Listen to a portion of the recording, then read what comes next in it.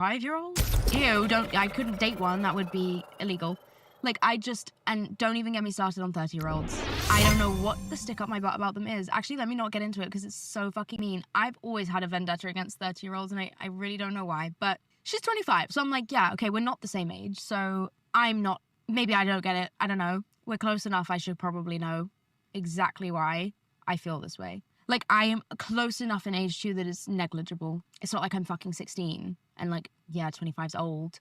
No, like I'm gonna be 25 in you know, a matter of minutes, it feels. So I should probably not be thinking that she's old. But it's just the way that all these 50-year-old, 60-year-old women were not like, God, you know, so young, you know, crazy youth, crazy kids, you know, what a passionate marriage, and you know, do you think, yeah, how is it gonna work? You're so young. None of that. Just, I loved the flyers. Flyers were like, did you make the food? She catered the bride catered the wedding herself. And everyone was just talking about the food and the flyers and the flowers and the dress. Not the fact that she's literally 12, because she's not 12. That was where I came to in my head, oh my God, you're not 12. Terrifying. And then I have a friend that's like almost the same age as her, who's still at university. You know what I mean? And then I just broke up with someone, obviously, fucking hell, in such a extreme manner. But I was like, this is fine, I'm young. Like, I'm not supposed to be fucking getting married or like knowing anything yet, you know?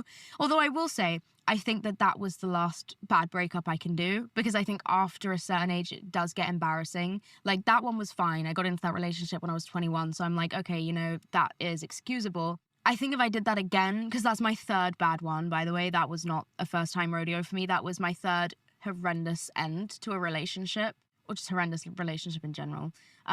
So I was coming to all these realizations of, 1, I have 30 minutes. 2, if I wanted to get married or pregnant today, no one would ask me if I'm crazy. Oh, no, they would, I think. Pregnancy, I think, would be, people might still be like, wow, it's very young. But marriage, for some reason, that's fine. And obviously, I know people that get married at like 20, $US. Welcome to my channel. Oh, I don't think that's legal. They did it on Coronation Street. Said, Sophie and Sean got married on Coronation Street when they were 16. Actually, I think they got they didn't get married. That was the whole issue. They got a ceremony of something. Although they actually never did, because Sean ran off. So, Bitto law, if you are into Coronation Street. Anyway, crazy. So I find it very hard to understand how old I am, because first of all, I'm pretty sure in my head, I've always been 16. I will be 16 probably forever. Hey. So the fact that I'm just not 16 is upsetting, because what do you mean? Second of all, am I supposed to be getting married, or can I just like still hang out with my friends at university and go get drunk on a Wednesday? Because that's when the student union gets drunk. You know what I mean? Like, where am I?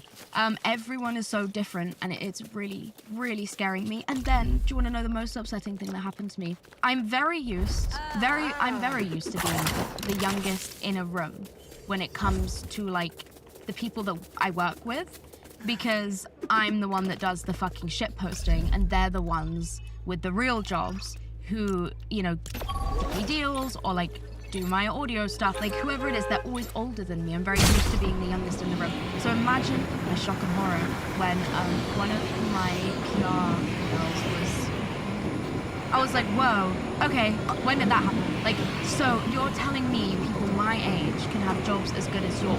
That's like, that means you've had life experience and school experience and you're very capable. It just keeps catching up to me where I'm like, I'm actually not 16. But I think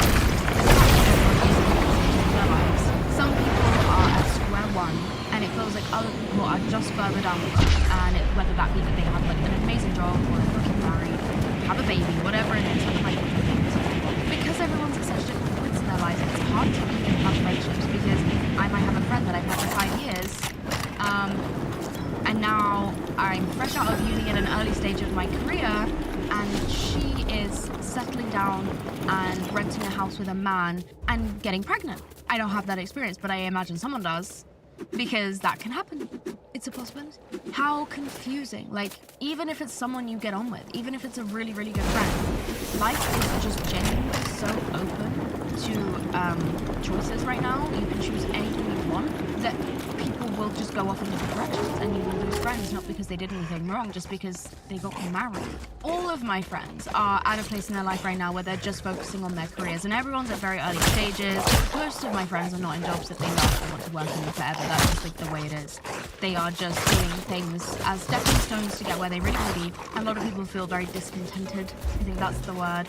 And I noticed that there's more anxiety around my friends and their careers than there was 2 years ago when we were all still at university, because like I've said before, university really is a time where, as stressed as you are about deadlines and as stressed as you are about just everything in general, there isn't this existential stress of like, what am I going to make for myself for my life, because I don't have to think about it right now, because $US$, welcome to my channel. Right? Like, at Sandra Price P5Y said, hi, I'm new to stream. Finish, it's just this panic that fucking hits you in the face. I had it too, because when I finished university, this was not my job.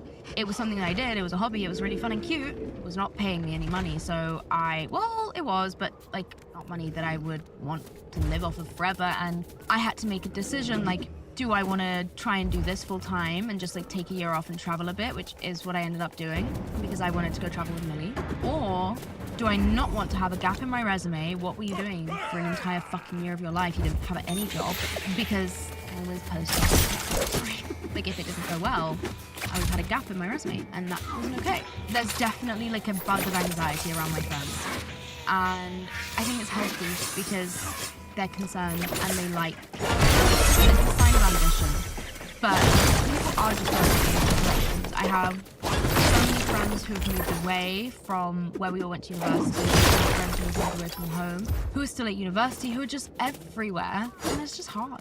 Also, when you move out of an environment that has become familiar to you, like university, I would go around campus and I would just see familiar faces all the time. I would see people that I knew, not necessarily liked, but I knew.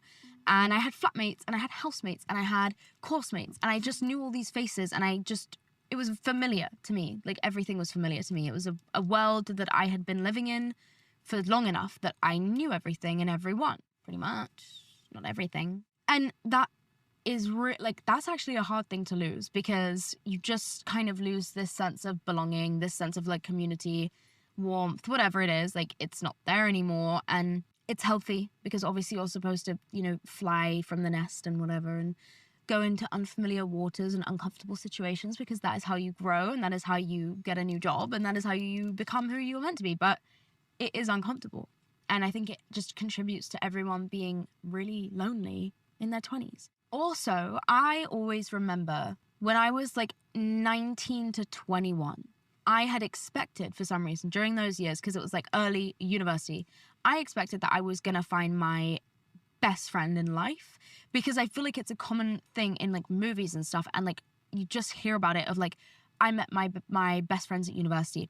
I met my kid's aunt at university. And so I had always been like, okay, well, that's when I have to find the girl that is my soulmate platonically, so that my kids can have that, because that's just kind of what I expected. Like, okay, it's going to be the most social few years of my life, university, duh. And, well, little did I fucking know that was not the case. But I thought it was going to be the most social few years of my life. I thought it was going to be the most open, most new experiences, most diversity of every kind of experience you could imagine that you just don't usually get. And so I expected, like, if I'm going to find her, she's going to be at university with me. She was not. I think a lot of people know the value of friendship in this day and age. Like, I genuinely think that I'm seeing a shift, and maybe I'm wrong, correct me if I am, but I feel like a lot of people are shifting in between putting more value on men and boyfriends and relationships in general to their girlfriends. I think I just see it on social media a lot of people really valuing their female friendships a lot more. I think that there is so much more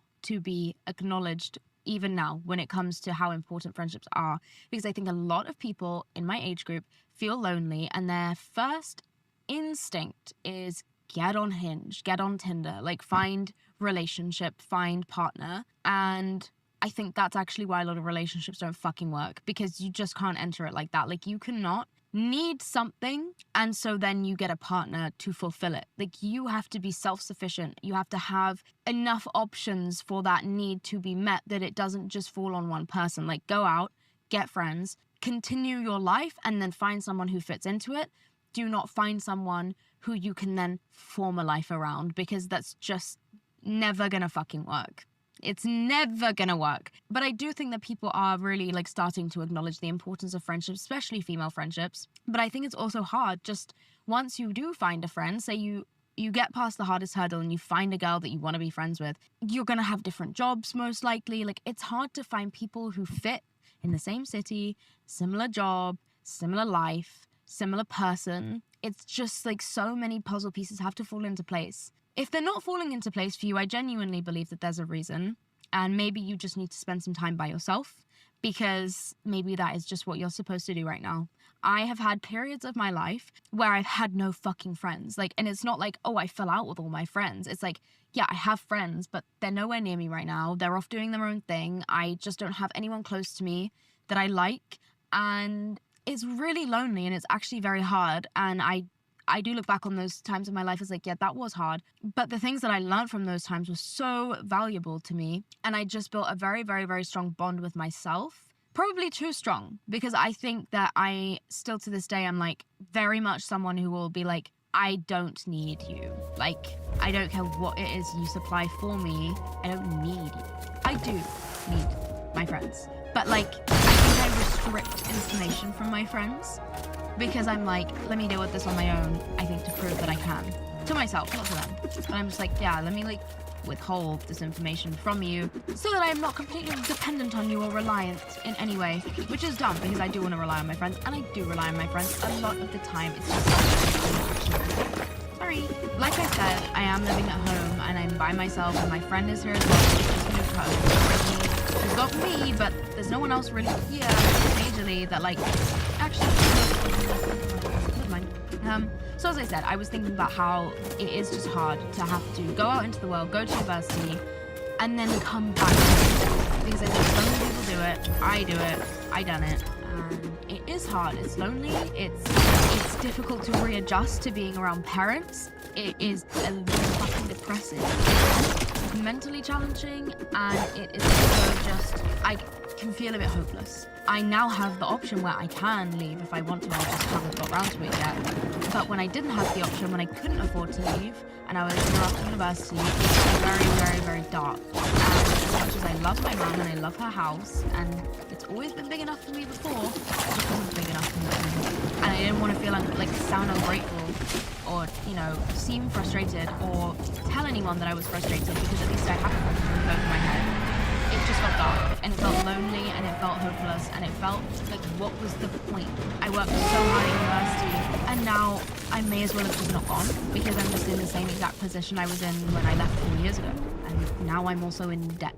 I think that position is genuinely hard, and I think the main thing to remember, if you are in that kind of a place, is nothing's real, and more people are where you think than they will tell you, if that makes sense. I'm not gonna be specific when I say this, but I'm gonna share a secret with you, which is, I would genuinely say that over half of popular people online, not only do they not have fucking friends, it's not like, oh, they've got fake friends. A lot of people have fake friends. No, I'm talking like, they do not have friends, and they do not have social lives, and they want these things, but they don't have it, and they just make it look like they do.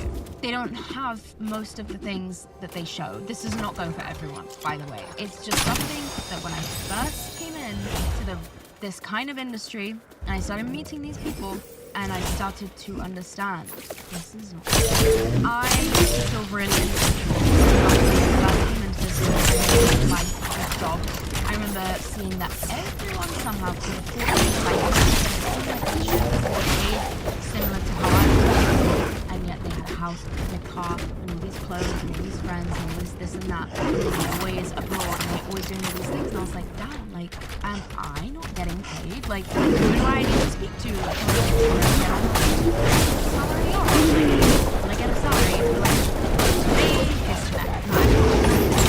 £5,000 or £10,000 extra money? I'm talking millions difference. And I was very confused. And one of the things I realized very quickly was most of them are nepotism, and that's why they have those things. And it's not that there's a pay difference, it's just they've always lived like that. That was one. Number two, it's not real. And when I tell you it's not real, I mean These bitches rent their cars, they rent their houses, and they rent their bags, and they rent their t-shirts. It's insane. And when I tell you it is deranged, it is. I respect it. I'm like, wow, actually, they're putting on a production. This is actually the Truman Show. It's opposite day at the Truman Show. No one else knows. Only you know. This is a performance. And maybe I was dumb for not knowing that and for thinking they really had these social lives, and like some people do. Like, don't get me wrong, there's a lot of people who do, and I'm in awe of them because I'm like, wow. But a lot of the time, more than you would think, and in contexts that you would be shocked about, I just can't tell you because I'm not about to actually get fucking sued. That's the bottom line. And it's easy to feel like shit about your life and about yourself when you are in your 20s because there's so much comparison, there is so much variation. Either you might feel quite good about yourself because at least you're not on your 7th year of uni because you didn't retake. Maybe you feel good about yourself because you don't want to fucking get married and you feel bad for the girl you just did, that you just seen on Facebook. Or the girl who's pregnant and you're like, glad that's not me. And then equally you might feel like shit about yourself because someone in your same age group is talking about their latest promotion and their LinkedIn profile is literally on fucking crack. And they somehow have disposable income for a vacation. That's another thing. People talk a big game about how broke they are. Whatever. It's the same thing as at school when people say, guys, study for this test. And the next thing you know, they have an A+. I thought we were in this together. And you just made me feel like we're the same. So I should feel like shit about the fact that I'm not doing as well as you. And now I realize you were lying to me. And that's what your 20s are. You're just being lied to. I think 20s just are lonely for people because of the nature of that. Like, jobs, people are very movable, transferable. They go to the cities, they go to the places, they go to the countries, they go home, they leave home. There's literally nowhere you're meant to be. So everyone is at a different point in their lives. It's hard to not feel like shit about it sometimes. I'm actually the same way. I see people in my age group who are rampantly more successful, more rich, more put together than I am. And I'm like, what the hell? And that's fine. I'm not them, and they're not me. There's no point feeling like shit about it because it becomes a self-fulfilling prophecy. And it should. Because your 20s are meant to be for being lost, for figuring shit out. You're very, very young. Like, I feel like that's actually forgotten a lot, especially online, because you're having conversations about being 22 with someone that's 15. And so in comparison, you feel like you're old. You're 22. Is that for a sec? The 15-year-old literally isn't allowed to travel alone. That's how young they are. That's a child. You're 22. The way I look at 20, you're a toddler. So you start at 0 on your 20th birthday. You just got born. If you're 22, you're 2 years old. If you're 23, you're 3 years old. If you're 24, you're 4 years old. That's how I look at them. Because it's literally like you start again. I don't know what it is. I genuinely felt it on my 20th birthday. I felt like my brain went blank. And I started again. And you know what I was actually talking about with my friends the other day? This is how fucking stupid I am. I say that I think it's for rediscovering things that for example, the other day my friend was visiting me in London and she and I are on the same ADHD medication, and so I was asking her about it. I was like, do you get really tired at lunchtime as well? Like, I literally get so fucking exhausted at 3 p.m. every single day. And my friend was like, yeah, I used to get that. Have you tried eating lunch? And I was like, no, why would I do that? And she was like, well, your energy crash in the middle of the day might just mean that you need fuel, which is food, so you should probably eat, and then your medication will probably last longer, and you'll just feel better generally. And I was like, in the middle of the day, because I need extra fuel, this is revolutionary. And I decided I was going to pick up lunch. I've never been a lunch person. It genuinely, can I say something crazy? Lunch is yellow, and 30-year-olds are lunch. They are all synonymous to me, and I don't like any of them. I'm so sorry for 30, I don't have nothing against you. I don't know what it is, but it's the same way I feel about yellow. We all collectively, there was actually 4 people in the room when we had this conversation, and all of us rediscovered the fact that lunch is important. And then my friend was like, my mum always tells me that your 20s are for remembering things that you've actually been taught your entire life. And it's not true. Because why was my friend telling me, have you tried lunch? A revolutionary piece of advice that I would have taken. Like, that's the kind of insight that I'm talking about. Yes, lunch is so right. I think that I think it just really are scary. They are lonely, and I think that that is not unhealthy. This one just got married, and this one just kissed a girl for the first. You know what I mean? There's nowhere you're meant to be. You are exactly where you're meant to be. You're not behind in your career. You're not behind because you moved home. You're not behind because you can barely afford your rent, or you can't afford your rent. You have your own person. Why would you be supposed to be somewhere that you're not? Who told you that? Did they give you a schedule? Alright then, relax. And if you feel like you have no fucking friends,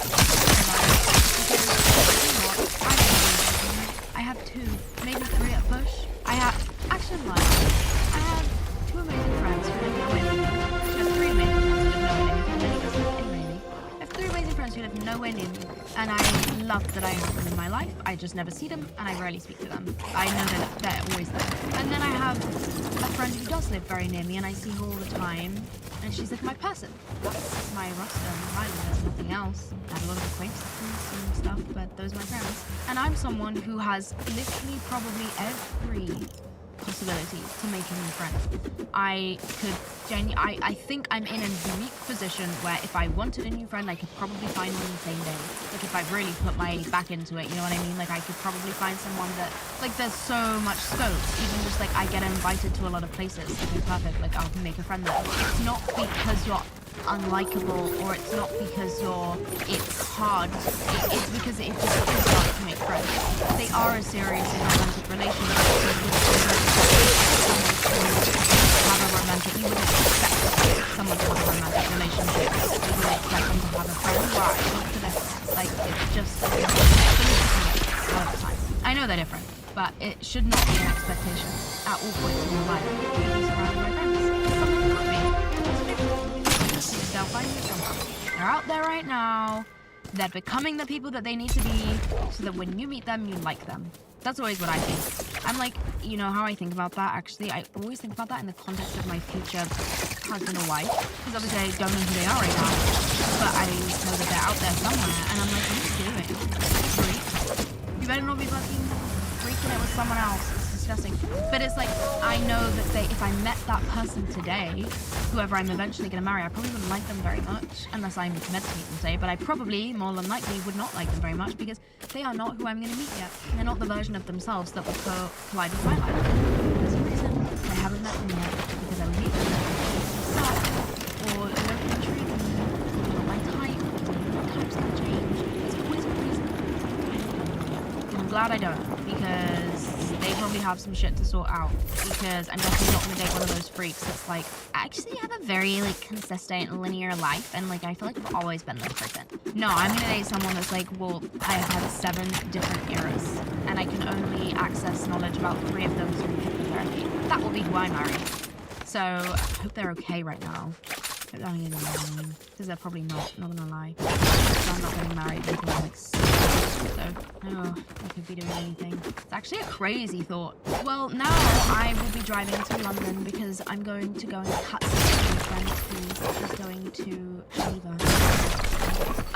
And little ADHD medication update. I had an appointment with my psychiatrist this morning, and she had upped my dose last time to 40 milligrams of my medication, and then she'd give me a booster to take in the afternoon because I kept crashing. And crash is basically like, imagine like I was angry, irritated, exhausted, all by 3 p.m. because the medication wore off before it was meant to, so she gave me a booster. So I started taking that.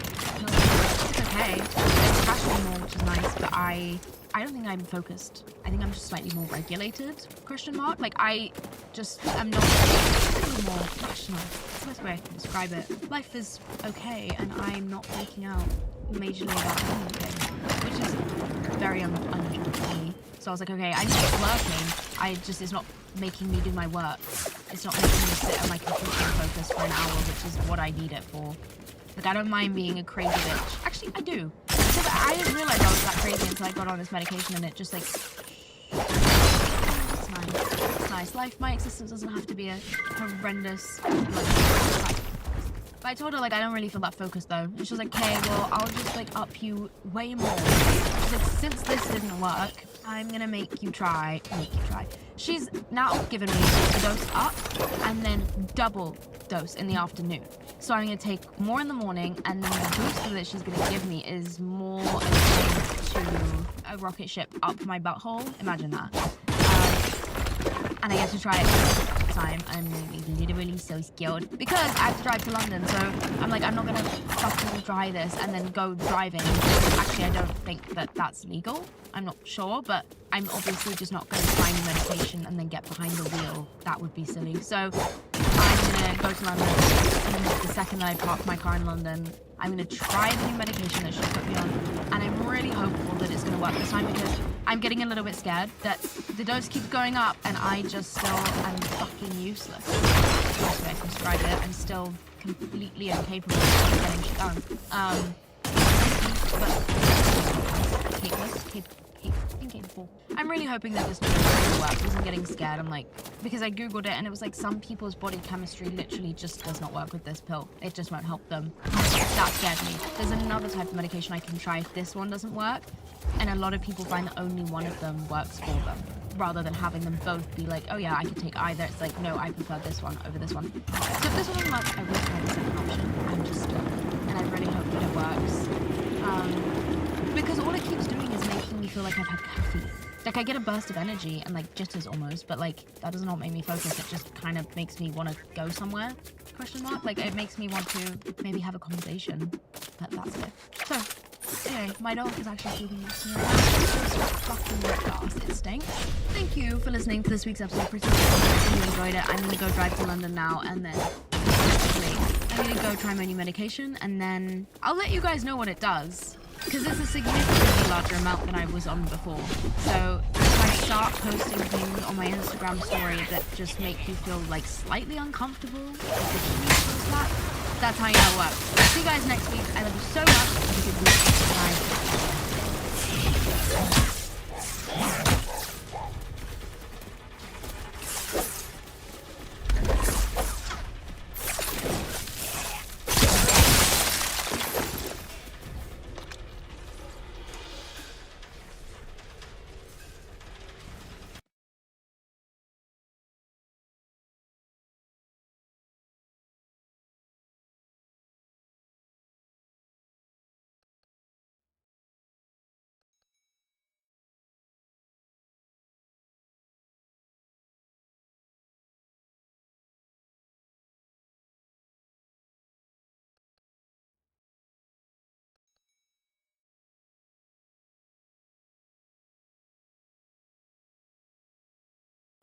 Holds herself to such a fucking high standard. I want to talk to the woman who holds herself to such a fucking high standard that it's basically impossible to not be constantly stressed. It's basically impossible to ever feel satisfied because the standard you hold for yourself is so fucking high, okay? I want to talk to you. I want to talk to the high-achieving, ambitious women like me who struggle to know when enough is enough. I'm a perfectionist. I'm a recovering perfectionist. And I am radically uprooting my perfectionism in this season of my life by using this one question that I'm going to introduce you to in a minute. That is rewiring. It's rewiring how I approach everything in my life. And I'm getting more results. I'm getting better sleep. I'm experiencing way less stress, way less inflammation in my fucking body, way less bloating. Way less, which was a big thing because it was caused by my inflammation, because of my shallow breathing, because of my anxiety, because of the amount of expectations I hold myself to. Okay? I am radically changing my life, and I am unlearning my adrenaline-fueled ambition. I am unlearning the insane perfectionist standards that I hold myself to. I am surrendering essentially to allowing myself to be mediocre.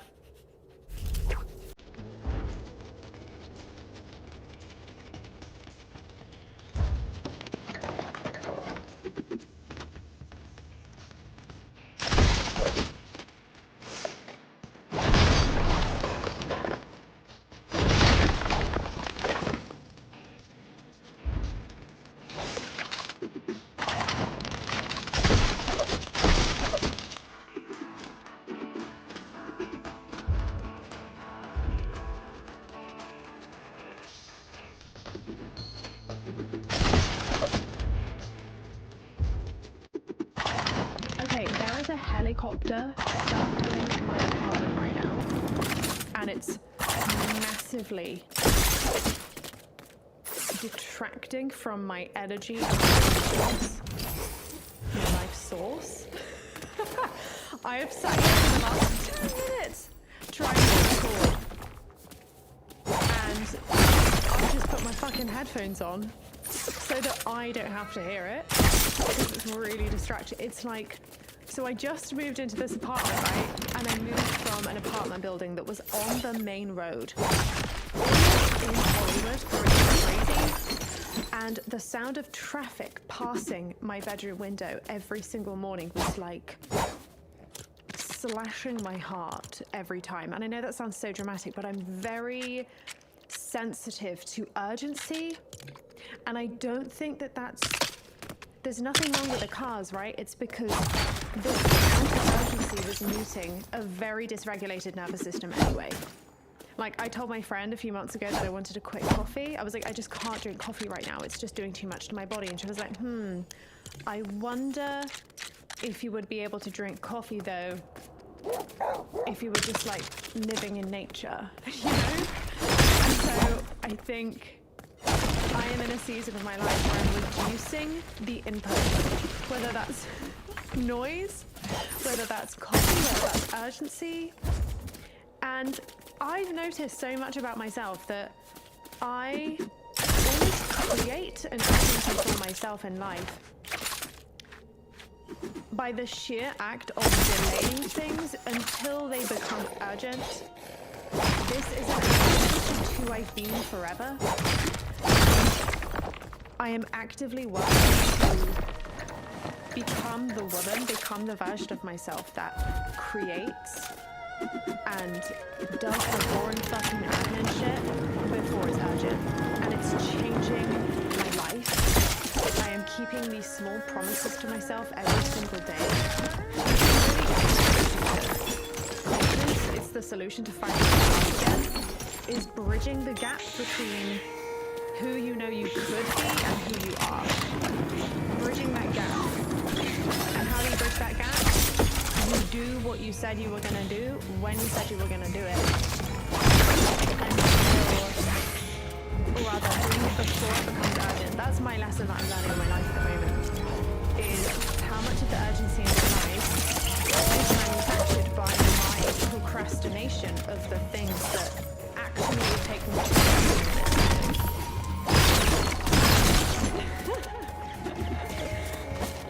In this period of my life is requiring me to really reduce the inputs, right? I'm a high output person. I'm high energy. I love creating things. I love being a vehicle of self-expression. I love being a beacon of energy for other people. And I can't do that if I am overwhelmed, overstimulated, if I have too many inputs. So that's why I'm wearing a pair of fucking headphones for the Thanksgiving show. Right now, but I can't really hear how my voice sounds, so I hope this sounds amazing. I hope it sounds normal. Now, I'm someone that comes on here and always talks about allowing yourself to be great, allowing yourself to pursue greatness, giving yourself permission to fucking shine because you've been doing small your whole life, okay? Now, I struggle with that a little bit, but actually my struggle leans in the opposite direction, and my struggle lies in not allowing myself to be mediocre, not allowing myself to be average at anything. And it's almost like I have too good taste that it stops me from expressing the things within me that are yet to be fleshed out and experimented with and trialed in the world. So what does that mean, right? If you're an artist and you have these big dreams and visions in your head and you have really fucking good taste, you have to express those visions because you're afraid that they're not going to live up to your own fucking high standards. I have such high standards of myself. I always have done, and it's got me very far, okay? It would be silly of me to sit here and just tell you to like chill out on yourself. That's going to give you success. It's not. You have to do both. You've got to have that little fucking menace in you that's ruthless and relentless about emotion, standards, and you also need this part of you that's vulnerable as fuck and is willing to show up and be mediocre. Because it takes allowing yourself to be mediocre in order to become great. I was just thinking the other day, there are so many things in my life that I don't know how to do yet, right? And even take working out, for example. I've always walked fast, but I've never been strong, okay? I've never been strong. And I met this woman at my gym about 5 months ago, and her body is insane. I've literally never seen a body like this before. And for the first time in my life, I thought, fuck, I want to be strong. I've never had this thought before. I never thought to myself I want to be strong, okay? In my teens, I struggled with eating disorders. I won't go into depth with it, okay? That's another episode. But my point is, my frame was always about, like, using discipline as punishment instead of nourishment, instead of an act of worshipping at the altar of my potential. Discipline was never about worshipping at the altar of my potential. It was always a form of punishment. And I'm re-engineering my relationship with fitness, with writing, with creativity, with fashion, with content creation, with my output in a way that I allow myself to show up in a really mediocre and average way, because that is what it takes in order to achieve greatness. I don't know why, but this is the year for me that I'm learning to embrace ease. I am learning to understand what it feels like to be a very ambitious woman that trusts in ease, that trusts in relaxation, that trusts in pace.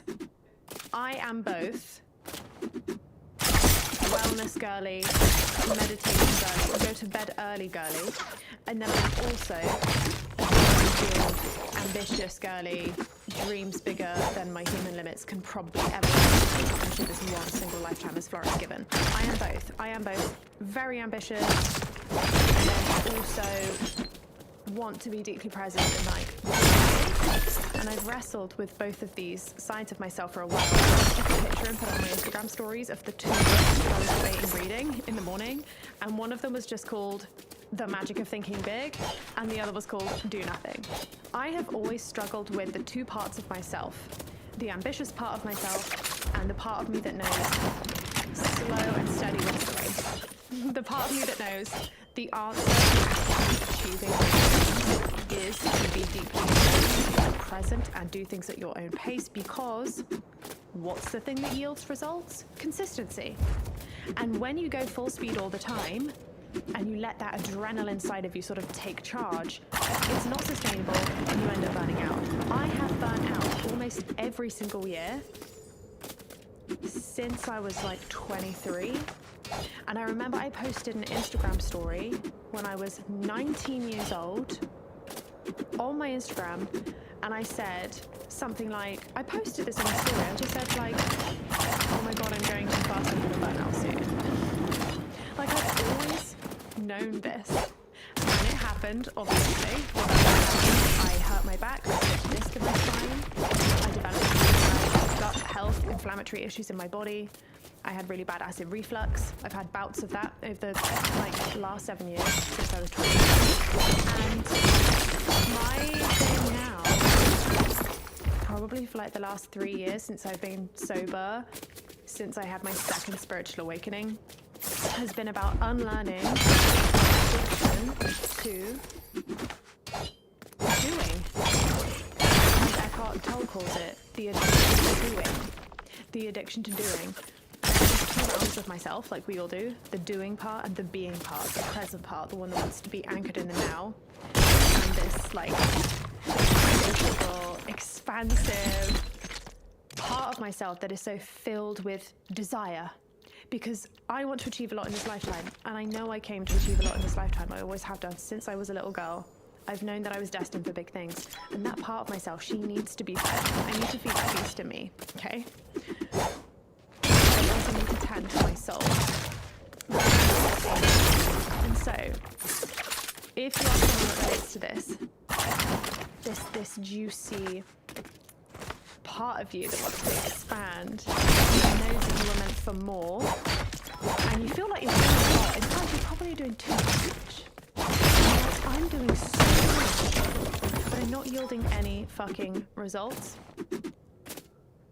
It's probably because there is no rest incorporated into what you're doing. So the way that I am applying this new framework to my life in a way that I haven't ever done before, because I've always incorporated rest and stillness into my days since I burnt out a few years ago. But the new approach, oh god, it's so weird to say, but I'm allowing myself to be mediocre. It's literally just lowering the bar and the standard that I have for myself and letting it be enough. Which sounds so silly to say out loud, right? But I'll just give you an example. The other day, I recorded 2 podcast episodes in one day because I recorded one and it was about an hour long, okay? And I was so on a high from recording this that I went, fuck it, I'll do another one. Fuck it, I'm gonna keep going. And so I sat there, and I recorded another episode, and about halfway through that episode, I literally said on the recording, I was like, oh my God, my throat, fuck, my throat. And I kept going. I ignored my body's limit and I kept going. I didn't stop at satisfied. I didn't stop when it felt juicy. I didn't stop recording after that one episode and let that be enough for the day. I was like, let's keep going. Let's keep going. More. Let's see how much more I can do. Because I was on a genuine high. I was recording. I felt like I was connecting with you, which is so weird to say because you're literally not even in the room when I'm recording, but I do think about you when I'm recording these. And I just kept going, and I obliterated that limit within my body. My throat literally closed over and started to ache and was strained. Because I would talk for fucking ages. I was talking for 2 hours. And I kept going. And you know what I'm doing now? And I couldn't record an episode the next day because my throat was so sore. All I was drinking the next day was this throat tea, which has got like licorice root in it, some honey, and chamomile. And I had to whisper the whole of the next day because my throat was so sore. And it stopped me showing up for myself the next day to do what I wanted to do, because I overdid it on that first day. And so instead of beating myself up about it and be like, oh my God, I'm failing at being consistent and slow, right? If that's my new aim is to be a slower paced version of myself instead of beating myself up about it and being like, oh God, I'm not doing this right, I'm not doing that right. I should have just stopped. I'm so grateful for the wisdom of my body. And so I reframed it. I was like, wait, there is a thing inside my body that tells me when to stop. Think about this in your life when you're doing a workout, right? And you push yourself past the moment where you know you should have stopped because your body was straining, and not in the good kind of way, not in the way that you do a few more reps or you move a bit further than normal, and it feels like a progressive sort of extension of the workout that feels amazing. I'm talking about the way you really fucking push yourself, you work out in the morning and you can't work out again.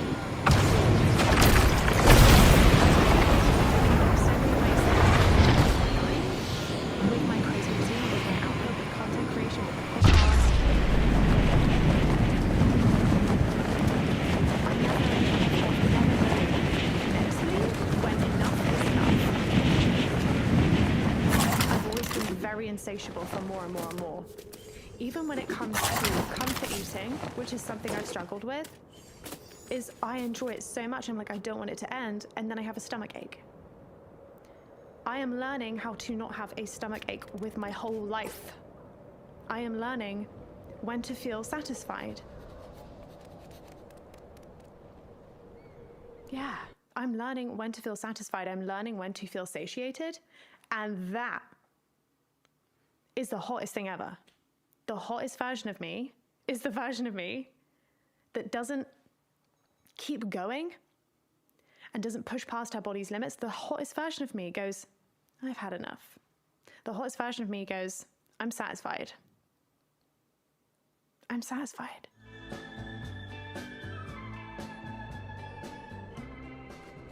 Starting something new is absolutely terrifying. I remember when I first launched my online store as a teenager, I had all of these thoughts going through my head. What if nobody buys my art? What if it's so embarrassing? What if I do all of this and it just doesn't work? The moment I stopped hesitating and letting fear win, everything changed. Shopify is a platform that I have been using for almost 10 years. It's the reason I was able to have financial independence as a teenager. That first sale on my phone was proof that I could be financially stable and independent from my own ideas. Shopify is the platform behind millions of businesses all around the world, and for 10% of all e-commerce stores in the US. My favorite thing about Shopify is that you have everything you could need in one place. You have your inventory, your analytics, you can design your own website there. So if you've been stuck on an idea and you've got this beautiful product, but you're sitting in that what if, it's time to turn those what ifs into... Sign up for a $1 per month trial today at shopify.com/Florence. That's shopify.com/Florence.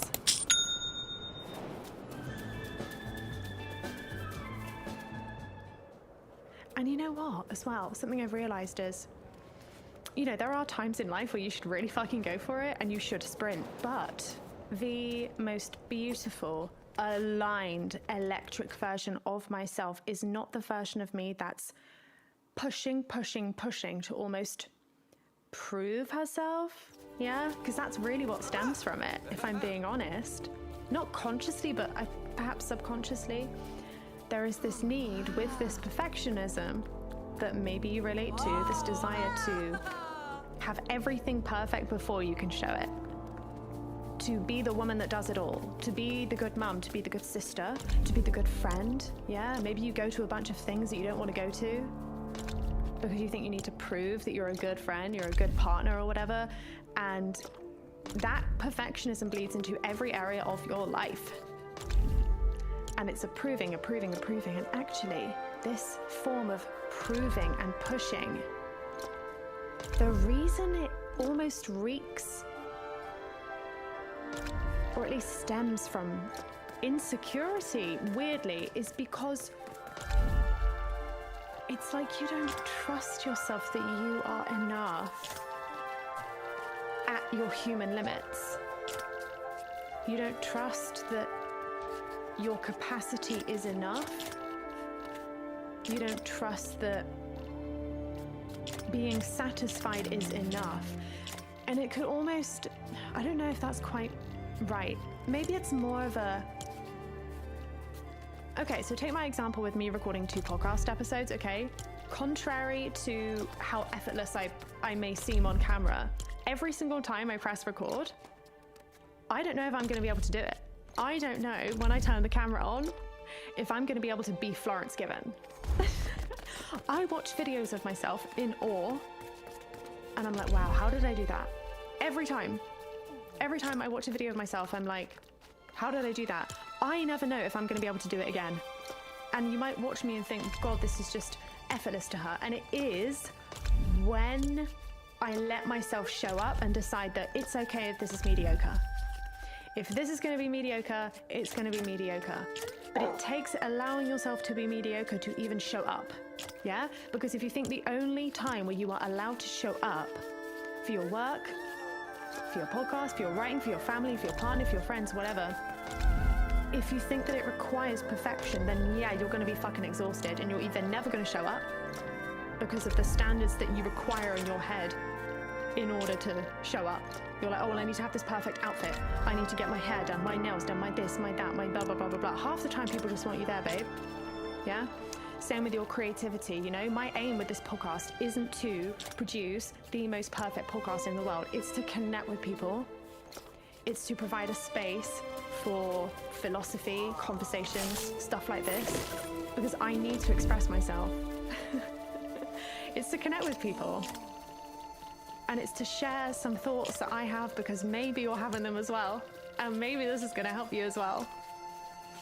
But if I showed up here every time when I turned the camera on, I was like, right, I need to deliver some fucking sermon that's perfect and could basically be the chapter of a book, because every word I say is perfect. And, you know, I do have that voice in my head and I have to ignore it every single time just to hit record and finish the thing. And actually, when we demand perfection of ourselves, or we go overboard, right? Back to that stretching the limits thing. When we stretch the limits of our body, or we push, or we push, or we push, you'll find it often comes from a place of needing to prove that you can do it because you don't trust. There's almost like a scarcity mindset to it, right? Me wanting to go on and on and on and on and on and record loads of podcast episodes because I had the energy and momentum in that moment is almost like I didn't trust that it would be there for me tomorrow to pick right back up again. It's this fear of missing that moment, of missing that spark. And it's a scarcity mindset thing. And I think there are periods of your life where you need to go to all the events because you're just starting your career, or you need to, I don't know, show up and say yes to everything. And then there comes a point where you're like, I don't need to prove that I belong anymore. I don't need to prove that I can do this. I've banked up enough evidence and proof that when I show up, I get it done. And showing up and getting it done is the biggest act of self-love that you can give to yourself. Instead of thinking that it needs to be this big, grand thing, you know? And that's discipline. Discipline is not showing up with perfection every day. It's showing up in a way that is flexible to real life. So let's say, for example, I think a workout is the best example of this, because we all know that we need to work out, right? If you want to get out of a chair at 70, you need to work out, even if it's just little dinky weights, right? I've just started lifting this year. I started lifting last year, and then I went overboard with it, and then I burnt out from that. And now I'm just like, I'm just gonna pick up some weights in my room every now and then. And I've done it every single day because my expectation of myself is lower. So the workout thing, right? If you want to have a consistent workout, or you want to write every day, whatever it is, you do the thing that you can do so that it gets done, period. It just gets done. It doesn't have to be an hour-long run. It doesn't have to be a 20-minute high-intensity, like pumping weights that you can barely lift, whatever. You've got to do your own version of it. It's just got to get done. Because if you've ever got into habit science, ever, I highly recommend reading Atomic Habits by James Clear. It's the best place to start in the world. But if you actually want to have a higher output, it involves seeing yourself in a different way. It involves the identity piece first. So, lifting weights for 5 minutes every morning, listening to your favorite song, instead of thinking that you need to show up for a 60-minute workout to have your dream body and feel amazing in your skin.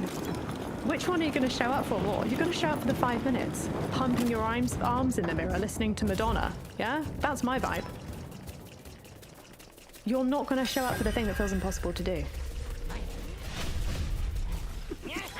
And so my sort of radical thing at the moment is allowing myself to be mediocre. Allowing myself to show up every day in a way that's actually quite boring, but keeps the promise to myself that I'm going to do what I said I was going to do, because I am done borrowing time from my future self. I'm done borrowing energy from my future self. Right? Because that's what you're doing when you overdo it. Early in life, that could be like drugs, drinking, alcohol, staying up late, whatever it is in your youth. You borrow energy and life force from your older self. You borrow it. It's not free.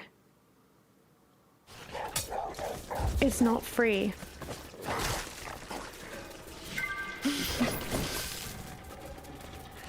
And I would say over the last 2 years, I've really started to think about longevity. It's a completely new, radical lens for me when it comes to fitness, when it comes to health, because I'd always seen health and fitness as something that was quite restrictive. It was about looking the most perfect way instead of feeling the most perfect way, you know? This time, this year, is the first time I've ever thought about getting strong. Oh, that just feels so amazing. I want to be strong. I want to be really strong. It's about my vitality. It's about protecting my life force, protecting my energy, and feeling like the most alive version of myself for the long haul. I don't just want to feel good now, I want to feel good for the rest of my life. And so actually that looks like showing up every day in a much smaller way so that I can get up again and do it tomorrow. So this is the reframe that's changing my life and allowing me to show up, keep small promises to myself every single day is, will this thing I'm about to do allow me to show up for myself again tomorrow? If I can't do it again tomorrow, it's not sustainable. It's coming from a place of proving, or just even being in competition with myself. I actually don't think my perfectionism is that deep. I think I just love competing with myself. I love getting better. I'm obsessed with expansion. I'm obsessed with growth. It's what I'm here to do. It's what we're all here to do. And I just have a deep obsession with it.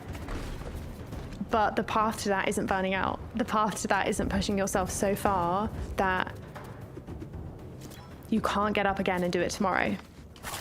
So whether that is a workout, or you're filming a piece of content, or you're eating a certain way, or you're doing things in your life that aren't sustainable, make it so fucking small that it would be ridiculous for you to not repeat the same behavior tomorrow.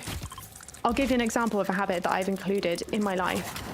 I have started doing breath work every single morning for the last month and a half, non-negotiable, because I only do it for 5 minutes.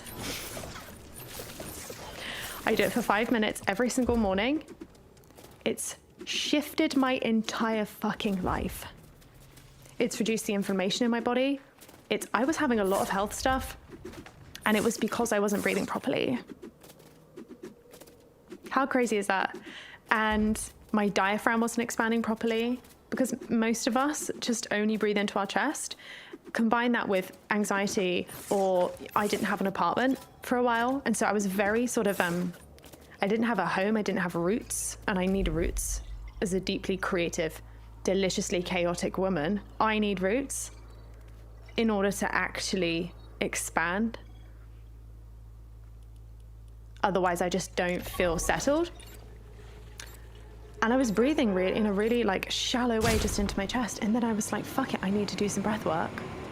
And I've been doing 5 minutes of breath work every single morning. Now, old Floss, okay, the perfectionist Floss, wanted to do 20 minutes of breath work a day, right? Because that sounds like it's actually going to shift something. 20 minutes of breath work, 20 minutes of breath work.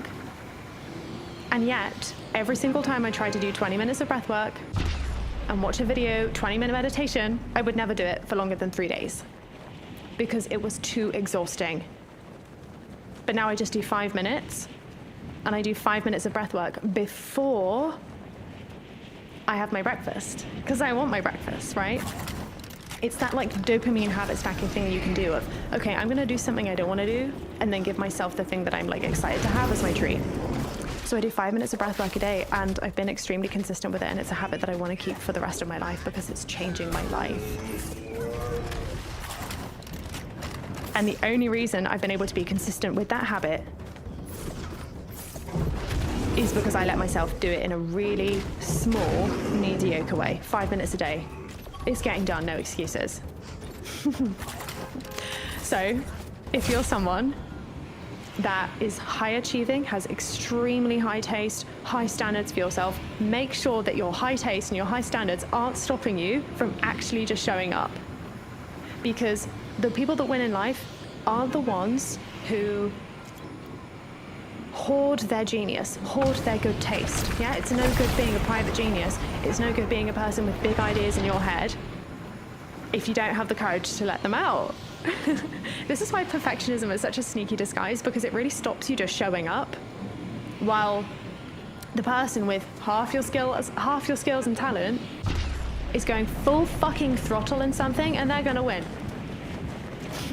The sloppy genius, the sloppy half-assed mediocre person that actually just shows up and is a little bit messy and doesn't mind being seen as mediocre, they're the ones that are going to win. They're the ones that are going to achieve beautiful things. They're the ones that are going to achieve alignment, because alignment is actually what we're all craving. You're not even craving the outcome. You are craving that delicious sensation in your mind, body and soul when your thoughts and your words and your actions align. There is nothing better in life than that. What is something that you can do today that you've been wanting to change for years, that you know would change your life, that you know is probably the fucking key that would unlock the door for so much other beautiful stuff in your life? What is that one thing that you're doing, and how can you do it in a mediocre way today? Yeah, it's no good being Miss Private Genius, keeping your good ideas in your head, keeping your big plans in your head. How can you let yourself be mediocre and show up for the life that you know you were meant to fucking live? Because you know you were meant for more. You know you were meant for more. Done is better than perfect. A saying that I love in the writing world is, you can't edit a blank page. So just fucking write something. You can't edit a blank page. Write something. Craft it later. Let yourself be mediocre. Show it for yourself, and ask yourself this question if you're someone that sort of overdoes things and tries to go really quick at things like me and sort of obliterate your human limits. Can I do it again tomorrow? Is this thing that I'm doing repeatable tomorrow? And if it doesn't allow me to show up and do it again tomorrow, then it's not sustainable, and cut it in half. Cut your expectations of yourself in half. It's changing my life. You can't be mediocre. No. You can't be great without first being mediocre. You can't achieve greatness without first being mediocre.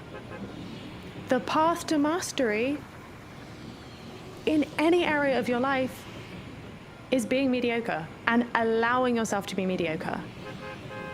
You need to allow yourself to be average so that you can improve the thing, yeah? Get the feedback. Let's get those reps in. Because greatness requires consistency. And the thing that's gonna allow you to be consistent is something that's small, boring, and manageable. 5 minutes a day. What can you do 5 minutes a day? I'm gonna sign off now. I've been talking for long enough, and I've decided I'm satisfied with what I've said. I love you so much. I'll see you again next week. Please leave a comment below. Let me know what's your little thing that you want to improve on, that you can allow yourself to be mediocre at.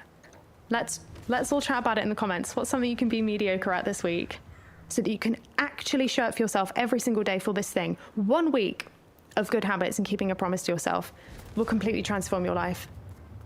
I promise you, you need to experience this for yourself. Thoughts and words and actions aligning. That self-trust is the sexiest fucking confidence you will ever experience in your life. It's nothing that anything outside of yourself can ever give you. Only you can give it to you. I love you. Mwah.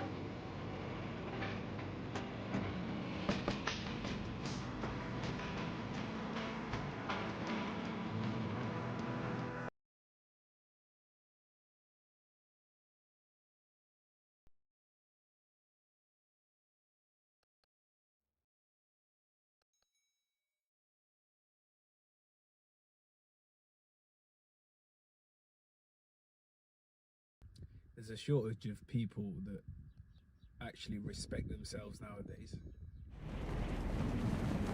That's why it's so hard. It's so rare to see true healthy relationships, because most commonly both parties are not actually respecting themselves to the fullest, and then one of the two parties is not fully respecting themselves, but deluding the other party into thinking that they are, because the other party would not be with them if they saw that they were engaging with the behaviors that are not aligning with someone that does actually respect themselves. But that's one of the biggest issues with people nowadays. You're not respecting yourself. You're taught and shown subliminally sometimes that it's okay to not have morals or value your human purity and your essence. You're told that it's okay to indulge in degenerate behaviors, like as if it's normal. That's what's pushed as normality. And if you're someone that goes against that, then you're the weird one somehow. When really degeneracy is what you need to avoid in your life and in yourself. Because it creates anxiety, it creates a miserable existence. All these terrible behaviors that you're told are normal. You know, taking substances and drinking alcohol, or in committing adultery or promiscuity, not, you know, betraying people, not having integrity, not being honest, not respecting other people or yourself. At the end of the day, it comes down to that. You're not respecting yourself.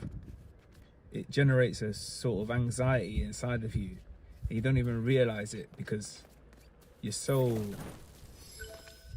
lost in the source of all of it that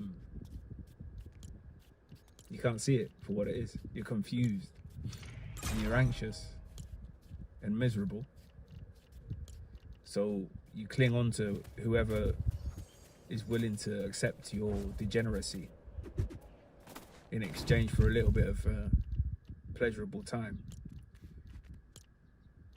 But really what you should be doing is eliminating all these behaviors to then be good on your own and not need anyone to make you feel good.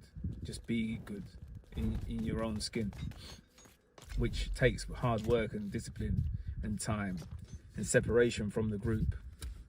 The thing is, that's what's getting shoved to the side, like as if it's strange behavior. And in some senses it's a blessing in some senses, because for me, for example, it just gives me that competitive edge, because I can see it for what it is. And so many people are so weak and weakened. They don't have that emotional regulation muscle work or trained within themselves, within their mind, and then they're not able to stick things out through thick and thin and grind through tough times. And they're slaves to their pleasures. So that gives me the competitive edge, because I can see it for what it is, and I'm not indulging in that anymore. I used to, because I was lost in the source myself at one point. But by the grace of God, I have managed to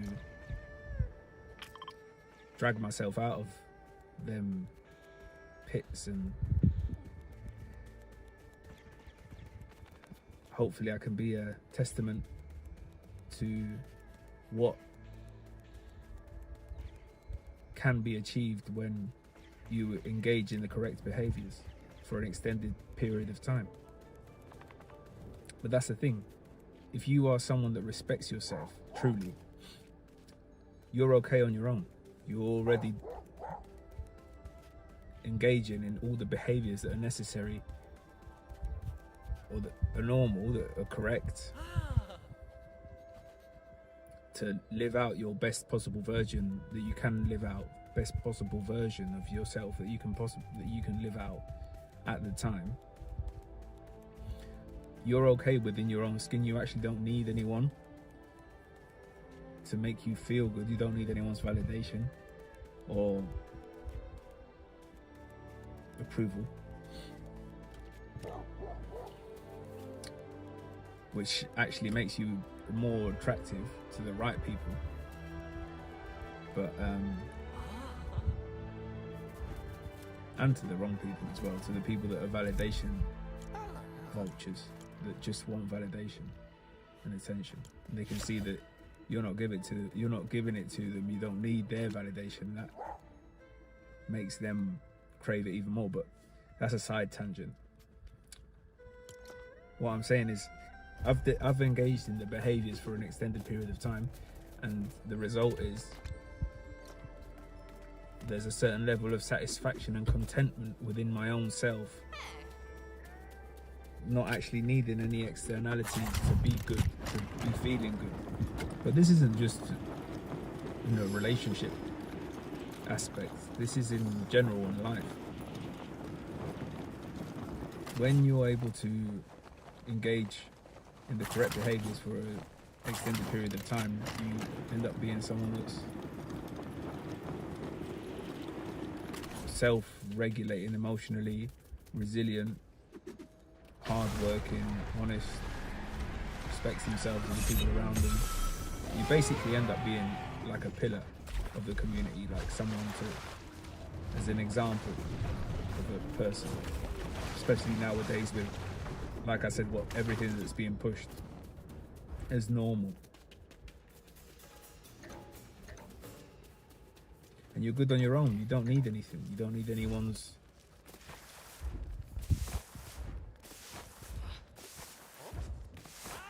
counsel. That's where I actually flourish the most, when I'm on my own.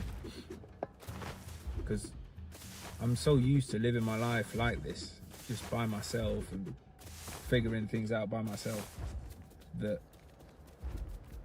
whenever I have anyone around me, it kind of just creates a distraction.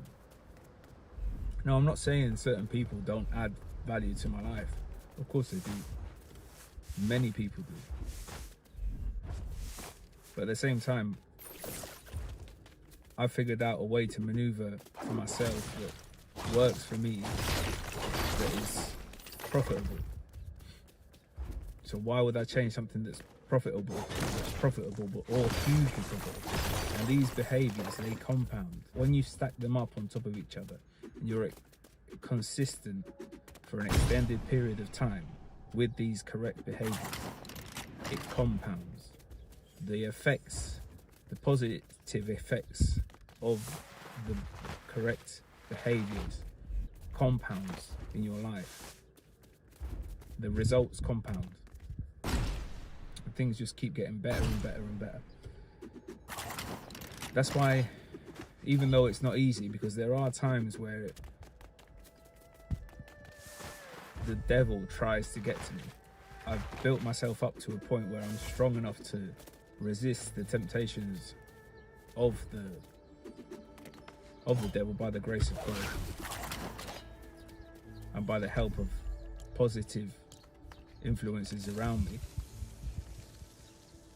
And that's not to say that I'm invulnerable to it. I've just built myself up to a certain point where I can fight it off. But that's it. It just creates a strong character and a strong human. Personally, I can feel huge changes in myself. I can feel my respect for myself grow immensely. And it's not a sense of superiority to anyone else. It's just a sense of actual true self-respect. It's kind of self-respect that money can't buy. Pride in who I am, but not in an egotistical way, just in a pure way. That I'm respecting my human essence, what I've been put here for. And that's something that money can't buy. I don't want any money. You can offer me money, offer me power, offer me everything in the world, and I'm not going to take it. I don't want it. I'd rather be who I am to the purest, highest degree. I'd rather be me, the best possible version of myself. That's my mission. That's what fulfills me. But that's it. When you truly respect yourself, you're not going to put up with people that don't respect themselves. If the person that you're, you know, contemplating on having something serious with is not someone that respects themselves truthfully, because you're someone that does respect themselves, you're good, respects yourself, you're good on your own. You don't need their company. So you're not gonna put up with the degenerative behavior. If they show that they've got a lack of self-respect, and in a kind and reasonable way, you send them on their way. You don't have to mix with that person. But that's why it's so valuable to actually develop yourself to that point that you're good on your own. Because misery loves company. And when you develop yourself to a point where you're satisfied with yourself, you don't love company. You don't need company to distract you from yourself. You're good on your own. You and your relationship with God. It's good enough.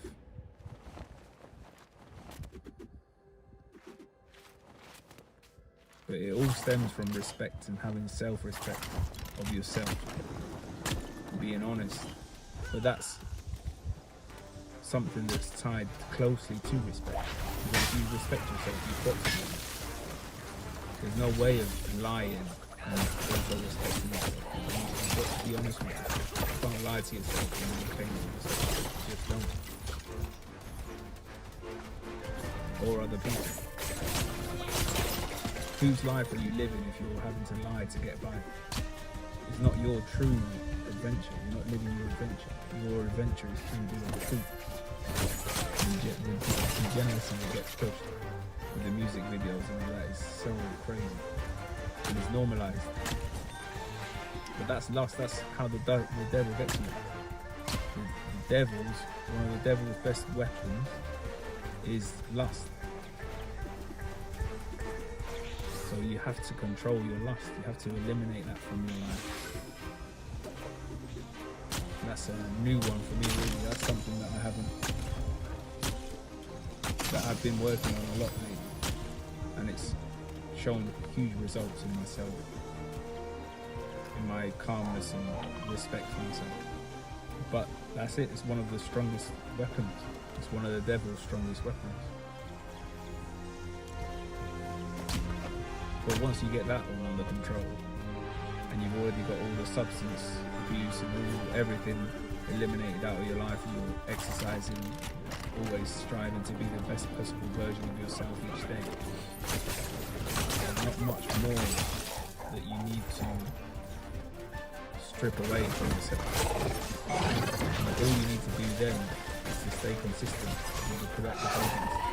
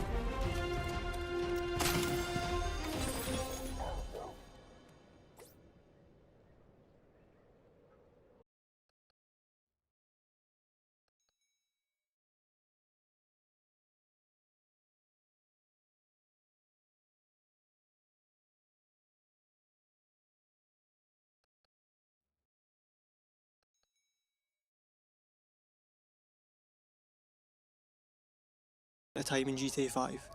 I have an ungodly amount of time in GTA 5. Like, I've been playing. From its release on PS3 to the PS4 version to playing on PC. I know this game like the back of my hand. I could probably work as a taxi driver in Los Santos at this point. That's how much I've played it. Where are you going? But GTA 5 is probably my least favourite GTA game. And in contrast to that, GTA 4, which I would consider my favourite GTA game, is the one I never play. But even though I have such strong opinions about GTA 4 and I will die on the hill that it is the best GTA game, this playthrough I'm doing just now is only the second time I've ever done that. It's a thought that's been pestering me a lot recently, so I've been playing both of these games simultaneously, trying to understand why I feel the way I do. So today I just want to talk about these two games side by side and kind of explain why I keep returning to the one game in the series that I don't like, and I barely touch the one that I love. Now, I want to start off by saying that GTA 5 is an incredible game. It's amazing, in fact. This isn't going to be one of these videos where it's like, here's 30 factual reasons why GTA 4 is better than 5. Number 1, you can shoot up a hospital. It's not really my shtick, okay? This video is more like, I'm a bit of a moron, and this is the way that my mind processes these two games. But essentially, if I look at the mainline list of GTA games, not including like the PSP games, did anyone else play these? I fucking love them. And I think about how much each one of these games means to me and how much I love them and the distinct memories I have with them. GTA 5 would come in bottom. Now I will admit some of this is purely nostalgia. Of course it is. I played GTA 3 and Vice City when I was so fucking young. Child me killing a sex worker being like... And I remember, as much as I loved these games and I played the shit out of them, I don't think I even came close to ever finishing like the stories of these games. I just didn't care about it at that time. But I lost myself in these worlds and I would play for hours just doing nonsense. And I remember playing San Andreas for the first time and literally being blown away. And then even when I first played GTA 4, I remember being like, wow, this is what next gen is. But before I go any further, I really want to emphasise that when it comes to me comparing GTA 4 and GTA 5, my bias isn't about nostalgia. Because I do remember when I first played GTA 4, there was this kind of disappointment, you know, because coming from a game like San Andreas, which to my silly little kid mind was the biggest thing in the world, you know, and there was so much going on in that game. You could get skinny or you could get fat, you could spray paint walls, you could fly a fucking jet, and now I'm playing as a balding Serbian man? To a kid, that's a bit jarring, you know? Back off! I remember finishing GTA 4's story and like becoming obsessed with it and really, really loving the game, but then once I stopped playing it, I never came back to it, especially after GTA 5 came out. The thing about GTA 5 that's weird for me is although it's a game that I've played more than any of the other games, I have so many issues with it and there's so many things that annoy me about it, but in a weird way I think a lot of them are the reasons I keep returning to the game. I know that makes no fucking sense, right? Let me try and explain it. Liberty City in Grand Theft Auto 4 is this dense, claustrophobic, gritty, nihilistic, insert whatever adjective here you'd like, but there's such a specific tone and feeling I get from this place. And I think anyone that's played GTA 4 understands what I'm talking about. It's like you can actually feel the grime on the streets. Ooh, lovely. The lighting and the colour palette, the deep yellows and oranges mixed with browns and greens is just, it has a specific filter. And it gives Liberty City this really distinct personality that you have this vivid image of what Liberty City is in your head. Like, I can feel the cold winter sun hitting my face and I can feel the rain as it's getting smacked about in the wind. Ooh, I'm cold. Let me drink my hot drink. There's actually Monster and ice in here. Whenever I make these videos, I usually drink a Monster to just get me through it. The more you know. GTA 4 feels like autumn to me. And as someone who grew up in a place that is miserable and rainy most of the time, just like Liberty City, this feels like home to me. And on top of that, the city feels very much alive. You can like people watch in this game. It's amazing. And because it's set in a city, there's loads of pedestrians all the time and they all seem to be doing things and they feel realistic. Like the way they carry shopping bags full of stuff they can drop, the way they run in the rain and put a piece of paper over their head as they're running to not get wet. It feels real. And the NPCs feel kind of human, like they react in human ways. Like if Nico pulls out a shotgun in the street, they're all going to lose their mind, you know? And that feels pretty real. And on my second playthrough of this game, I found myself sometimes just walking around the city and just kind of experiencing it, which is so sad to say. I don't know, it feels like a tangible play. It feels like I could go there. And then we have GTA 5, which just feels so bland. I don't know, it's kind of like they've colour graded it like a Marvel movie, you know? Everything's grey. Everything's a shade of grey. What? Like, I don't know how to explain it, but it kind of feels like the whole game is overexposed. Like, I know it's not, but it looks kind of like it. Does that make sense? Am I being insane? That's how I look at it. And this might actually be an incredible representation of LA. I've never been, so I don't know. Maybe this is actually what the place feels like. I could imagine. The map is also full of these massive open spaces where, like, nothing happens. It's just empty. And the pedestrians feel like NPCs in this game. Like, there's a stiffness to them that isn't there in GTA 4. I just think there's a distinct lack of character to a lot of the way the game feels. It's so much more of a blank slate. GTA 5 is kind of like vanilla to me, you know? Like GTA 5 is vanilla ice cream, and GTA 4 is mint choc chip. And sometimes I want something plain. It's become a meme at this point, the whole GTA 4's physics are so much better than GTA 5. Like, even Jordan Peterson agrees with me. You tell me, woke moralists. But like, it only became a meme because it's true. You know what I mean? Like, there's so many videos you can go watch where it's like comparing like small little details of things happening in GTA 4 to 5, and you can see that there's a distinct difference between them. Look how this bench breaks in GTA 4. It's fucking cinema. Epic gamer moment. Now look at GTA 5. Ooh, yucky, unplayable, garbage. What is this shit? 4's physics though are just, they're so peak. Like, I could watch this video of Nico falling down a staircase on repeat. It's so goddamn good. And you could be like, oh, who cares, you know? Like, it's just little differences, you're never gonna notice. But it's like, you see when there's this many little details that are different, you do notice. It feels different. Like, the driving in GTA 4 feels weighted and heavy, and it feels kind of realistic. If you're going really fast, you're not making that corner. And it works really well in a tight, crowded city. And then GTA 5 is much more arcadey. It's turn your brain off, silly, arcadey driving fun. You can drive a car at like 100 miles an hour and then drift around a corner perfectly. And the thing that annoys me here is, although in principle I prefer the driving GTA 4, I like the way it feels more, GTA 5 is more fun. Like, I'm jumping in GTA 5 for a chill drive. I'm not doing that in GTA 4. I want to tell you about this thing that happened to me recently when I was playing GTA 4. It left me in such a state of like, what? That I had to like put my controller down to process it. I was doing this mission for Brucey in the game where you have to pretend to be a gay man and go on a date with a man, but you're there just to kill him. So I went to the diner that's round the corner from Nico's first apartment, and I'm sitting with this man on a date with him, and then I decide to stand up and I pull out my gun and I pop him in the head. He's gone. And then at this exact moment, just after I've killed this guy, these two guys run into the diner. One is holding a gun and one is holding a Molotov, and they're here to get me apparently. I don't know what the fuck I've done, okay? I'm sorry. I go to try pull out Nico's gun, but Nico's already pulled out his phone to phone Brucey to tell him that he's just finished the mission. So I'm locked into this animation of Nico on the phone. As I'm doing that, the guy goes to throw his Molotov and he dings it off part of the diner. That then sets him and his friend with the gun on fire, as well as a couple of patrons of the diner. So they are now screaming in pain on fire. And Nico's just having a nice wee phone call to Brucey. He's like, yep, that's me done that for you, pal. And then all of a sudden, a third guy runs into the diner with another Molotov. But as he runs in, he then sets himself on fire in their Molotov. He drops his, which explodes more. At this point, everyone's screaming. People in the diner are trying to escape because there's only one door, so they're getting set on fire. At this point, every single person in the diner is either dead or screaming in pain on fire. And Nico just hangs up the phone and just NPC stands. And I just had to put down my controller. I was laughing so goddamn hard. And I'm so pissed off I wasn't recording. But like, GTA 4's full of nonsense like that. It doesn't take long. If you just wander about, things like that happen all the time. Like, random NPCs will just start a fight together and the police will jump in. And sometimes they pull out really odd weapons. It's insane. And it gives this world so much character and it feels alive when things happen like this. And when I think of GTA 5 and things like this happening, I remember specifically there was like scripted moments that would happen, but I never remember it happening organically. What the hell? Yeah, 4 just has this unscripted nature to it that just brings me so much joy. Now this brings me to the main reason that I think I have so much time in GTA 5 over the other games. And it's the motorway. Sorry, the highway. It's American. Highway. The highway. The highway. The highway rat. Anyone?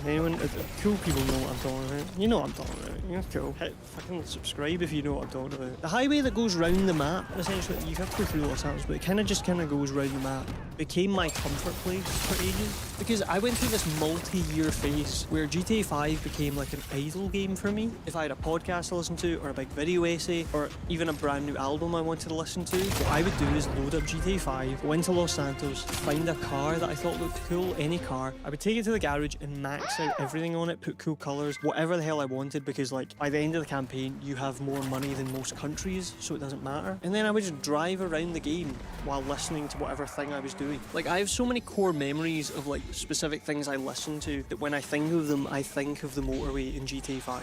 Highway, sorry. Like, there's so many albums that mean a lot to me that when I think of them, I think about driving at night on this highway. Like Lord's Melodrama, Hopalong's Painted Shut. I listened to Frank Ocean's Blonde for the first time while driving around Los Santos at night. Is that not, like, that's like a once in a lifetime experience? And because the driving is so easy in GTA 5, you can just switch off. It just becomes background, something to do with your hands while you're doing something else, you know? And as much as I hate to admit it, I think a lot of like content was a big part of why I spent so much time in GTA 5. Because like when GTA 4 came out, I wasn't watching YouTube videos about it. You know, it was 2008. I was too busy watching like Nigahiga and like Linkin Park anime MVs, you know? But GTA 5, I watched so many YouTubers playing it and doing challenges. I personally also used GTA 5 a lot when I was finding my footing in making content. I made funny moments videos in GTA 5. I made commentary videos with gameplay in GTA 5. I made a challenge where I was going to drive from one side of the map to the other with only going in a straight line, and then I immediately didn't do that. What the fuck was this video? I made BMX edits because, you know, I'm sick like that. I made like a series like of like machinimas. It was like a TV show where I would in game make the characters do things, and then I'd record it and I'd follow like and it was like this show. It was all about like Franklin's character in the show became like a crime fighting vigilante called the Saint. And there was like a villain, which wore I think he wore like a mask, like a monkey mask or something like that. And then there was a detective, and Franklin would wear like a scuba suit with like a luchador mask. And then I would film it all in GTA, and then I'd edit it all together, and then I would voice act. I myself would sit and voice act every single character in the show. Why am I such a fucking freak?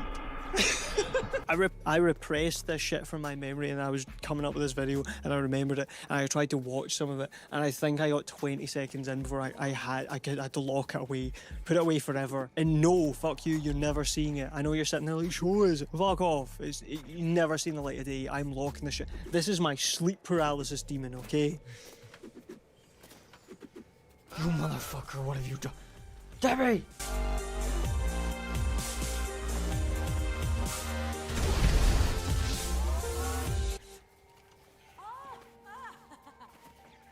I also think it's super easy to jump into GTA 5 because of its story and characters. GTA 4 is this game with this really fucking dark story, and it's all about revenge and the cost of pursuing it. Nico is this flawed man who does horrible, horrible things that he's haunted by. And when it comes to the end of the story, there's not a good ending. There's not a happy ending for Nico. Either choice you pick, Nico loses something that he cares about deeply. And when I jump in to play this game after the campaign, I don't know, there's a lot of emotional baggage left with me. The story and the characters are so strong, and Nico is such a specific character that whenever I play GTA 4, I kind of feel like I have to roleplay as Nico. I don't feel like doing out of character things. Like, I make decisions in the game based on his character. And then like GTA 5 is like, here's these silly, wacky characters who are on a quest to make some money. He's a bad dad. He's insane. And he doesn't have any character at all.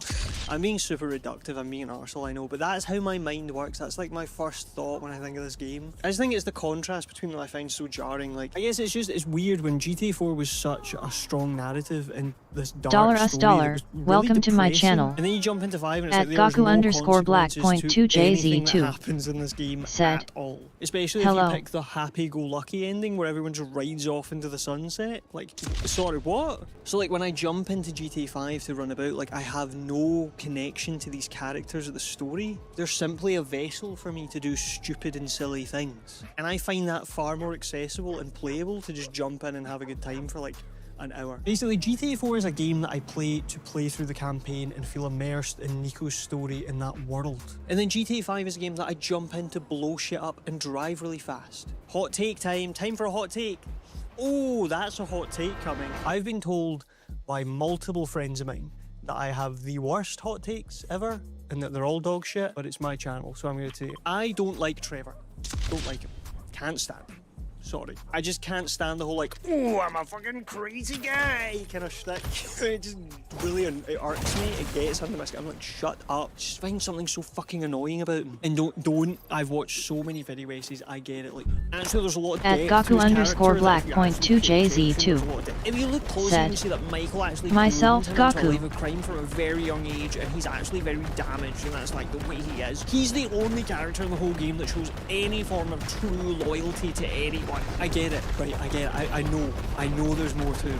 I just don't like him. I just find him really fucking annoying. I love Stephen Hawking. I can't stand Trevor. I just don't want to fucking... Oh, I just hate fun. I'm just that guy. I just don't like fun, okay? Chalk it up to that. I'm just a silly little unfun gremlin that lives in a world of fucking everything has to be serious, okay? Just chalk it up to that, okay? I just don't like him. Sorry. At Gaku_Black.2JZ2 You know, like when you watch a really good film. What is the Wow, game that's name? amazing, but it's like really heavy, totally, and you're like, if someone's like, do you want to watch that right now? You'd be like, absolutely fucking not. It's a Sunday and the sun is out. Why would I watch that right now? I'm in a good mood. That's GTA 4 for me. GTA 4 is the Shawshank Redemption. I've never seen the Shawshank Redemption, but it seems to be like the most common film that has that kind of thing where it's really good, but it's also like, oh, you know, maybe I should watch it. I guess what I'm trying to say is that overall I play both these games for such different reasons. When I play GTA 4, I'm trying to get immersed. I'm trying to live and breathe in Liberty City and roleplay as Nico to an extent. I'm not jumping in and causing havoc and going crazy because that feels off-brand.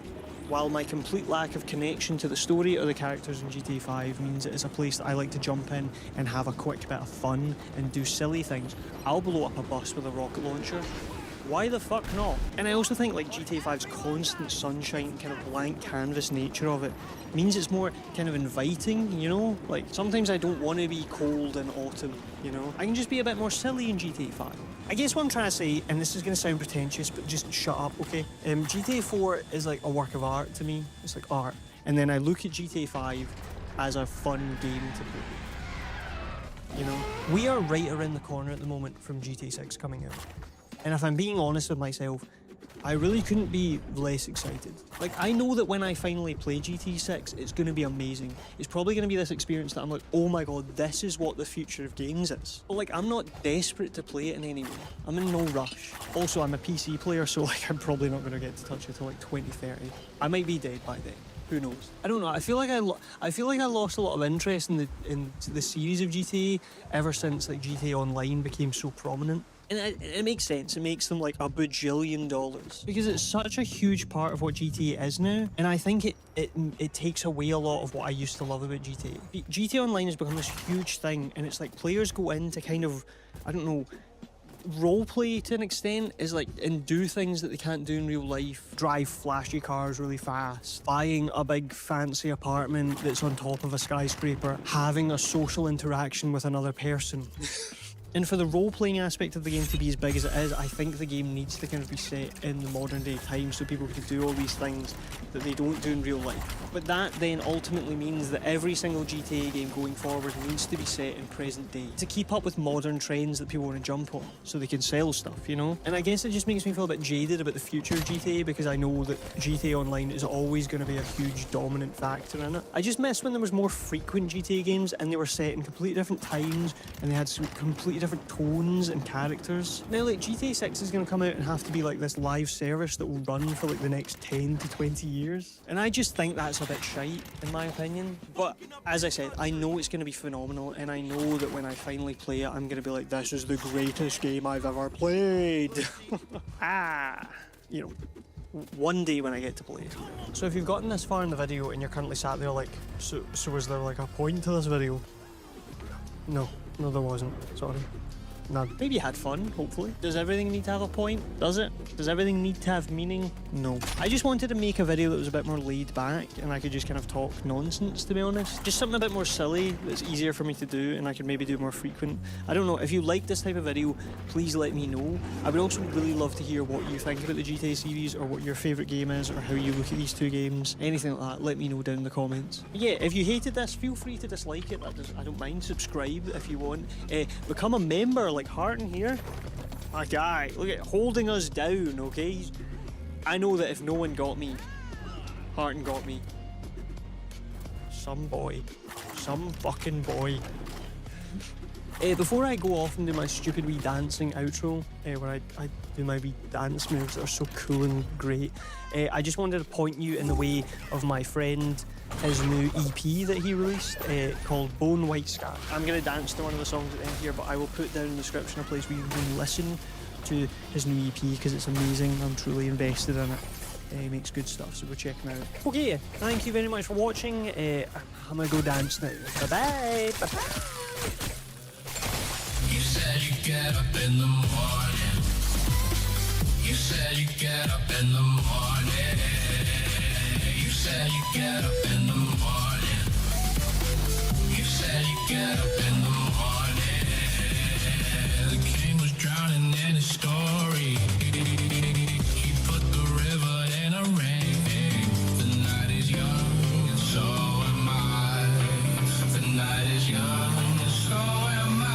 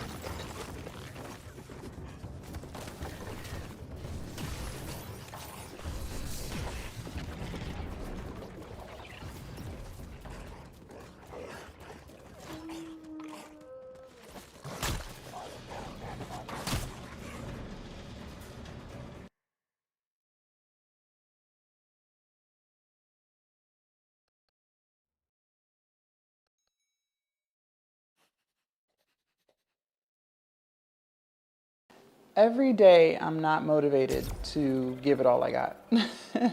Every day is not a day where I feel like giving 1,000%, but I still show up. I still give what I can, and I don't go off of the mood, I go off of the plan.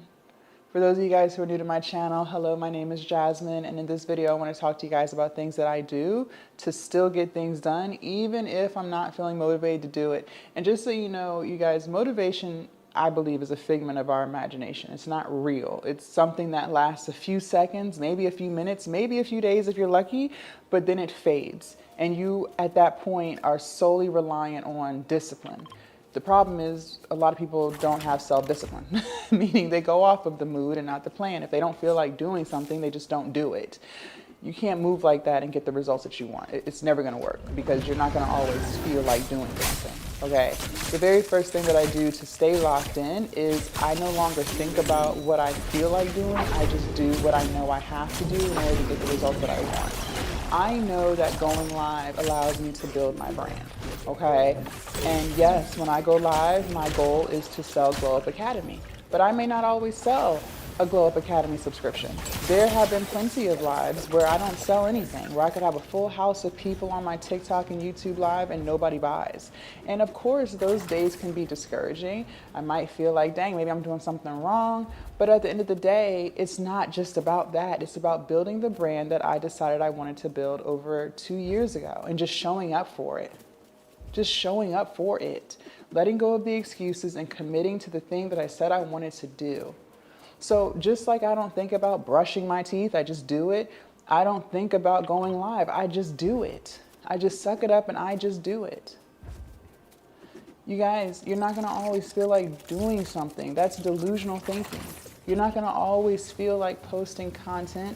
You're not gonna always feel like working out or eating healthy, but it becomes a part of who you are because you recognize that that's what you have to do in order to get the results that you want. You either want it or you don't. You either want it or you don't. And if you don't want it, then fine, get out the way and let somebody else get there. But this whole thought process of, oh, I need motivation, you just sound crazy as hell because motivation never lasts. And so what you end up doing is you end up scrolling and just watching YouTube videos, or you'll watch Instagram reels, or you'll watch TikTok lives trying to get this dopamine rush of motivation, failing to realize that if you just locked in and did the thing that you feel like you need to be motivated to do, you would actually get the results that you want. But some of y'all are never going to see that because you refuse to break out of that loop. Something else that I do when I don't feel motivated to get things done is I make sure that I get 8 hours of sleep. Okay, I have noticed for myself, and I think most people will agree, you're more productive when you're well rested. It is extremely difficult to show up for something when you're tired. And I don't know why we make things harder on ourselves than it has to be. I feel like a lot of times as women, we feel like we have to struggle through life. At least that's how I used to, that's how I used to think. I used to think if stuff wasn't a struggle, then something was wrong. We don't have to make things hard on ourselves. A lot of times we choose the hardest path. Just go to bed on time. And some people may say, well, it's hard to do that when you have kids. Maybe. I don't have any children, but one thing I do know is a lot of people spend a lot of time late at night scrolling. If you just put the phone down and you went to bed, you would get more rest than what you get now. Your phone has become an addiction. It's become something that's glued to your hip 24/7. And the crazy thing is you're not even getting paid to be on the app. I don't know why so many people love wasting their time doing things that don't pay them. I pay the business what's the phrase? I mind the business that pays me. I only do the things that pay me. I'm not scrolling and not getting paid. That doesn't even make sense to me. I'm gonna prioritize my 8 hours of sleep so that when I do wake up the next day, I'm well rested, I'm energized, and I'm ready to get started. I'm not dragging myself through things because I have the energy. I got my 8 hours of sleep. I put the phone down and I go to sleep. And then when I wake up, I'm not reaching for the phone to scroll. I'm getting myself together to get my steps in. I'm setting up to go live. I'm setting up to create these videos. It's freaking 5:30 in the morning, and here I am making videos, getting at it. new day, new opportunity to be great. All because I prioritize 8 hours of sleep. You guys, your body needs rest. You can't go but for so long without enough rest. It's toxic for your body. So why would you even set yourself up for failure? I don't know. I don't know. I don't know why we choose struggle. I'm telling you, if you prioritize 8 hours of sleep, maybe even if you can't do 8, if you prioritize more sleep than what you get now, I promise you, you will start to feel better. You will start to feel more productive because you got your rest that your body needs. The next thing that I do the next thing that I do to allow myself to stay motivated or to push myself even when I'm not motivated is I eat healthy. I really believe that what you put in your body is what you get out. And this is coming from a woman who was 340 pounds. I lost 100 pounds, okay? So I know all about being a big girl. I know big back tendencies because I used to practice those same things. And I used to be, oh God, I used to need coffee in order to function. Like I used to be one of those people like, I need coffee or my day is gonna suck.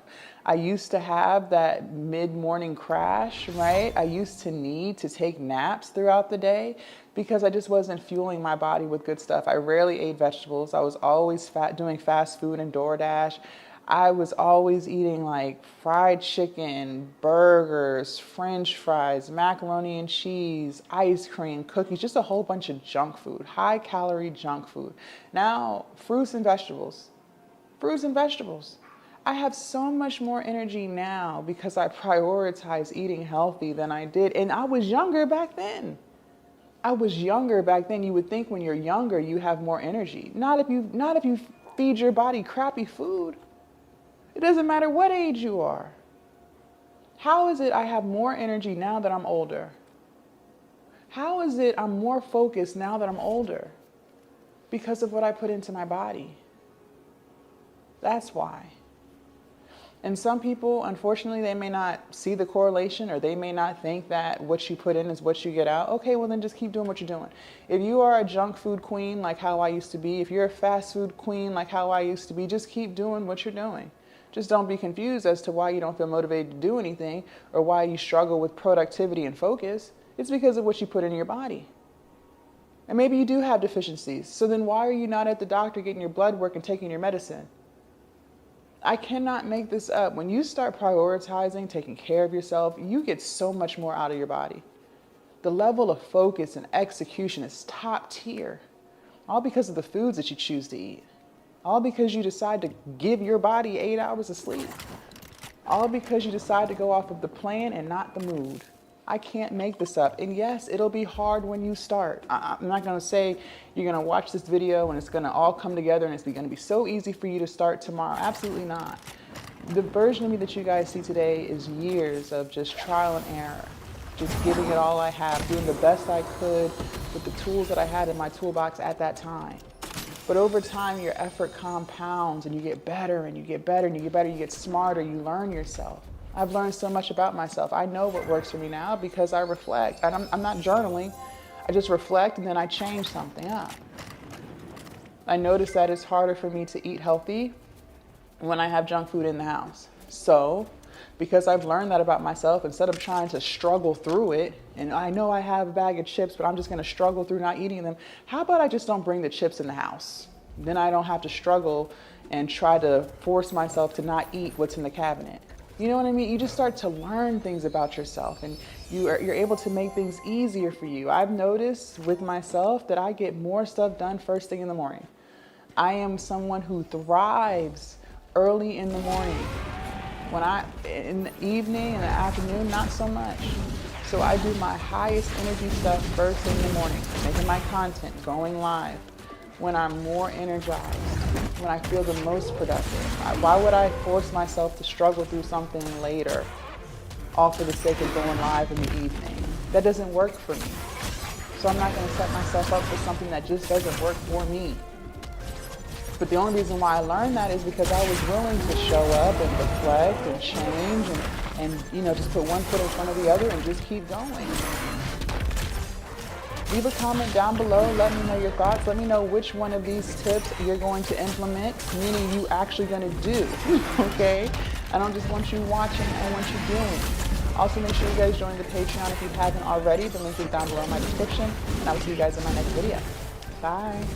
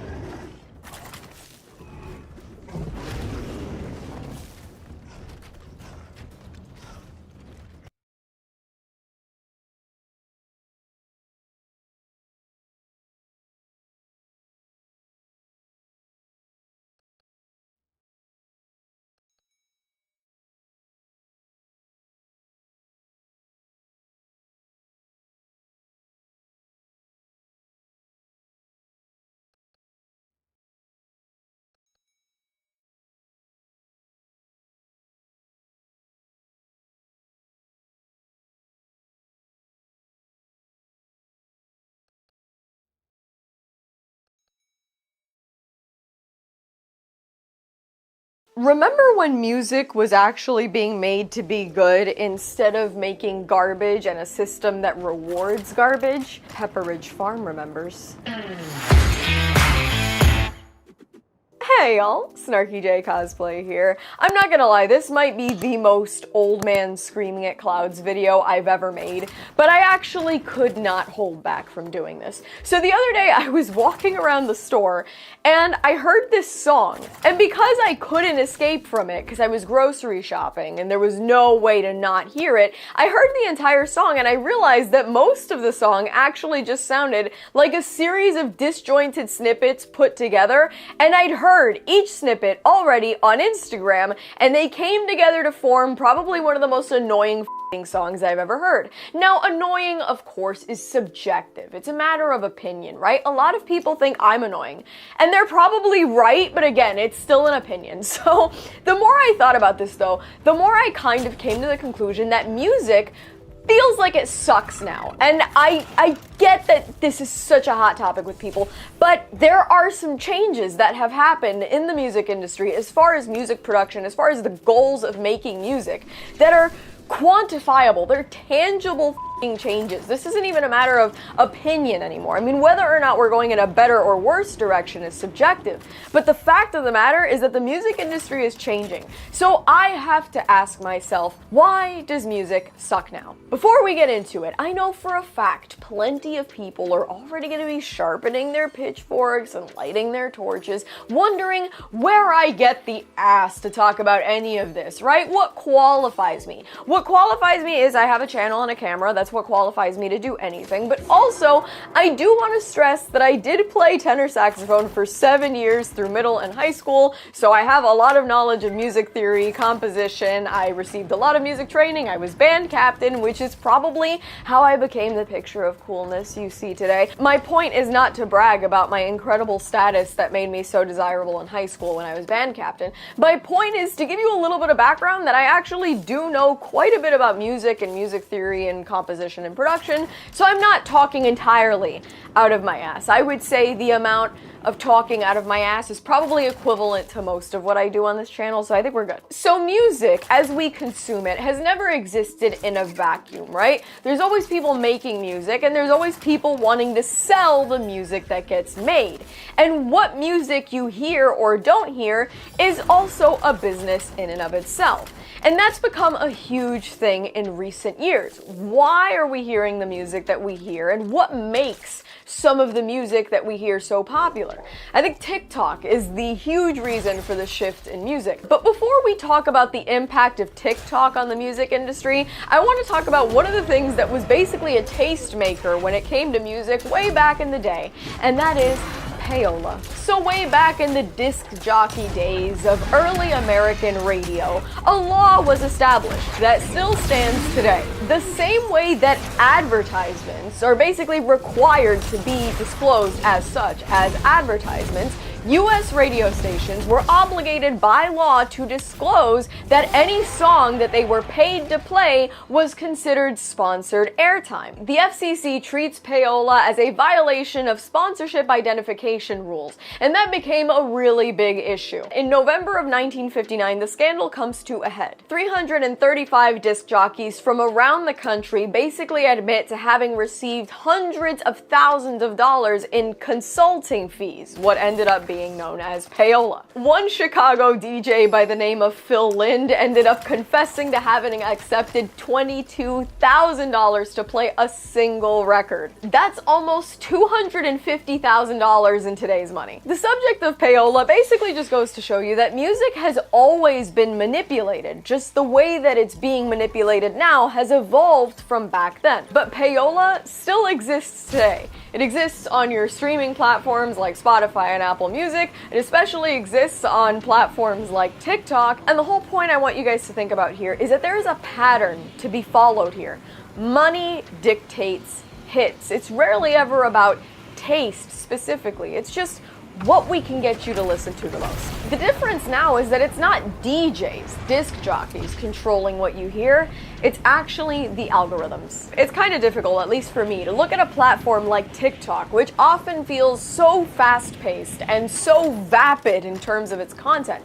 It's hard to analyze the fact that it is actually a tastemaker in today's society. TikTok is considered a key driver of music discovery, monetization, and chart success. 84% 84% of the songs that hit the Billboard Top Global 200 in 2024 went viral on TikTok first. TikTok's Add to Music app feature has actually generated over 1 billion song saves, and even billions of more streams on those streaming services of those songs.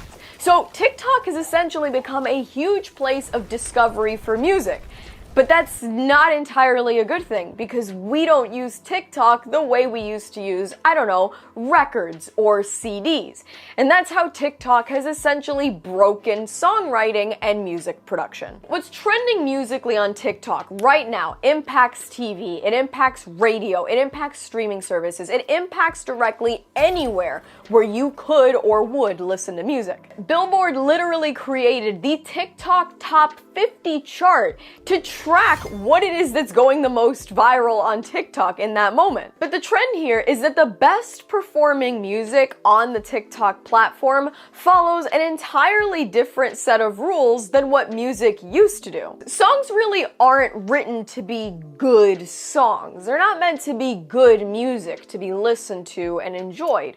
They're written to be 30-second moments to catch your attention. TikTok moves so fast that the structure of traditional popular music has literally had to be reconfigured to function on the app. Since the chorus of a song is typically the catchiest part of said song, music artists hoping to make it big on TikTok are literally restructuring their songs to lead with the chorus. It's basically just a hook to draw in listeners. They're erasing the bridges, and they're almost entirely erasing second verses too. The new structure of music is basically chorus, verse, pre-chorus, instrumental interlude, and then a pre-chorus and a chorus again. Did I mention they love a chorus? TikTok music is basically obligated to focus on only the most fun part of the song. So people are having to change both song structure and subject matter in order to make songs both fun and catchy on the app. Essentially, they're trying to keep everything so light and so accessible that everything just sounds like arcade music. Confident, empowering,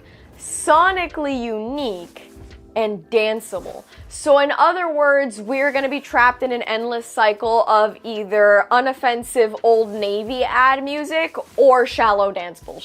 A lot of these are barely even songs. They're just catchy hooks meant to be an earworm once you're on the platform. I know I'm already getting very much into old man screaming at clouds territory, but songs, they used to build to something. You know, there was like a payoff to music.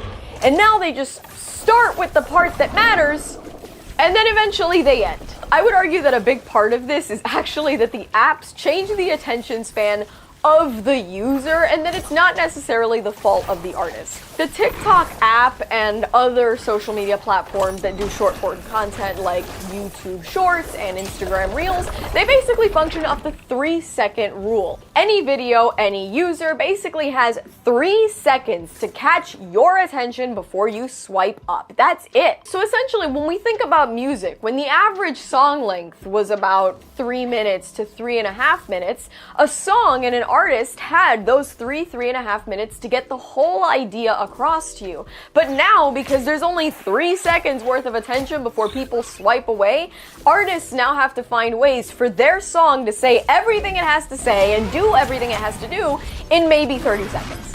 Which is not really a good way of producing, you know, like quality, innovative music. And then there's also that I think more people are passive listening than active listening than ever. Most people aren't gonna sit and listen to a whole album, and they're also not just gonna put on music and listen. They're gonna be at the gym or tweeting or taking selfies or doing literally any other thing, so it really is easier to just make shallow garbage because it's gonna become background noise and nobody's really paying that much attention to the words or what the music is doing. And that's what starts to worry me, is that it seems like in the future artists are gonna be less and less inclined to make full-length songs, and they're gonna shift their focus to making quick, catchy, just hooky songs that don't really go anywhere important. But is anybody sticking around to get to the important part? I mean, how many like Gen Alpha, I think is the TikTok generation, how many of those people would put on The Dark Side of the Moon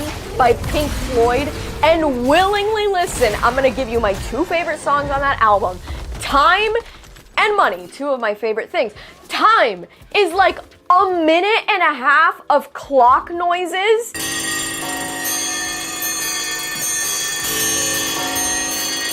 And then like chords underlying before we get to one of the greatest songs of all time with a long ass guitar solo in it. Money is a bunch of cash register noises before it ever gets anywhere.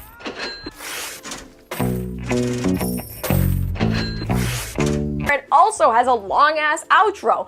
Who the f under the age of like 40 anymore is sitting down to really listen to anything Pink Floyd has ever written? They don't have the attention span for it. That's why Doja Cat is here. And what kills me is how effective it is. I'm gonna tell you something. There's an artist that's out there right now who I think is an amazing vocalist and makes absolute garbage. And that's so rare, okay? Benson fucking Boone does nothing but wear flamboyant outfits and flip around, and he hoots and hollers for 3 to 5 minutes at a time. Beautiful things that I've got, please stay. I hate his music. Again, I don't listen to him, but everybody knows Moonbeam Ice Cream taking off your blues, because that was a trending audio on Reels and TikTok for the longest time. So when I go to Target and they're playing that song, I feel like I know it. And yet somehow I don't, because I had still never heard the rest of this stupid ass song. That's actually not the song that inspired this video, but it's one of them. I mean, do you think about that? The fact that that song, right? I think it's called Moonbeam Ice Cream. I don't know. But Benson Boone music basically can get reduced to 30 seconds. It's like a jingle in a fucking commercial. Can you reduce anything by Pink Floyd or the Rolling Stones or anybody else that's created anything that should be commemorated? Like, can you reduce any of that into 30 seconds? Pick the best 30 seconds of Black by Pearl Jam. It might just be Eddie Vedder screaming at the end.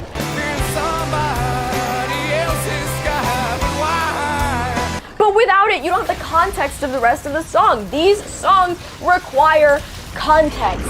They require listening, active listening. It's not Moonbeam Ice Cream. And people don't want to active listen, so they're okay with Moonbeam Ice Cream. I'm not! We went from sitting through a minute and a half of clocks to skipping a song if it doesn't hit in 5 seconds. And if you're on my side of this, you might be thinking, but Jay, the problem is that artists were just better back then. And I think part of that is true, okay? We look at a guy like Elton John. Elton John is a classically trained pianist. Guys like Freddie Mercury and Billy Joel, both classically trained, received lots of musical training through their youth. Paul McCartney and John Lennon, Richard Wright, even Johnny Greenwood of Radiohead. All of these are artists that received either classical training or some sort of traditional musical education. And maybe it sounds like that doesn't matter, but the thing is that music is so much more complicated than I think the layman really accepts. A technical musical foundation built on an instrument doesn't just help you understand that instrument, it helps you understand music as a whole.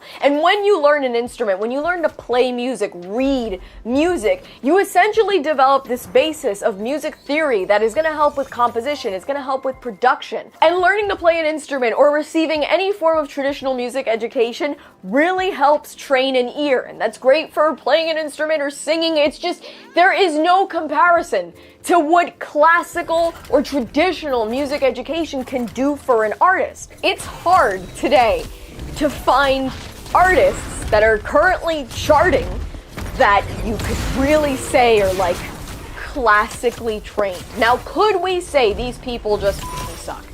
I think it's unfair, actually, because as petty as I get about people that are making music but don't know what the they're doing, we live in an era where you actually don't really need any of this anymore.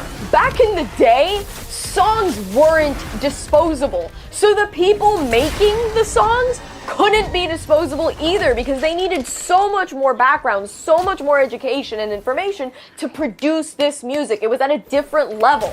Today's artists, it's not that I would say they're lazy or they don't care, it's that they just don't have to. Things are facilitated, and the kind of music that blows up now isn't the same. TikTok and music streaming have changed everything. Remember how I mentioned that payola is alive and well? Well, it is, and it's called algorithm manipulation. You might think when you open Spotify or Apple Music or any one of those that you choose your music, you pick what you want to listen to, you have control over it. But you actually don't. Your music is very much chosen for you. Payola 2.0 is alive and well. There are patterns on streaming services that have gotten harder and harder to ignore. When you look at Spotify, for instance, features like autoplay and smart shuffle seem really helpful until you realize that they automatically try steering you back towards artists that they want you to listen to. Last year, tons of users were complaining about 2 of Sabrina Carpenter's tracks, specifically Please Please Please and Espresso. They kept coming up on their autoplay and smart shuffle features even though they'd never listened to Sabrina Carpenter. And the same happened to a lot of people with Taylor Swift. Her songs were mysteriously appearing in people's playback history even though they weren't listeners of her music. Drake actually famously called out record label UMG and Spotify for rigging the system. Kendrick Lamar's diss track of Drake, Not Like Us, basically blew up. I think it had over 900 million streams, and Drake accused Welcome to my the channel. Streaming platform of using bots and algorithm manipulation to boost those streaming numbers. A lot of people took this as Drake being overly sensitive, especially because he's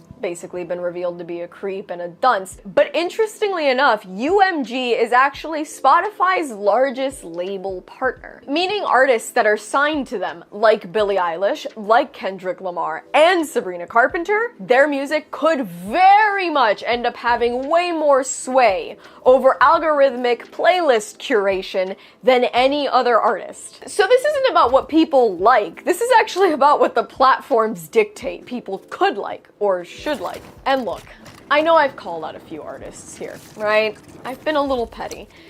And it's not entirely their fault, right? The system is what it is, and if you'd like to succeed, then you have to play the game for what it is, not for what you'd like it to be. But the point is that all of these people are actively contributing to a society in which music is moving in the direction not of improved musicality or innovation in music production. Rather, it's all about capturing short attention spans and going viral for catchy sound bites. These songs that go viral on TikTok, it's typically because of a dance, a trend, a popular lyric, or any combination of those things. It's never because the song is doing anything that fantastic. And that has literally just given rise to a new form of music that just feels like it's built on f***ing nonsense. And I'm gonna sound, yeah, I'm gonna get like old man screaming at clouds here right now.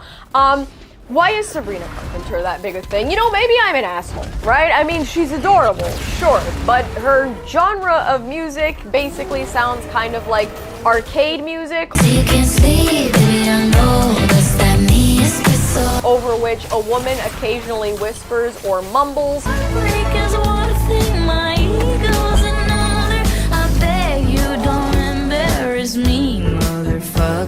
And then it's all hyper-sexualized.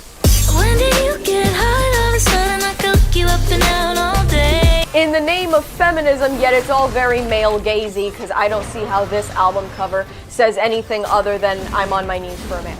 I have additional questions. But her music consistently blows up on Reels and TikTok because it's catchy, and every once in a while people will make a trend out of it. Let me ask you something. If you weren't unlucky enough to totally avoid the Grammys, what the f*** is a cat's eye, and why is this considered music?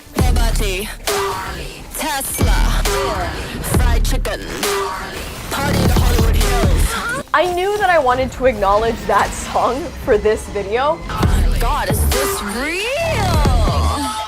So I listened to the whole thing because I didn't want to be speaking out of my ass. I wanted to know what the entire song was. Oh, we're going out tonight. Gang, gang. Oh my God, this song's so lit. Congratulations. And I'm sitting there and I'm like, oh my God, something's getting on my nerves. This has to stop. I'm like squirming. I'm freaking out. This has to end. I'm desperate for the end. It felt like somebody was pulling off my toenails. And I looked at the time bar because I'm like, surely this has to be almost over.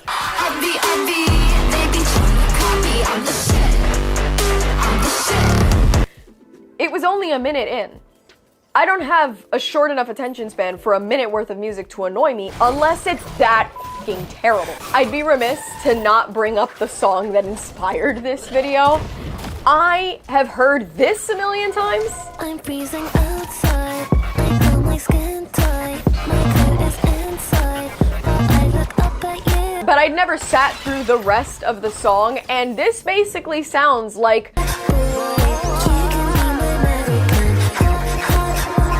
4 or 5 different sound bites that just got spliced together, and I realized that I'd heard all 4 or 5 viral sound bites on Instagram Reels. Kissing my Swedish boy over FaceTime. Boots, that's my ego boots. Schedule ain't been loose. And then they got spliced together and they made a song. I mean, all of this is basically music that is produced exclusively to go viral. That's it. And look, I'm not saying I'm the leading authority here on music, right? I mean, I listen to a lot of different stuff and most of it happens to be older, but again, music is such a, subjective thing. We all have different opinions. My point is that in analyzing this, I realized that it's not, we don't have to say music is getting worse, but it is changing. And I would argue that it's not changing because people got worse at making it, right? I would come out and say openly that I don't think music sucks because people got bad at making it. I would say music sucks now because we stopped rewarding the parts of it that made it great. Artistry has been replaced by virality. I would argue there's still lots of good stuff to be discovered out there, so we didn't lose good music entirely. We just buried it under what performs better on TikTok. And that's all from me. I've been Snarky J. Thank you so much for watching. Please don't forget to like and subscribe. For more Snarky J, be sure to check me out on Instagram, and if you'd like to support me, this channel, and my content creation, do check out and consider subscribing to my Patreon for exclusive photo shoot sets and cosplay content. I'll add links to all of those in the description below, and let me know your thoughts on the current direction of today's music in the comments below.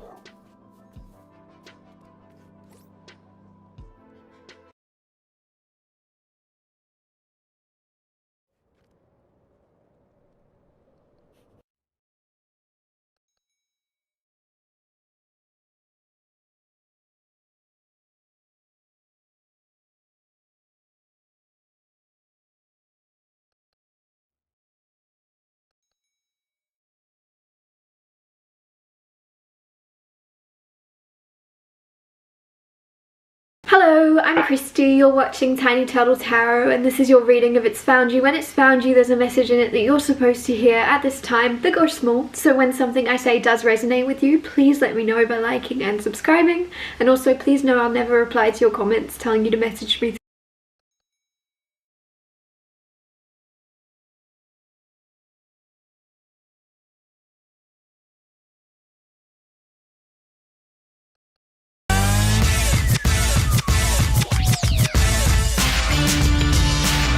My name's Brandon, and for the past week, I've been living my life like I'm straight out of the early 2000s. Now I know what you're thinking, but the 2000s were just yesterday. Well, if you can believe it, the year 2000 is old enough to vote, it's old enough to drink, and it's already got a discount on car insurance. Yeah, the 2000s started over a quarter of a century ago. Feel old yet? Well, you probably didn't back then, and neither did I. But I should probably rewind to when this all started. It's December 31st, 1999. The Y2K scare was in full effect, and as we rolled into the new millennium, the world was holding its collective breath. We were told that because of Y2K, the clocks would reset, the power grids would fail, and the digital world as we knew it would simply disappear. On New Year's Day, 2000, the end of the world as we know it. Wake-up call is now. What are we doing on New Year's Eve? Y2K may be God's instrument. This is not one of the summer movies where you can close your eyes during the scary part. Today, no one is laughing. In helping to prepare America for Y2K. We're probably just gonna chill with the family. In case the world ends. Now it'll be about 10 minutes till the ball drop, and you can feel it in the air. There's a buzz.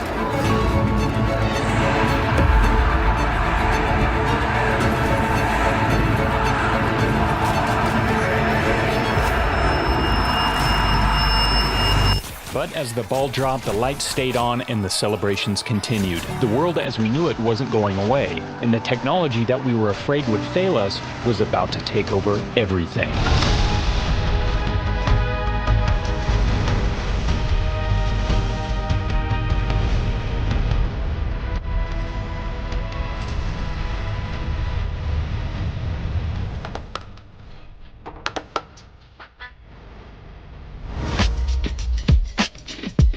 When the year 2000 hit, I was entering my prime teenage years, that perfect age of wanting to feel independent but also desperately trying to fit in and pretty much being influenced by anything. Now, while I was experiencing rapid changes due to puberty, the world was experiencing some rapid changes of its own. In the previous decade, information was still firmly rooted in traditional mediums like television and print, but in the year 2000, we almost got immediate access due to the advance of technology. In the 90s, the internet was just a guest, but in the 2000s, it was moving in. Now, if you think about the differences in time, year 2000 was 26 years ago. Now, if you think about 26 years ago from the year 2000, that was 1974. That's pretty wild. But why does it feel like the year 2000 was just yesterday? I mean, is it really all that different than today? Well, I'm about to find out, because for the next week, I'm gonna be living my life like I'm a man straight from the early 2000s. Now, I'm not gonna be concentrating on politics or the economy, but instead, I'm gonna be embracing the pop culture, the cars, the fashion, and maybe even reconnecting with some old friends we may have forgotten along the way. So I hope you're ready, because we're about to travel back in time to the year 2000. The year 2000, the PS2 was just released and CDs were still the go-to way to listen to your favorite music. Gladiator and American Psycho hit theaters, and shows like Who Wants to Be a Millionaire, ER, and Survivor dominate TV. While girls are obsessed with Backstreet Boys and NSYNC, Eminem releases the Marshall Mathers LP. But as a teenager, I leaned into the rise of nu metal, blasting Limp Bizkit and Korn, discovering new music through Total Request Live, and staying up late watching South Park. It was a time of discovery, of trying to find my own personal identity shaped by an ever-growing influence of media.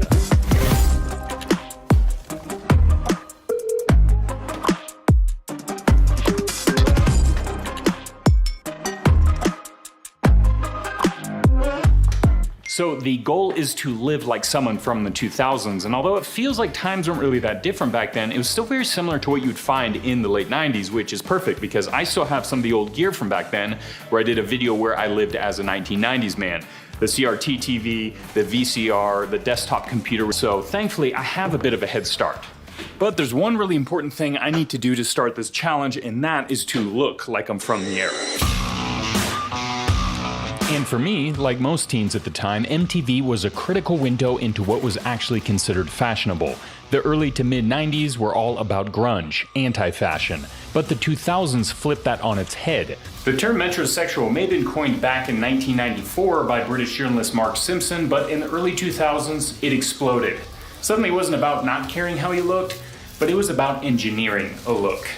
And some of the styles you might remember, like the overstyled chaos of the David Beckham faux hawk, the frosted spikes made famous by Justin Timberlake, maybe more the shag style, or you went the complete opposite direction, ultra clean, buzzed, like Channing Tatum or Vin Diesel. Whatever you chose, it had to be intentional. And if you had hair, you needed enough gel to withstand a Category 5 hurricane. Something I remember very well that most kids my age were emulating was definitely Eminem. The Marshall Mathers LP dropped in May 2000. It sold 1.7 million copies in its first week, and it quickly became the fastest selling hip-hop album. Eminem was everywhere. So that was the look I was inspired by. Now, going along with the metrosexual makeover, it's time for some facial hair. And in the early 2000s, it was an exercise in geometry. Full beards weren't quite as popular back then. It was all about landscaping. Some common facial hair was the soul patch, that tiny lonely triangle under the lip. Or if you really had the patience, you went for the chin strap, a beard so impossibly thin it looked like it was drawn on with a Sharpie. It was also the era of the goatee and the pencil-thin sideburns, and since the goatee was arguably the most popular at the time, that's the look I went for. And I might have been inspired by Eminem to begin with the hair, but after doing the facial hair, I definitely given off some Fred Durst vibes. I look like a rock band reject from the 2000s. But now that I got the first step done, it's time for the clothes. Hey, if you're liking this video so far, please consider checking out our fitness app called Buff. It's an app me and my brother have been designing for the last 3 years. And this isn't just some cookie cutter template, it's been handcrafted. And it's drawn a lot of inspiration from old school RPG games. So there's a leveling up system, gaining experience points after each workout. You have your own personal stats, there's a ton of different exercise tutorials, there's a lot of different programs to fit your specific needs in the gym. So if you're liking this kind of content and want to show us some support, definitely check out the Buff app on Google Play or the Apple App Store. All right, back to the 2000s. Fashion in the early 2000s was still hanging on to the late 90s, and if you ask millennials today, they'll tell you it was simple. Everything was baggy, something the current generation is following. But like most things in that decade, it evolved fast. To make sense of it, I broke the 2000s fashion into 5 phases. From 2000 to 2002, it was oversized everything. The skater look, baggy jeans pulling over chunky skate shoes. By the mid-2000s, that started shifting. Abercrombie & Fitch and American Eagle dominated the malls. Layered polos, distressed denim, graphic tees, and at the same time, there was a harder edge. Affliction, Ed Hardy, heavy graphics, rhinestones, and MMA-inspired tees. And by the late 2000s, something unexpected started to creep in. Slim fits. The era of baggy was slowly giving way to something more tailored. So now that I got the look down, it's time to start living like I'm from the 2000s. Just imagine waking up and it's still the early 2000s. You're in your mid-teens and there's no phone to immediately start scrolling on social media. No bills, no responsibility. The world feels simple. We're back.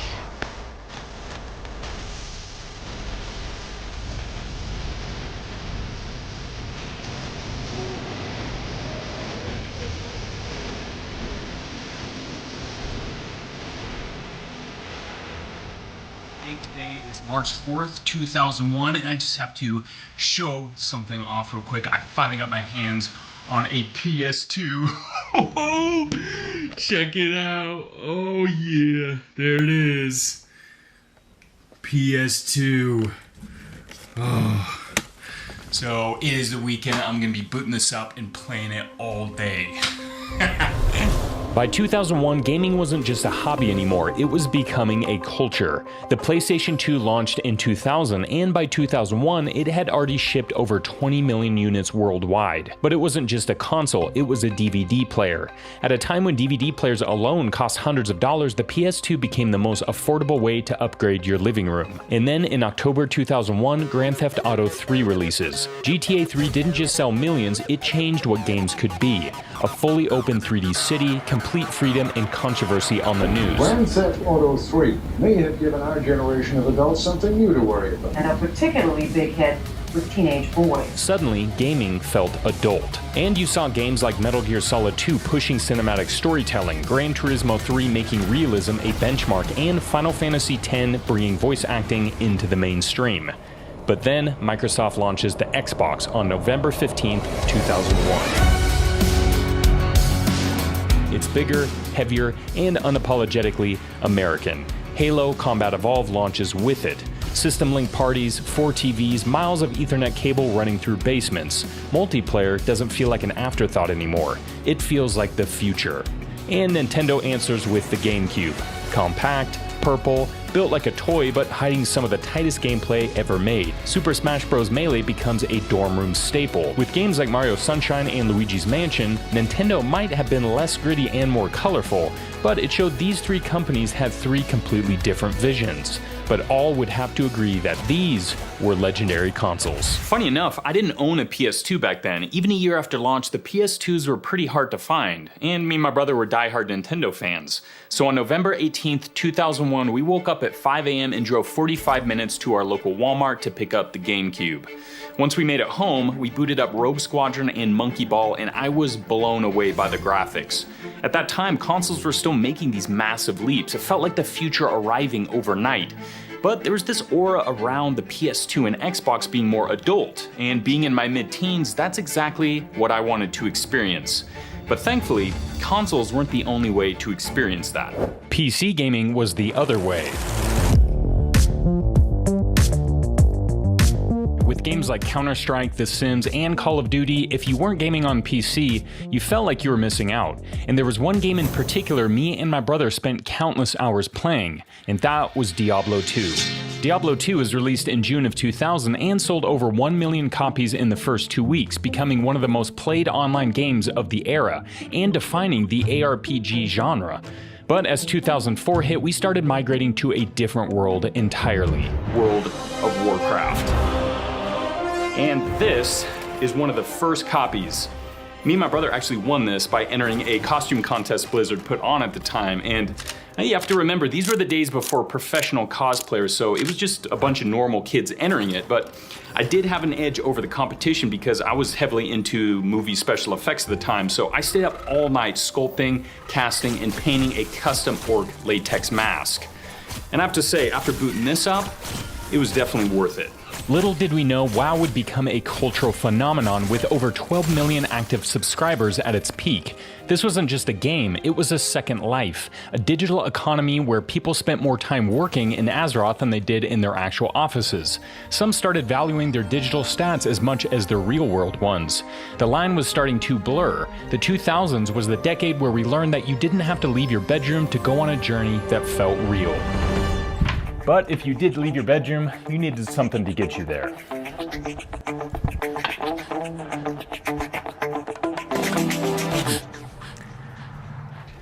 Looks like I need to find a car.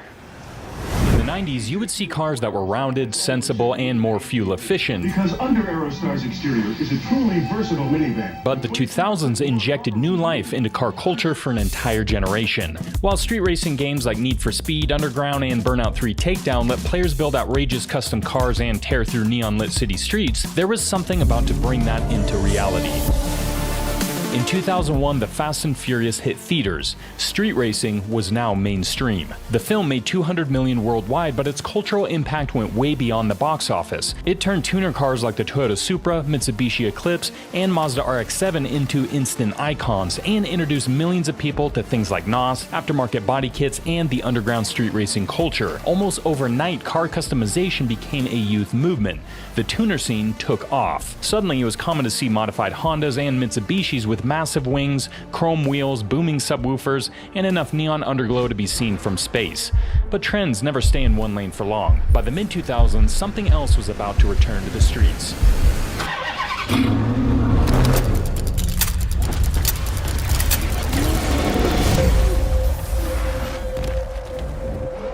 This is the 2006 Dodge Charger RT. A dual exhaust, four-door, rocking a 5.7-liter Hemi engine, putting out 340 horsepower and going from 0 to 60 in 6 seconds. Now, if you're like me, you definitely didn't own this car for your first car. Being in my mid to late teens, I definitely couldn't afford the $29,000 price tag that came with this when it was brand new, but thankfully, my older brother owns this car and let me borrow it for this video. And then maybe that was the case back then. You had an older sibling or some parents that let you borrow their sick ride to make you feel like you were ballin'.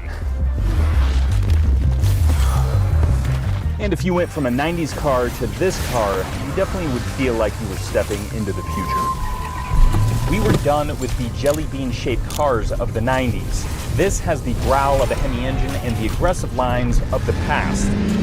Oh, yes. It was retro futurism, taking the soul of the 60s and stuffing it with 2000s tech. Automakers began looking backwards for inspiration, bringing classic shapes from the 60s and 70s into modern cars. Suddenly the roads were filled with vehicles that felt both nostalgic and futuristic at the same time.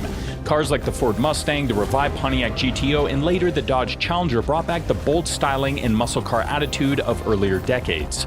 Even everyday cars leaned into the trend. The quirky Chrysler PT Cruiser looked like a 1930s hot rod reimagined for the modern age, while the Chevy HHR followed the same nostalgic formula. It was almost like the auto industry has suddenly rediscovered its past and decided to remake it with modern horsepower, fuel injection, and airbags.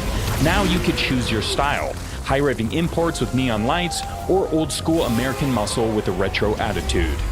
So seeing how this is the 2000s, this is the car I'll be driving around in, and I gotta say, it's pretty dope. Once you had a car, you were set.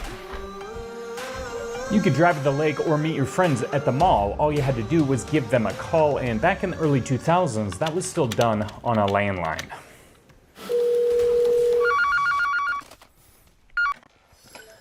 Hello? What's up? What's up? What's up?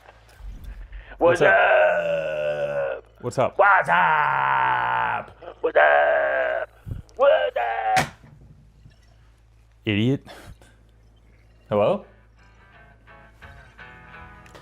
Although things were becoming more digital, it was still predominantly a physical world, so if you wanted to listen to your favorite music, you'd most likely head to your local record store, because in the early 2000s, CDs were huge. In the year 2000, CD sales peaked in the US with over 940 million CDs sold.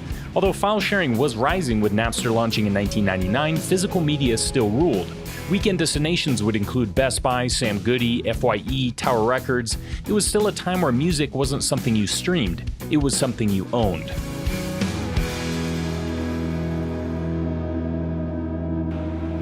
And back in the age of CDs, the amount you had was bragging rights. I mean, you kind of had to own a lot of CDs because there were some that only held 1 or 2 good songs, so you had to constantly switch them to get to the ones you actually wanted to listen to. But thankfully, burning CDs was a pretty easy option. And you had little MP3 players like this one that made it pretty convenient, but they only held around 10 or 12 songs. But there was something about to revolutionize the whole music industry. It was on October 23rd, 2001 when Apple unveiled something that looked almost too good to be true. We have something really exciting for you today. It's called iPod. The coolest thing about iPod, your entire music library fits in your pocket. At the time, that promise sounded almost ridiculous. Most MP3 players could barely hold a few dozen songs, and carrying your music library usually meant lugging around binders of CDs or a skipping Discman. But the iPod changed everything. With the tiny hard drive and Apple's now iconic click wheel, it could store around 1,000 songs and let you scroll through them instantly. Your entire music collection, as Steve Jobs says it, fits in your pocket. But by the early 2000s, people had already started finding new ways to get music. Napster. Launched in 1999, Napster allowed millions of users to share MP3 files directly with each other online. Suddenly you could download almost any song you wanted for free. And that's assuming you had some pretty fast dial-up internet, or you're okay waiting 4 hours to download a song titled Metallica Enter Sandman just to find out it was some random techno remix. But the music industry wasn't laughing. Legal troubles over copyright infringement aren't slowing down Napster. The song-swapping company is now in the top 50 list of most visited sites on the web, according to Media Metrics. One of the loudest opponents was Metallica, whose drummer Lars Ulrich became the public face of the fight against digital piracy. Napster hijacked our music without asking. In 2000, the band filed a lawsuit against Napster, accusing the service of a massive copyright infringement. Who do you think you are? I mean, just, because you, made us rich, you think you can get free stuff? Money good. Napster bad. The case became one of the first major battles over online music. Fans versus artists, free downloads versus ownership, and it forced the entire industry to confront a digital future it wasn't ready for. Napster was eventually shut down, but the genie was already out of the bottle, which is exactly where Apple stepped in. Instead of fighting the internet, Apple built a system around it, launching iTunes, where users could legally buy individual songs for 99 cents and load them straight onto their iPod. And just like that, the way people discovered, bought, and carried music would never be the same. It was a sign that times were changing.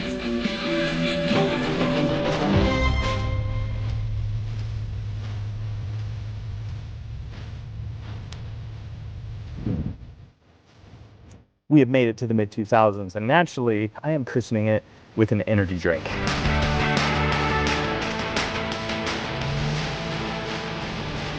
Now, Red Bull might have been around since 1997, but by 2005, energy drinks were everywhere. Rockstar was founded in 2001, and Monster launched in 2002, so it was now common to see tall cans with brightly colored labels and promising focus, energy, and intensity. Now these weren't just drinks, they were branding. And Monster stood out by being louder and edgier, sponsoring motocross events, skateboarding competitions, and the UFC. So the same culture that was blinged out in Affliction was now fueling up with enough caffeine and touring throughout the day to get crunk. By the late 2000s, Monster would become one of the largest energy drink brands in the world, eventually surpassing Red Bull in US sales. By 2006, energy drinks weren't a novelty anymore. They were part of the aesthetic. And although Monster, Red Bull, and Rockstar might have been the fuel, fast food was the ritual. The documentary Super Size Me, released in 2004, might have forced America to look at what it was eating and McDonald's phasing out the supersize option, but the early 2000s were still peak fast food culture. Taco Bell was in its golden era, and Chipotle, founded in 1993, was picking up speed. Faster than a restaurant and seen as better than your typical fast food, by 2006, Chipotle had gone public. Fresh ingredients and healthier options like having your burritos in a bowl was clearly working. There seemed to be more options than ever for for everyone. Subway's Eat Fresh campaign, 7-Eleven Big Gulp culture, Mountain Dew dominance, and Doritos plus gaming synergy. In the 2000s, convenience was king. Energy in a can, lunch in 5 minutes, drive-thrus everywhere. It was fast and it felt efficient. But we didn't realize how much faster everything was about to get. An iPod, a phone, and an internet communicator. These are not 3 separate devices, and we are calling it iPhone.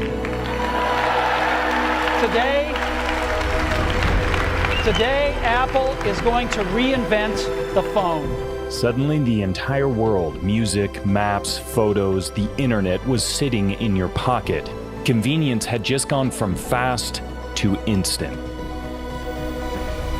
Now, the iPhone wasn't the first smartphone. There was the IBM Simon in 1993, the Nokia 9000 communicator in 1996, and the BlackBerry, famously nicknamed the Crackberry. But these weren't for everyone. They were tools for businessmen and tech enthusiasts. The iPhone changed all that. Suddenly, they made it for everybody, and they made the smartphone feel sleek, sexy, and cool. But some people didn't think it would work at all.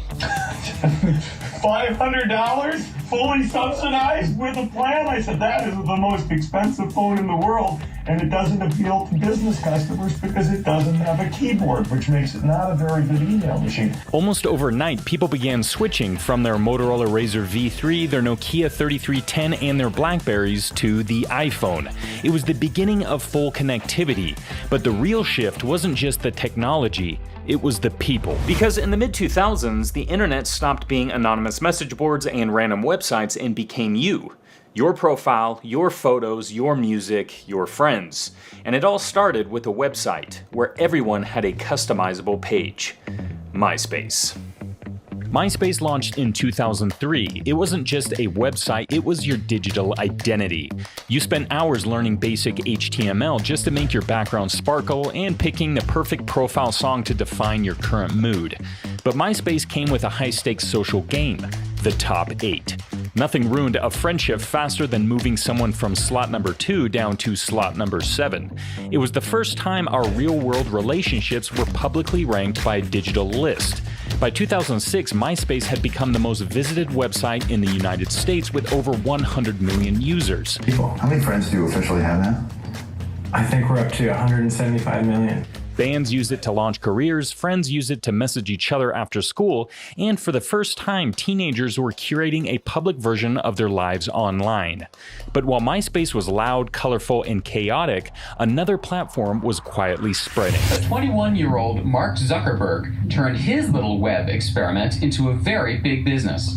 It's called thefacebook.com. Created in 2004 by Mark Zuckerberg in a Harvard dorm room, the Facebook started as a network just for college students. Consider the site the 21st century version of the old paper-bound yearbook. The design was simple: clean profiles, real names, and a running feed of updates about what your friends were doing. By 2006, Facebook opened to the public, and it began growing faster than anyone expected.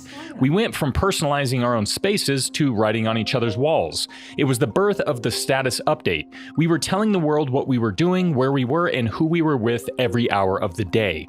We didn't realize it then, but we were handing over the keys to our privacy in exchange for a poke and a like. The internet was no longer a place where we went to hide, it was a place where we went to be seen. But although our lives online were expanding and streaming videos straight from our pockets were getting closer, as the weekend approaches, Friday nights weren't spent scrolling, they were spent doing something else. By the early 2000s, DVDs had taken over, so a typical Friday night might be heading to your local Blockbuster or Hollywood Video. You'd welcome in the weekend by wandering from aisle to aisle, judging movies by their covers and hoping the newest release wasn't already gone. By 2005, DVD sales and rentals brought in over $20 billion in the US alone.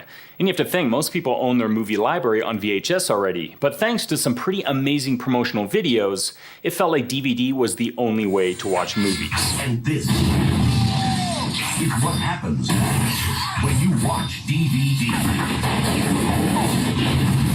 It's a movie on a disc the size of a CD. They were sharper than VHS, smaller, and you didn't have to rewind them, which was, I think, a major selling point why everyone switched from VHS to DVD. Plus, a lot of them had cool menu screens, behind the scenes, and director and actor commentary. This was now the industry standard. Entire stores were built around plastic cases and late fees. Be Kind, Rewind turned into Don't Scratch the Disc. This is how we watch movies. Physical, limited, and intentional.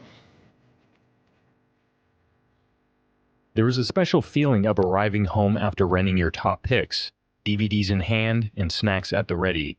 Maybe you grabbed a new release or maybe something last minute just because the cover looked cool. But it wasn't always the movies themselves. It was the ritual of sitting down with family or friends, passing around popcorn and checking out the DVD extra features as the glow of the TV lit up the room. No algorithms, no endless scrolling, just a movie, and the people you chose to watch it with.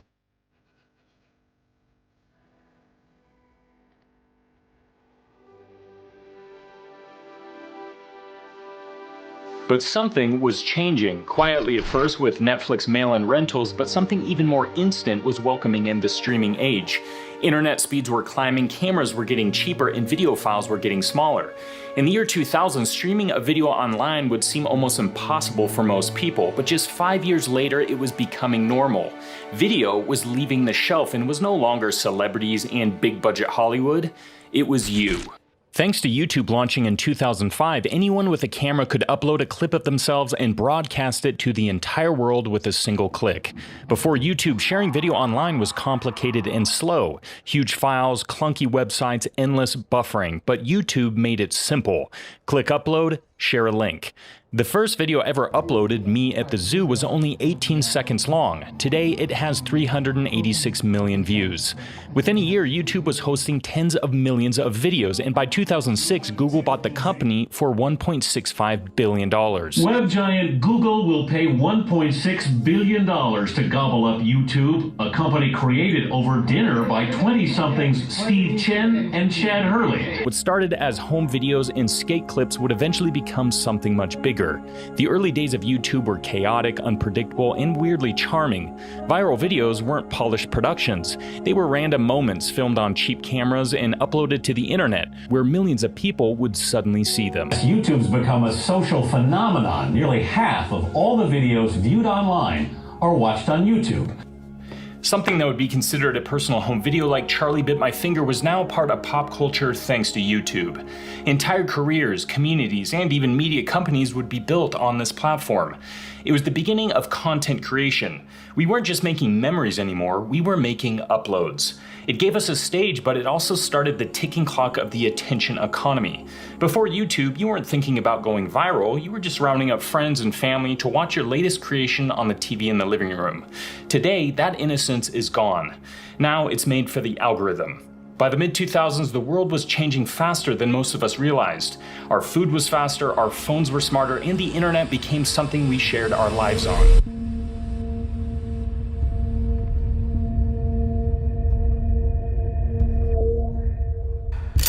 By the late 2000s, everything accelerated. What started as a slow shift became a surge.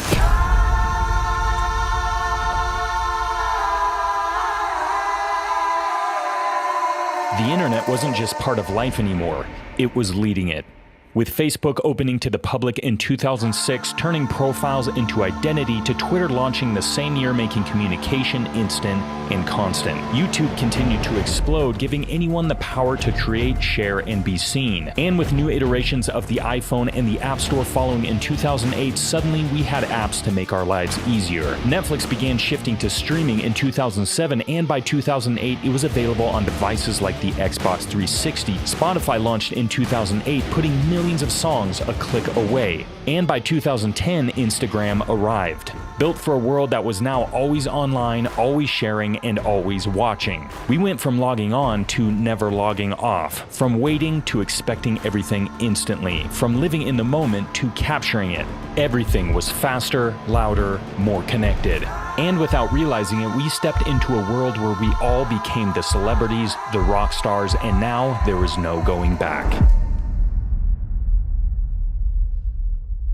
So that is my experience in living my life as a man from the 2000s. Now, it was a very interesting period of time because if you're on my age, the most changes were happening. Being able to drive, turning into a legal adult, and being able to drink. And while at the same time, there was these big events like the 9/11 attacks, social media, and smartphones. And that's the reason why it feels so close to us, is because we grew up in it. We experienced it. We saw the transition happening, going through the heartbreak of the world going from this magical and mysterious place into the world it is today. Now, we're the only generation to go from a fully analog childhood to a fully digital adulthood. The last generation to remember life without the internet while also being the first ones to become a part of it. Now, I want to hear your thoughts on this time period and also your stories too. I love reading the stories that you guys have because this is the 5th video in the series. I did one on the 1980s and also the 1990s. So if you do like this content, well, definitely check those videos out. And if you want to go farther back in history, well, I did one on the 1950s and also the 1890s. And these videos really only are made through your support. So if you could, definitely check out our fitness app called Buff that you can find on Google Play and the Apple App Store, because these videos are made by one man, which is me. So they're a ton of work. And just like the DVD special features, I want to take this time to go into a little bit of a behind the scenes look onto how these videos are made. So this is where it all starts, and it's going to be the writing. This is going to dictate the pacing, all the facts and information included in the video. And I really try to contain a bit of a fluid storyline in a sense, kind of going from each part of the decade seamlessly. So if that did work, well, it's because I spent a lot of time writing it, and I actually did have some help from my brother Hudson, who also runs the channel as well. You know, we both grew up in the 2000s, so we had a lot of memories and facts stored up there, and I think my brother is definitely a whiz when it comes to pop culture, music, movies, stuff like that, so he helped a lot in that sense. But once the writing's done, it's on to the shooting. So I'm just setting up a typical B-roll shot here where I'm sliding in to showcase the PS2 here. I got the slider, I got my B camera, the A7S III, got a couple lights. Pretty simple shot, but it just takes a while to set up just because I'm doing this all my own and I have to kind of like make small adjustments and make sure it turns out, do a few takes and maybe get some different angles too. So here is some of the gear that I used to shoot this video. Got some lights with some soft boxes, some C-stands. I got sound, which is the Sennheiser MK-E600. I got a slider. I got my camera B here, which is the Sony A7S III, and my main camera, which I'm shooting on right now, is the FX3. And this, which I think is the most interesting piece of gear, it's gonna be the Canon GL1. Now, this came out in 1999. We bought it, I think, around 2000 to shoot some really low-budget movies. One of the more notable ones was Necrops Awaken. It was a full-length zombie movie we shot in 2001. And I actually used some of the footage in this video. So that was a lot of fun. But the problem was I had to figure out how to get this footage onto modern technology because these are mini DV tapes and I didn't really know how to use a FireWire. I heard it was pretty janky and hard to do. So thankfully there's a pretty big community around these old cameras, and pretty much it's just using this power play here and it stores the information on a mini SD card. You take that, drop it right into Premiere, and it made it extremely easy. So I was very thankful for that. And I think this camera kind of legitimized the whole video because it just gave that super authentic early 2000s look, and it's just a ton of fun shooting with. I'm going to continue to shoot with this because I think it's just so great. So that's pretty much it. You know, it's taken a while to gather all this gear over time, and I think it kind of adds a pretty professional look to the video, and I'm always trying to push myself into make something that looks high budget and done by a big crew, even though it's just me. So I don't know, hopefully it turned out that way. But I had a lot of fun doing it. So now that I got the shooting done, I jump back here and start to edit. Now, I don't shoot everything at once and then come in and edit. I'll kind of shoot some stuff, come in and edit, go back to shoot just to make sure it's looking good, it's in focus, it's lit right, the sound is correct. And that's what can be very time consuming as well, is because since it's just me doing all this, I really have to check and double check everything, and editing, much like everything else, is pretty time consuming, and I've been at this for years now. I really was shown how to edit by my brother Hudson because he started back in the late 90s, early 2000s with mini DV tapes. So This is like a cakewalk compared to those times. So I have it pretty easy, but I really try my best to try to bring in emotion with the music, really working on getting better in After Effects and, you know, color correction and stuff like that. So there's a lot to it, but it is very fun because this is where it all comes to life. And once you kind of start seeing it come together, that can be very motivational. But this whole process took around 3 months or more to finally finish. And I gotta say, I'm very proud of it. And I really just hope you guys enjoyed this little short behind the scenes look. And I really just want to say thank you. Thanks for watching. Thanks for supporting us. And until next time, stay buff.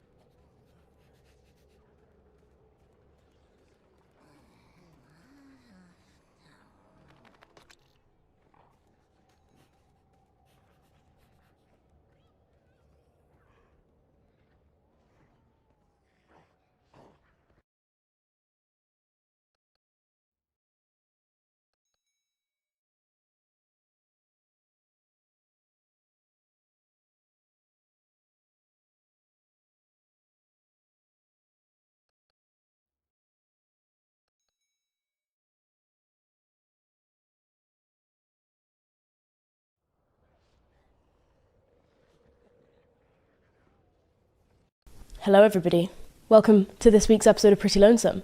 I'm currently finishing doing my makeup because I was doing it, I'm not going anywhere, I was just getting ready to talk to you guys and I wanted to look nice.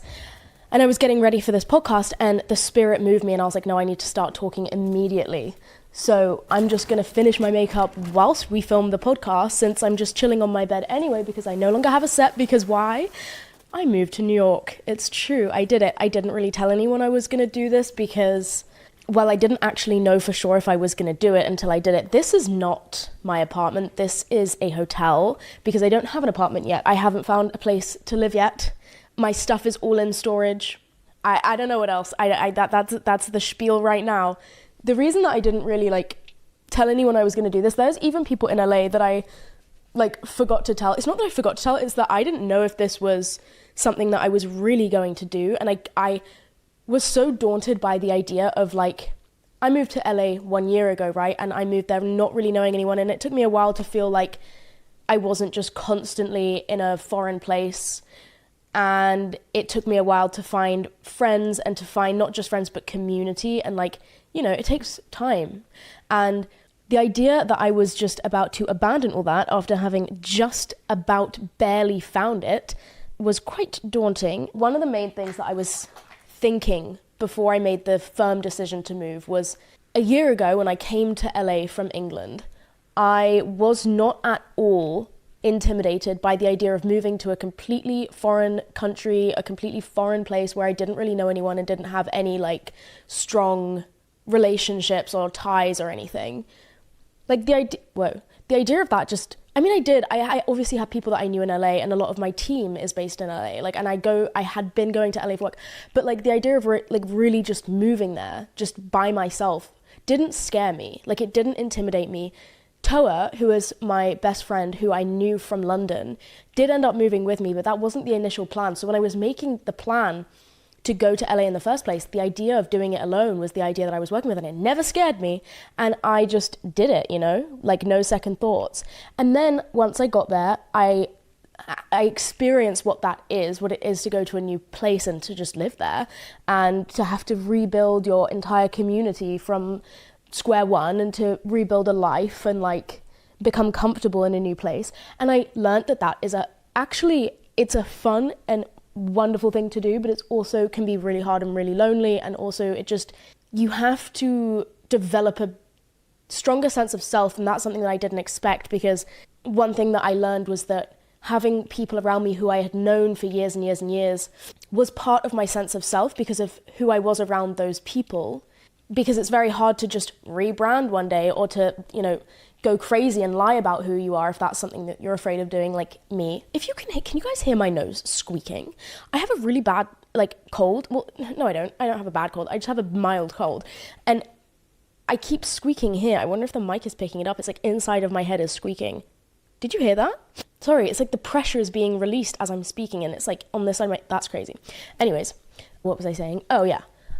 Because I didn't know that was going to be something that I had to experience. And so I wasn't scared of it. And I think that's the best way to go about life. I always say, if you don't know how big the hill you're climbing is, it is going to feel way less steep and it's going to be way less daunting to start. Like I always think about even just starting TikTok and like starting doing social media in general. If I had known what I was going to end up doing or how much of a part of my life this would all be, I would have thought that I could never do it. Or if this had been my goal, I would have probably never started. And if I knew where I had to get to, I would have just been like, what the fuck? But because I had no idea what I was doing or where I was going, it never felt scary because I just took it day by day. And it was the same thing with moving to LA. And so when I had this idea that I might want to move to New York and uproot my life again and move somewhere where I barely know anyone and start fresh again by myself for real without Toa this time, because she is for sure staying in LA, like I'm fully here by myself.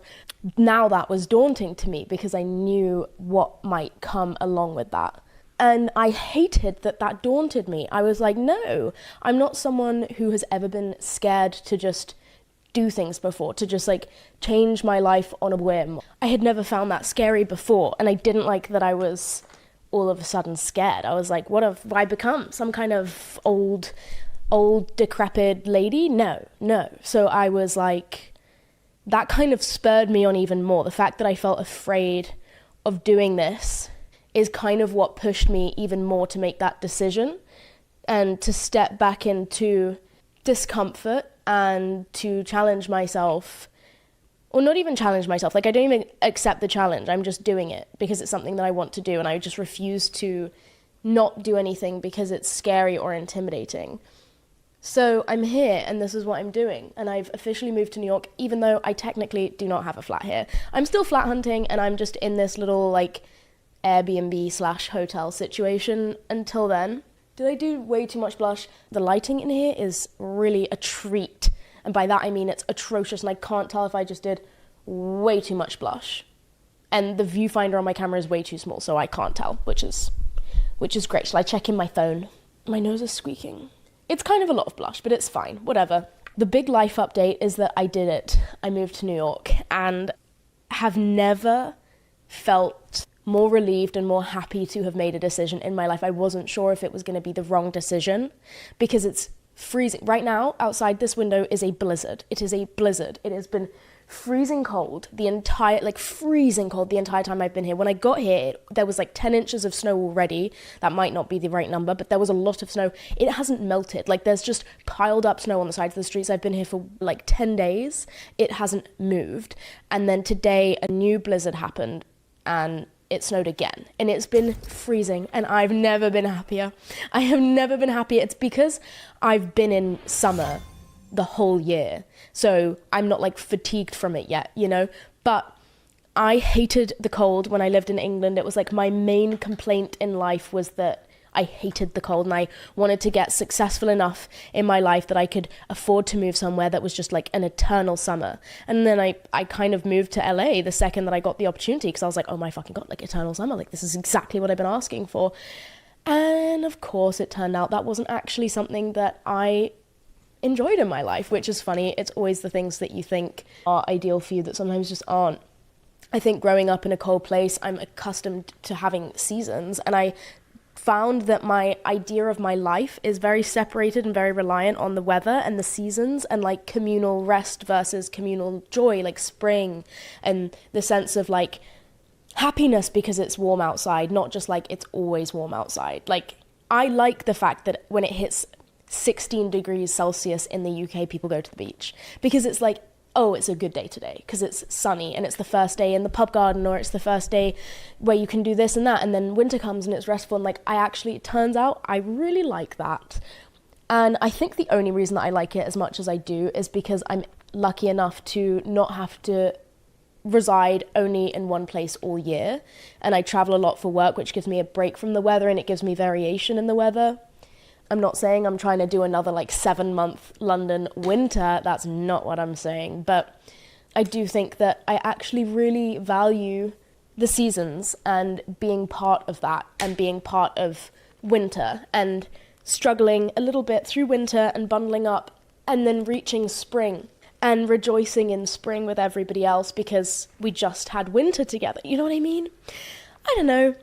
I've just literally been the happiest I have been in I don't know how long. However, I've still been struggling, and I think that's mainly the point I want to talk about on today's episode, because it's something that I've been thinking about a lot lately. With the new year happening, and then the spring equinox and the Chinese New Year and all the stuff that I was seeing on TikTok about that, about fresh starts and how to move with the seasons, but also in my own life, literally moving to a new place for not a fresh start, but new energy and new opportunities and just a new chapter.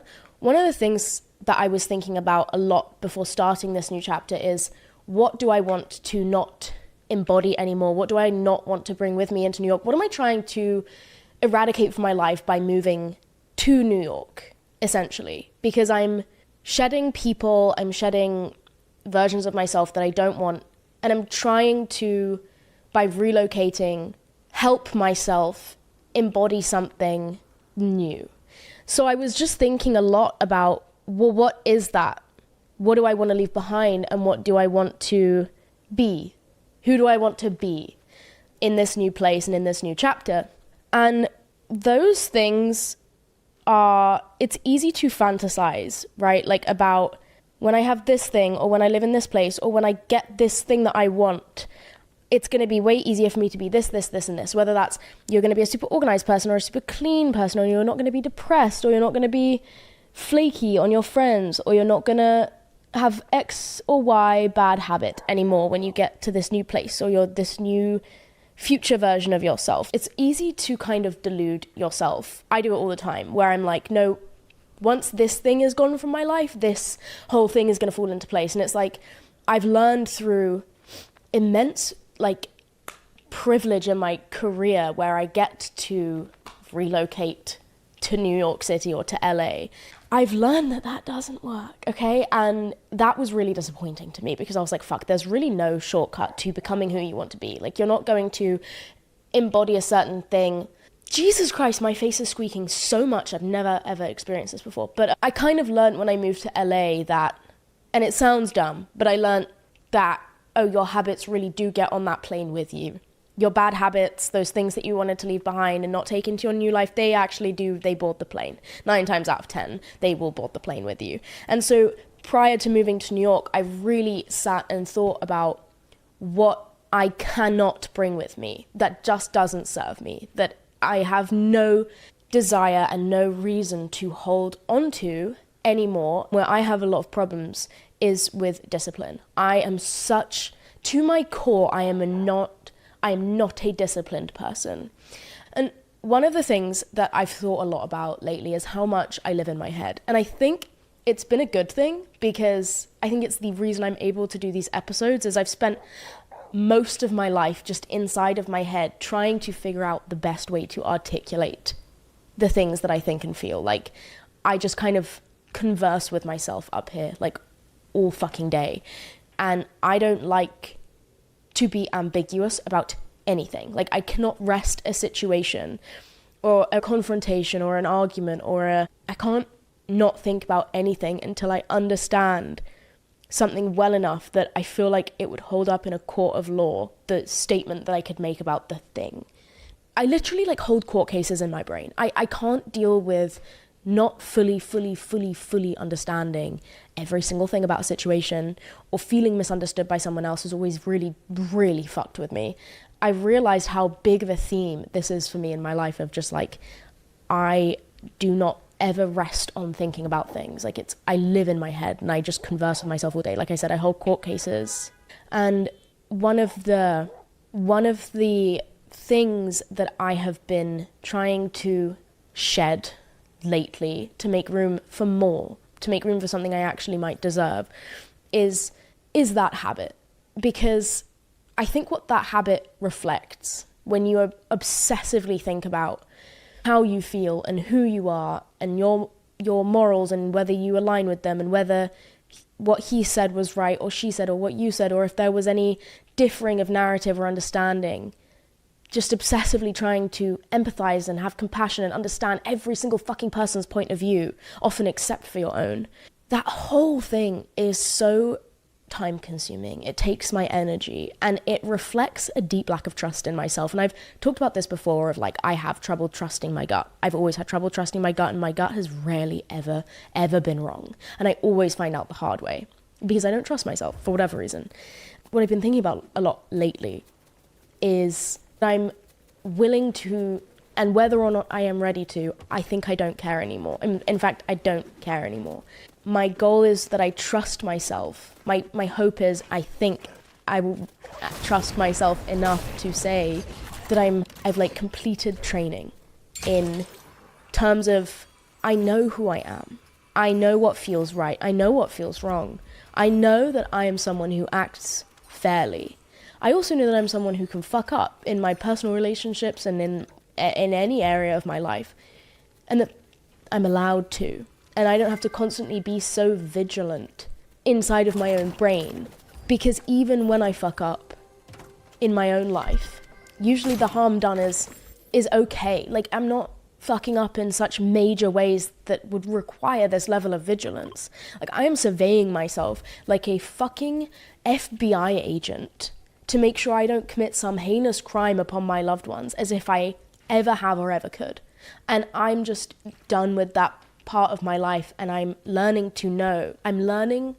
to trust myself that I am who I want to be. I work to be who I want to be. I act in alignment. And that's not to say 9,000% of the time I act in alignment. I don't, I'm a person, but even the moments where I don't, those offenses aren't something that is so terrifying that I need to constantly have like this much of a grip on myself to avoid it. I'm so afraid of doing anything wrong in my life or to people that I love, or saying something wrong or being unfair somehow to someone, that I'm like not letting myself fucking do anything. And I'm living in my head, and I always have done. And like I said, I think that's what kind of enables me to like do this podcast, and I think that's why I'm maybe come off emotionally intelligent. But emotional intelligence, I think what I've realized is I can rely on this system to work in the background, and that can allow me to actually make action and make choices in my life and just trust that it's the right one. Like, I don't always need to be operating from this immense control center of like this moral policing and alignment policing and violent understanding, this need for a violent level of understanding of every nuance of every situation and every, like, it's like I want to operate from a different place inside of my brain, which is like more action oriented, because I've realized that clarity and understanding and growth come through action, and that clarity follows action much more often than action follows clarity, because I don't think I've ever really found pure clarity through thinking, because I'll always doubt myself, and I'll always understand that my opinion and my experiences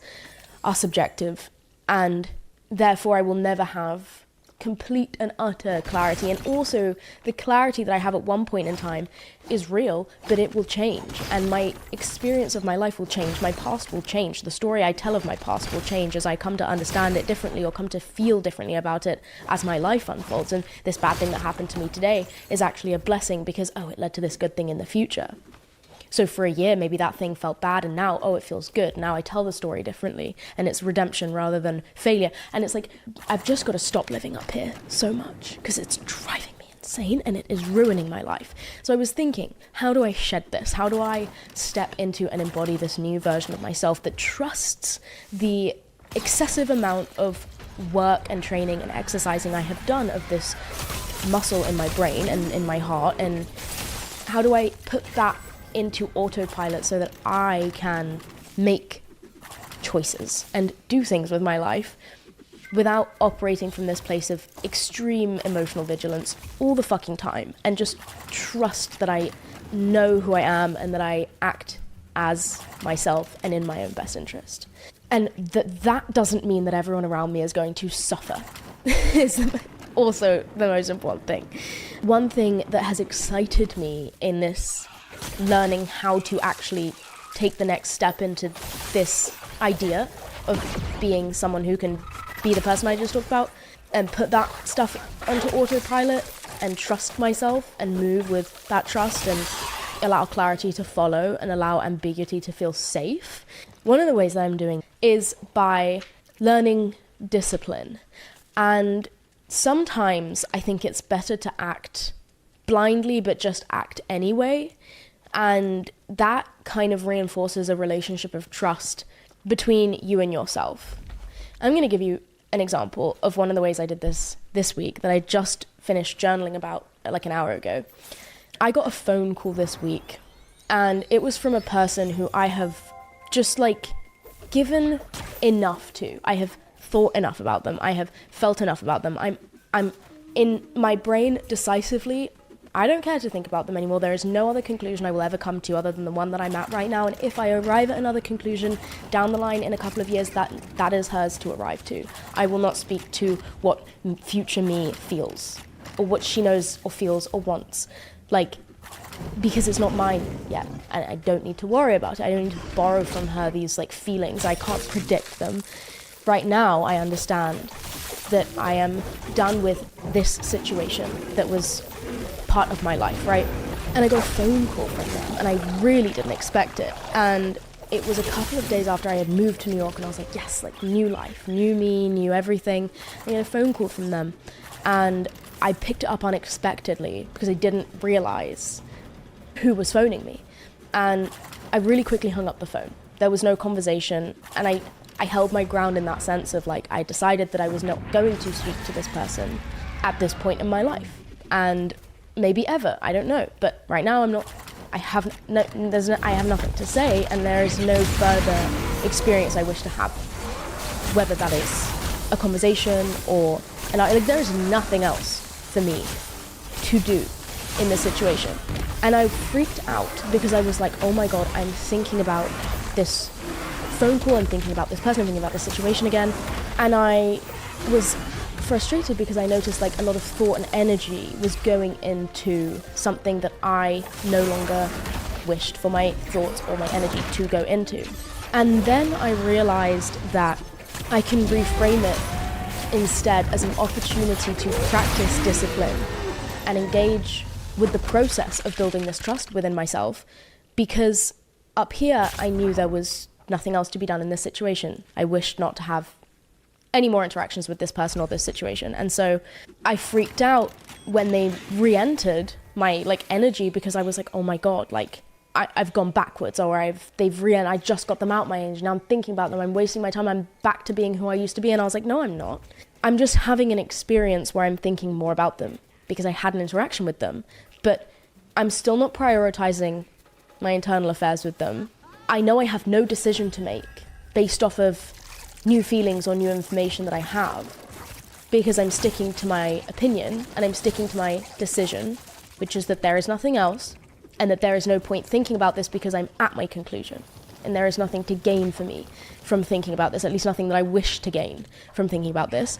And therefore, I can have these feelings and I can experience whatever I am experiencing because I've already decided my path, which is not to engage.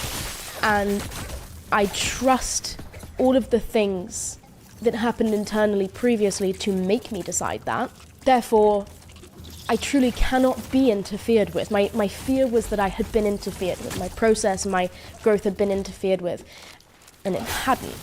And I realized it hadn't because I realized that disciplining my heart and disciplining my mind, when my thoughts go there, to gently call them back, but to honor the fact that they went there. And that's okay. I'm a person. They're going to. But just to bring them back. We don't sit in it anymore. Like, my heart wants a million different things all the fucking time. And it wants to do loads of things that don't serve me. And the difference now is that I'm enjoying the fact that I can acknowledge that my brain is drifting toward this situation or this person that I left behind, but that I miss, or that I'm angry at, or that I gotta think about. I don't have to think about it. I trust my opinion, I trust my knowledge, I trust the reasons that I made certain decisions. I have nothing else to decipher or decode. I've made my decision. I call my heart back in, I call my energy back to myself, I call my thoughts back to whatever it was that I would rather be thinking about, without shaming the experience or fighting the experience or shaming the feeling. I just let it go through me and then I call it back.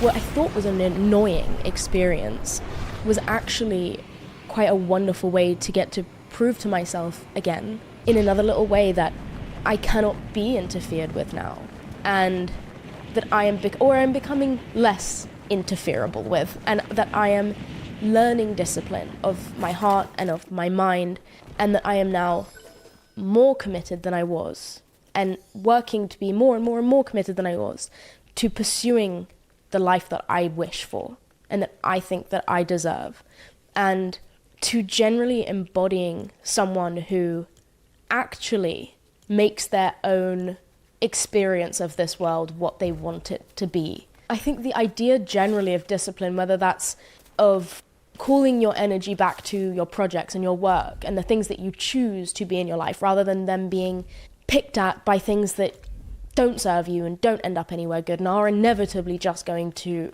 lead you somewhere you don't want to be, or to feel something you don't want to feel, to be able to like consistently move toward becoming a version of myself that, to put it simply, like enjoys her life and has energy to give to the things that she wants to give it to, is like, this is the first time I would say where I've actually enacted anything to get me visibly closer to that version. So the whole idea of discipline and like developing trust between you and yourself, I think is as simple as like small, teeny tiny habits that you do every day. Because for me, the trust is that my trust with myself is currently, or has been for the last, my whole life, but specifically very badly for the past, I'd say 2 or 3 years, has been like just getting degraded and degraded and degraded, because I will set out to do something and I will not complete it, or I will get passionate and then I will completely forget about the thing, or I won't care about the thing, or I won't nurture or maintain the thing. I will take care of myself really well one week and I will completely fuck up my health the next. It got to the point where my trust with myself was so low because I was such an inconsistent person in every area of my life, that then when I would have an idea or I would have inspiration to better myself or do a new thing or undertake a new hobby or a task or whatever, I wouldn't even get excited at the thought of it anymore, because my trust with myself was so bad and I was so inconsistent in everything that there was no point even getting excited for these new ideas or these new opportunities, because I knew I was not going to see that thing through. Did I blend the contour on my neck? Yes. Oh my God, thank God, imagine. Because I knew I wasn't going to see it through. And so I would get any opportunity would come my way, or any new inspiration, any new thought, and I would just not even care about it, because I was like, I just am not going to be able to nurture this thing, whatever it is. Whether it was a massive new work project or a massive new work opportunity or whatever it was, like a gym membership, I was just like not even excited to start, because I knew I was going to fail, because I showed myself that so violently, consistently throughout every area of my life. And that is one of the biggest things that I have been learning to undo the damage of, because it's so damaging. And one of the ways I've been working on that in the new year, because a lot of this came from like real New Year's resolutions, because I was like reflecting so hard on the year that I've had, or the last year of my life, where I just was feeling like I might as well just give up. Like, this is so, like, I'm just clearly doing the wrong thing for myself, because I don't feel happy, I don't feel fulfilled, and I can't even see straight. Like, I just was so fucking bored and uninspired and honestly, like, very depressed. Like, the last year of my life, but specifically the last 6 months of 2025, I think was it was the worst depression I have ever experienced. I have never felt like that in my life. And I'm still almost trying to recover from it, because it severed another level of trust with myself, where I was like, I felt like I allowed myself to get to that point, and I did, ultimately. For me, in my context, it was somewhere that I allowed myself to get to through years of neglect, like proper neglect of myself and my needs, and allowing others to come into my life and neglect my needs and abuse parts of my brain and heart and whatever. Like, I just had a lot and a long history of denial of myself and neglect of myself that led me to just like hit this point of like, I am a shell of a person. I have no faith in myself. And as a result of everything, I also just have no fucking interest in any of this. And I realized around January, I was like, okay, look, if I want to protect my life and what I've built of my life in any way, I am going to have to genuinely enact change immediately. And one of the ways that I have started to rebuild this trust in myself and have so greatly improved my quality of life as a result of is starting really small. Because my trust with myself, my consistency with everything was like almost exactly at a 0. Like maybe at a 1, because I did, ultimately I did sustain at least this podcast deal. Thanks, Alex. But that like is just like a massive, like the grace of God kind of thing. Anyway, I just started to drink 1 liter of water a day. I was like, okay, if I can build that habit, I will trust myself for that one thing. And then I started to have breakfast every morning. And then once I wasn't failing at that, I was like, look at me. Like, I trust myself that I'm going to eat breakfast every day next week, which means I'm not going to have a horrible day because I'm working on an empty stomach.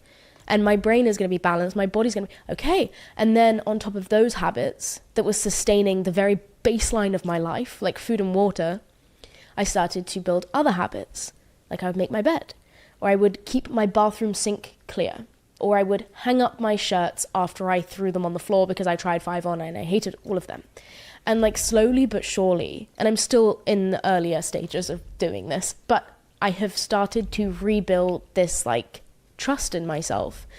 And moving to New York is part of that rebuilding process because number one, I needed to be stripped of whatever the fuck I was clinging to without even wondering what I was clinging to. I didn't even need to be like, well, if I stayed in LA, what are the things that I could change and what isn't serving me here? It's like, I needed to shut the fuck up and I needed to go somewhere new. I don't even care if I left good things behind. We're starting something new. Like, that's it. Like, you're going. Like, kind of like a parent to myself of like, get up and go over there. I don't care if you want to. You're going. That's it. And that's like how I've kind of been speaking to myself lately. And now that I'm in New York, it's a lot easier actually to notice like, oh, that's not something that aligns with this new version of me. And hey, I don't like when I do that. Hey, I've noticed I've done less of this, that, or the other. Like it's really served me in that way, but generally speaking, I think it's the most helpful thing I've done in probably my whole life. And I actually, the last time I had this kind of a level of trust with myself, which was a way higher level of trust, but it was in 2020 when I was in my first, I don't know, when I was still at uni or college. And I was like military level shit with myself about studying because I was going through a bad breakup and it was like the only way I could function. God bless, I had the healthiest coping mechanisms. I mean, it actually burnt me out really badly, but it doesn't matter. I mean, it did matter, but I got good grades. I would get up at 7 a.m., I would shower and I would cook breakfast and I would sit down, I would start my work at 8 and then at 11 I would take a 20-minute break and then I would work again and then at 1 I would take an hour and then I would go back to work at 2 and then I would work through till 5 and then I would stop. And that was my day of studying because obviously it was during the pandemic, so was it 2021? Or when did the pandemic even end? It was 2021, sorry. I'm really bad at doing maths, as we know, I failed that one. But I had that was also the last time in my life where I really felt a love for myself. And I was very much like, I was really going through it. But I had this complete isolation because it was the pandemic, but I was at uni. So I was in a house by myself basically the entire time. And I low-key went completely insane. But I had this very loving, trusting relationship with myself where I got up every day and I worked because I knew I needed that grade. And there was nothing else that really mattered to me. I needed that grade so I didn't have to live in England because I hated the fucking winter. And obviously my life worked out in another way where I no longer have to live in England because I do hate the weather, but now I'm in New York where the weather is worse. And it's funny how these things happen, isn't it? But it doesn't matter. Anyway, the last time I had such good discipline was also the last time I treated myself, my body, my needs with any level of respect and love. And that all I let that go away. I lost that because I hadn't really, I guess, learnt the lesson that I needed to learn in order to sustain it. For whatever reason, I struggled to learn. It's the self-trust thing again. Wow, it all comes back to that, huh? I hadn't trusted in the first heartbreak that I'd had, the lesson that I learned from it. I didn't trust that means that I've got to trust my instincts, or that means that I deserve better. Like, I just didn't, I thought I did, I felt like I knew, but like, I wish I was someone who learned things the first time, or I wish I was someone who was born with this just trust in myself and this just like second nature of like, this feels good, I'm doing it, or this feels wrong, I'm not doing that. For some reason, most of my life, I've done only the things that feel wrong, in almost this strong defiance of myself of like, I must be this, for some reason, I am so innately crazy and evil to my core that anything that feels bad to me is actually something that I should go and do because it's going to remodel me and reshape me to be more likable and more refined, and I need more exposure to this and that and the other, and I need to toughen up. And so every time my gut is like, hey, this isn't good, hey, this person is not for you, hey, this is bad, hey, this is harmful, I've been like, I'm crazy and I need this. So someone could just walk up to me and be like, I'm going to torture you. And I would have been like, thank you, perfect. Someone has to fucking do it. You know, someone's going to slap this bitch in the face. Because I've never, like I said, I've never trusted myself.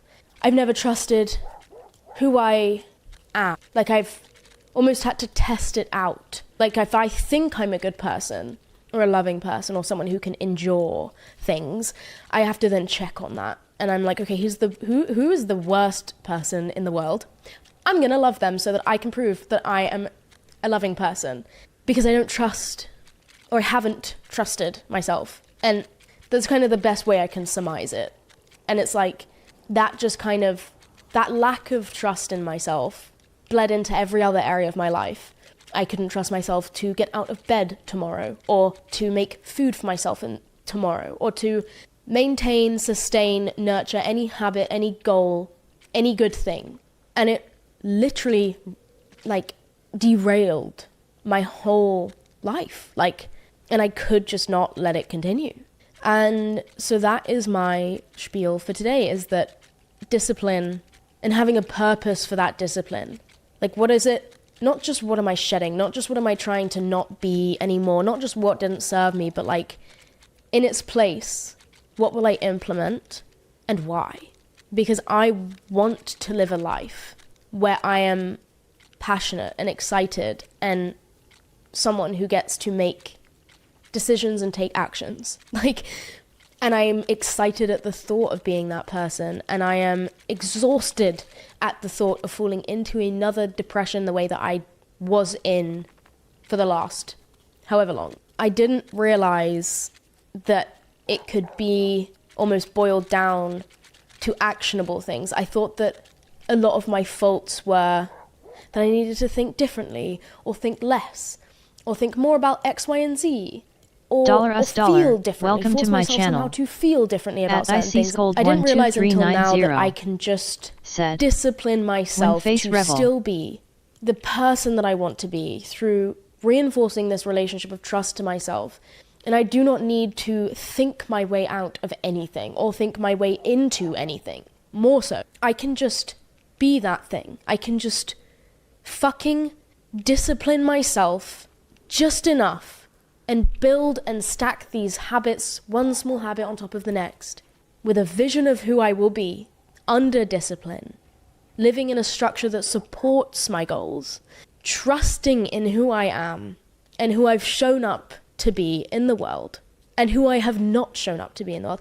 And I can do anything I want. I can be who I want. I don't have to first change something about the fabric of my being. I don't have to seek out discomfort and learn a million more lessons before I can become who I want to be or do what I want to do. No, I could just fucking well make my bed, drink some water, have some breakfast, do that every day, and trust myself just this much. Just bet on myself just one fucking time and just stop all of this. I have to, I choose to stop fucking thinking. I'm not going to keep thinking. I can't keep thinking. That is my spiel for this week.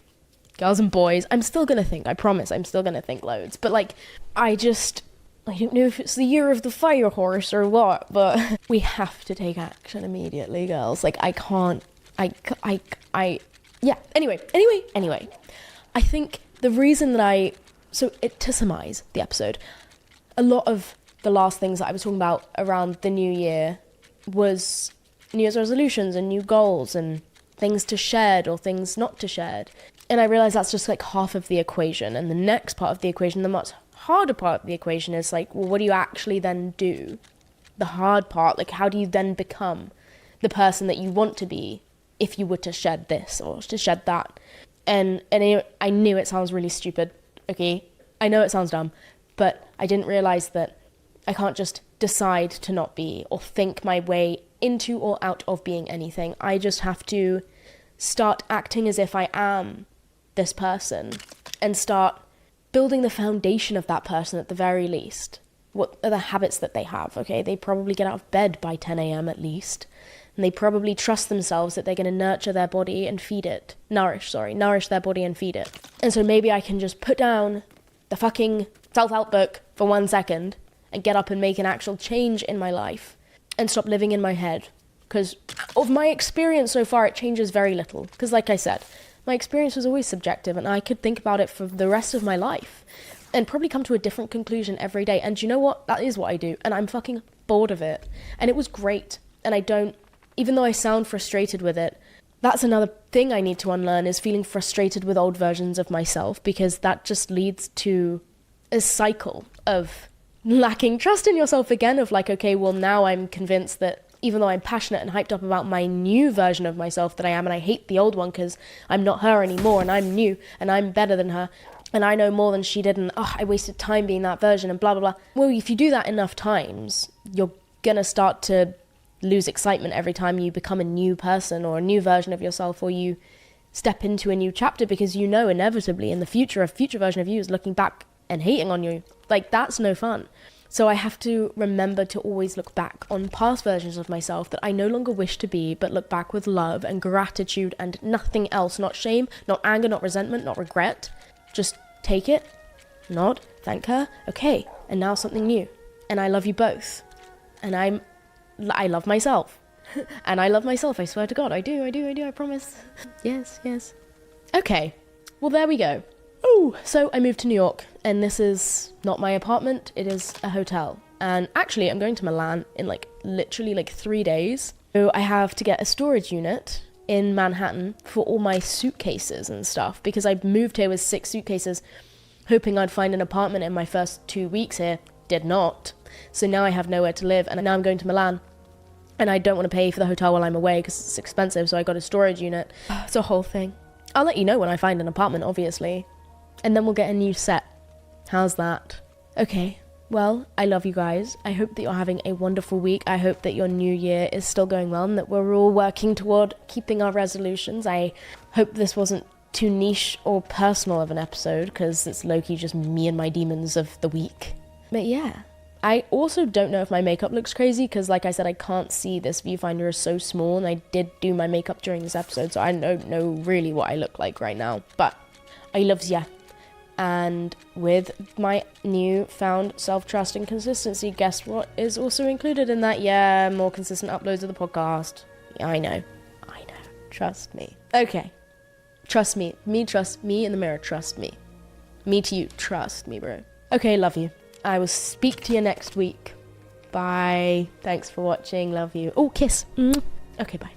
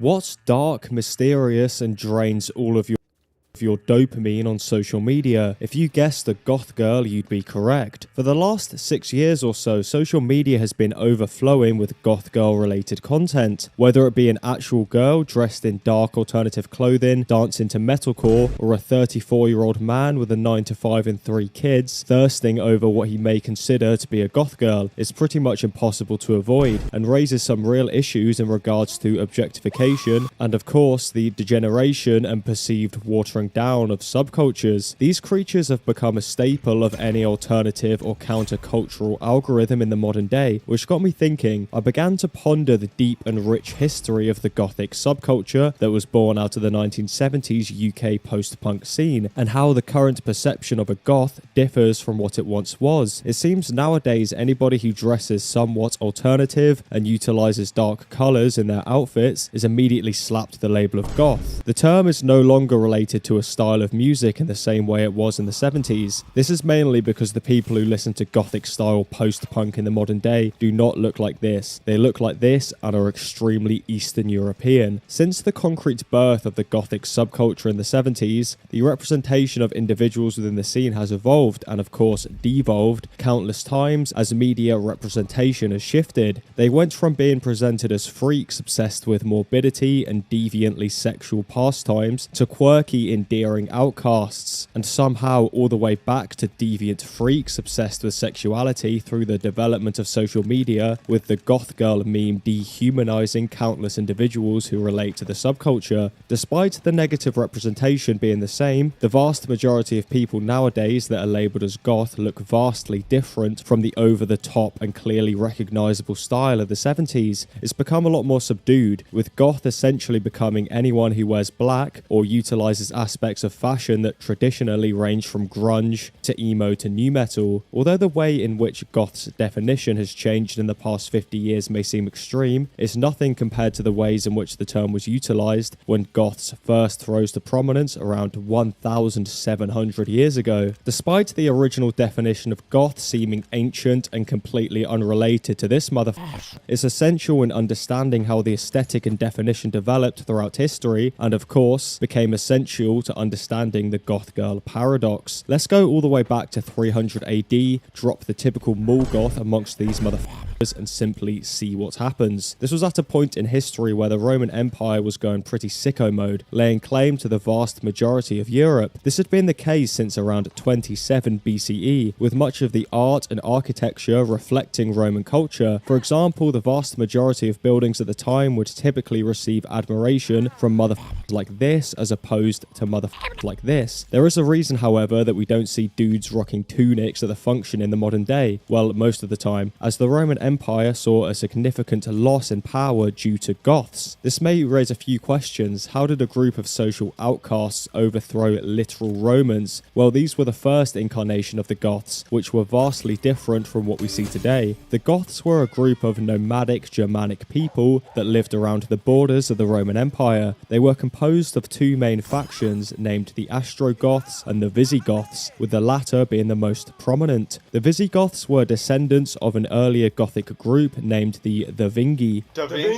who had a pretty nasty habit of continuously invading the Roman Empire, although every time they invaded they had the shit beaten out of them by the Romans. It wouldn't be until 378 AD that the Vingi would defeat the Romans in a prominent battle, resulting in an alliance of some sorts. Well, it is slightly more complicated than that. The Gothic victory at the Battle of Adrianople led to the deaths of prominent Roman leaders, creating a power vacuum which caused barbarians to absolutely desecrate the Balkans for a few years. This continued until a new emperor rose to power, who quickly signed a peace treaty allowing the barbarians to settle on Roman soil as unified people. This was a huge mistake, as it was only a matter of time until the peace treaty would be broken. Things would become well and truly cursed for the Romans when this absolute Chad named Alaric became the first king of the Visigoths and immediately decided to completely desecrate the entirety of Rome. This monumental defeat resulted in the Romans losing a huge section of Europe. The Goths took advantage of this, and much like the modern day Goths laying claim to cemeteries and the algorithms of extremely down bad finance bros, the Visigoths laid claim to land stretching from current-day Germany to Eastern Europe to the Baltic Sea. This is potentially the period in history when a group of people considered to be Goth were the most powerful. They weren't stuttering their way through a social interaction at a coffee shop. They had literally overthrown a huge section of Roman land, setting off the first domino that led to the fall of the Western Roman Empire, which, believe it or not, likely allowed this motherfucker to exist through centuries of development in terms of art and culture stemming from the Visigoths. Although the Goths were successful, the wartime techniques they utilized were considered destructive and unethical, with the word Goth becoming a derogatory term to describe anything considered barbaric. The Roman Empire's influence over Europe began to fade. A huge portion of land previously owned by them got split between various nomadic groups, with perhaps the most prominent being the Goths. This led to a period known as the Dark Ages, which is perhaps the perfect time in history for a term like Goth to evolve, with the word slowly becoming more related to the definition commonly utilized today. Due to a more Germanic influence upon Europe, much of the architecture and art began to stray away from Roman-influenced styles. Much of the buildings no longer focused on realism and aesthetic proportion, instead utilizing religion and symbolism. One of the first examples is the Abbey of Saint Denis, utilizing pointed arches, large windows, and a spooky, almost skeletal structure.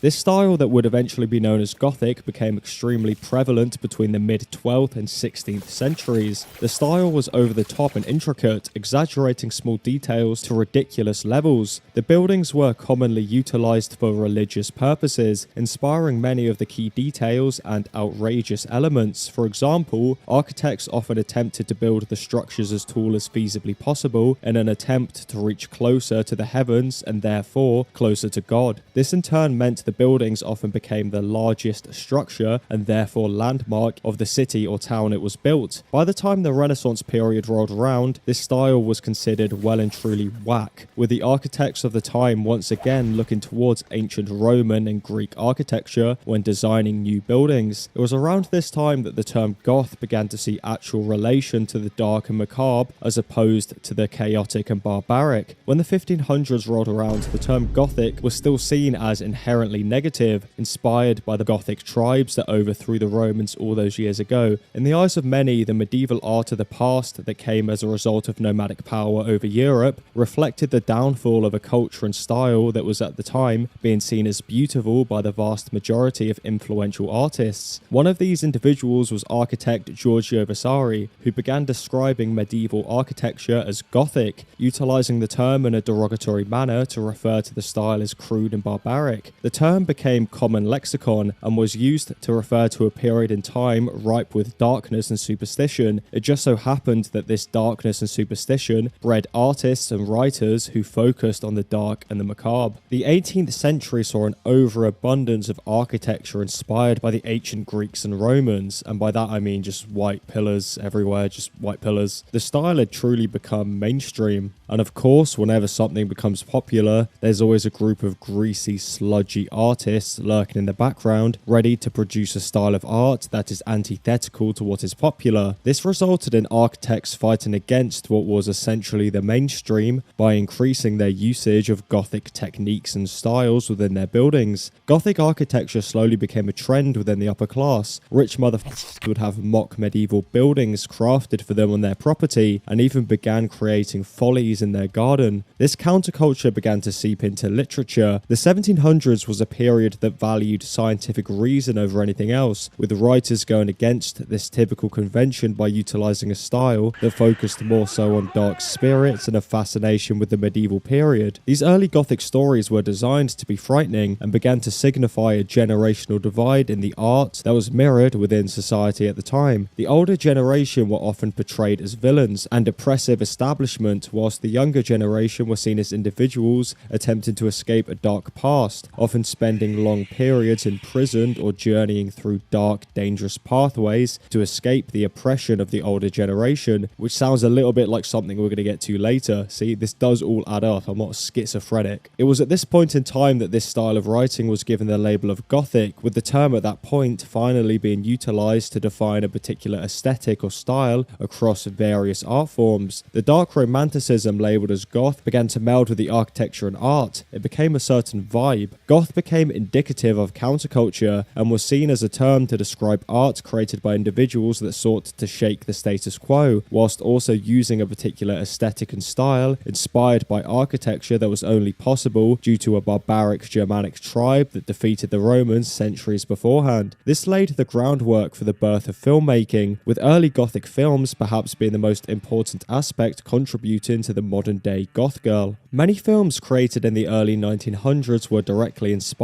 by the dark romantic literature that had received the label of Gothic, and prominently utilised the femme fatale archetype. This archetype essentially defines a mysterious, beautiful and seductive woman who leads unsuspecting men into dastardly traps, which sounds like something we are all very much aware of in the modern day. This character has been utilised within Western literature since the Middle Ages, although only began to see real influence upon modern goth culture in 1915 with the film A Fool There Was. This film featured the actress Hedda Barra as the vampire. Barra is seen as one of the earliest sex symbols within cinema and utilised various modern goth staples within her visual style. Examples include dark clothing and makeup, with the latter directly inspiring what these motherfuckers would eventually lather all over their face in the modern day. Other films such as Das Kabinett, Des Dr. Caligari took the aesthetic and vibe described in early Gothic literature and presented it in a visually digestible manner. Although this is all starting to make a lot more sense, you're probably still wondering how a term's definition can go from barbaric warriors to a specific aesthetic used in architecture and art, and then suddenly literally anything alternative or quote-unquote different like in the case of the modern day. Well, unfortunately, we still aren't quite there yet. First, we need to explore what led to the explosion of goth music and therefore aesthetic and fashion within culture. The late 60s saw a countercultural explosion, only this era of counterculture was more so tie-dye, colourful beads and untreated STIs than black lipstick, fishnets and still somehow untreated STIs. That's right, the hippie explosion in the 60s saw psychedelics, peace and love skyrocketed to the heights of popular culture, although this would be extremely short-lived. Every time counterculture strays too far into popular culture, it can't even really be considered counterculture anymore, with this leading to another antithetical countercultural scene inevitably grown in the underground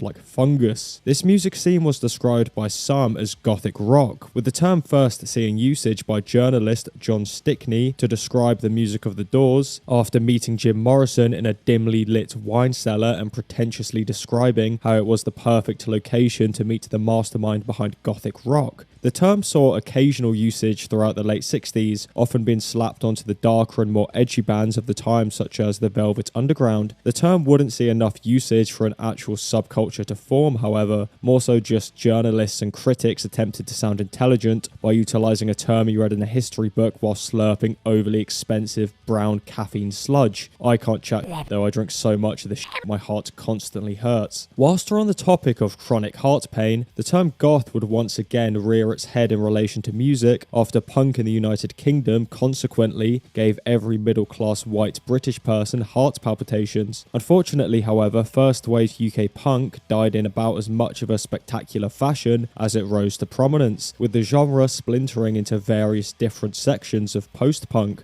Punks had had enough of attempting to lyrically insult the politics of the time in the most caveman-brained way possible, and instead shifted into bands that avoided the brashness and speed of early punk, and instead focused on atmosphere, echoing drums, and macabre lyricism. The first song that can truly be considered goth in the eyes of many is Bauhaus's debut single, Bela Lugosi's Dead, named after the iconic horror film actor from the late 20s with the same name, known for playing Dracula in the 30s. This was the first time a genre of music was so clearly inspired by the aesthetic and style of art that utilised the traditional label of goth. The song utilised tongue-in-cheek lyricism alongside a visual style from the band that paid respect to the gothic films created 40 years beforehand. This style began to spread throughout the United Kingdom like some sort of sick bat-related disease, and I don't mean this one. Bands like Joy Division, The Cure and Susie and the Banshees signalled a new era for punk sonically, with the latter two specifically inspiring much of the later goth fashion. Robert Smith and Susie Sue took elements from the more macabre aspects of gothic symbolism and utilized it alongside the typical punk rock anti-establishment style. Specifically, Susie Sue, who had been a prominent member of the punk scene for years, received the label of goth mother, which meant something a lot different back then than it does today. As opposed to being a heinous label used by freakazoids on dating apps, the label goth mother referred to the way in which she inspired the fashion of every goth to come after, as her style was quickly replicated by countless individuals within the scene. Although the UK goth scene originally came as a result of music, the subculture wasn't entirely defined by the sound. The early music of the Smiths, for example, would sonically be considered very similar to bands like The Cure, although Morrissey just simply did not have the same level of steez as other goth bands. You couldn't just rip your shirt off, place a rose in your mouth and be extremely racist against Chinese people. There had to be a particular aesthetic. It's pretty similar to why Glenn Matlock was kicked out of the Sex Pistols for liking the Beatles and looking like this. Fashion and image has always been incredibly important to the music, especially during the 70s, when a lack of streaming meant that visuals were essential to receiving new fans. The goth style utilized the raw, rebellious attitude of early punk rock alongside a more introspective aesthetic, with the style of dress focusing heavily on dark aspects. Androgyny became a key element of early goth fashion, with many of the outfits taking inspiration from punk in terms of its sexual nature. In the late 70s, Vivienne Westwood became the most influential designer within early UK punk, and inspired many of the trends that would seep their way into goth. Westwood's designs prominently used items such as the corset, which in the past were designed and used to sexualize women by accentuating the curves and quite literally destroying a woman's ribs and insides. Although the corset was created with sexual intentions, it was seen as disgusting when actually viewed on a woman as opposed to being placed underneath a dress. Westwood took advantage of this, utilizing the corset as a statement piece to protest and take back the sexualization of women for decades. This became a common theme of punk that in turn made its way into goth fashion, inspiring many of the aspects that made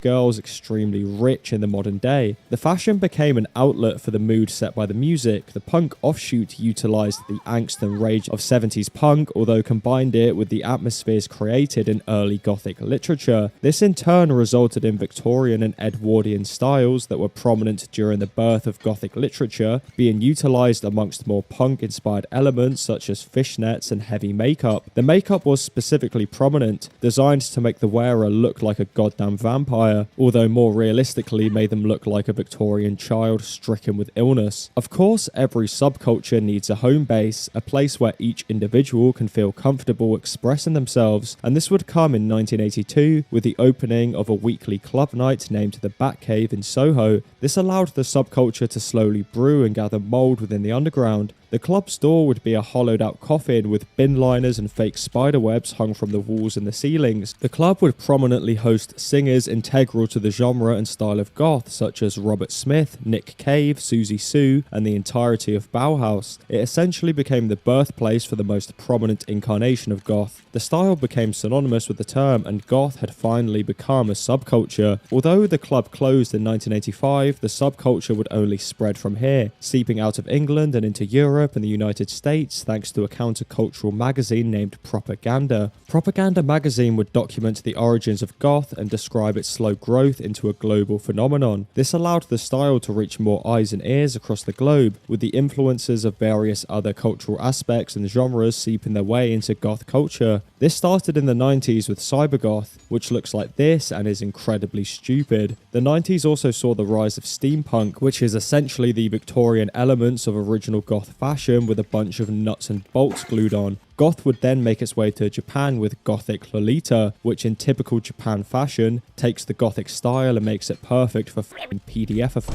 These various Gothic offshoots began to warp what was commonly considered goth. This was only made more confusing by media representation, with the film representation of goth straying away from the femme fatale archetype and slowly portraying goths as quirky outcasts that were meant to be seen as endearing as opposed to feared and overly sexualized. A clear example of this is Alison Reynolds from The Breakfast Club, which although can be considered a more positive representation, further began to skew what goth even was in the public eye. Despite the confusion, gothic culture was still able to come back in a big way in the the 2000s, although it was slightly different to simping over Robert Smith. Mainly because Robert Smith looked like this in the 2000s, it was more so simping over Peter Steele. All jokes aside, it was actually more so the culture and fashion blending with other popular alternative subcultures of the time, mainly heavy metal with bands like Typo Negative, Evanescence and Cradle of Filth, essentially being both goth and metal visually. The mid-2000s essentially saw everything that was even slightly related to alternative or heavy music being molded into one big ball of clay, chucked to the label of counterculture and sold to you over the counter in a trendy new countercultural store such as Hot Topic. The record labels couldn't tell the difference, the store CEOs couldn't tell the difference, so why should you be able to tell the difference? This led to goth being marketed as a fashion trend targeted towards people outside of Susie and the Banshees listeners or Germanic tribe aficionados. This has caused a shockwave that still extends to the modern day. The prevalence of 90s and 2000s countercultural movements such as grunge, nu metal and pop punk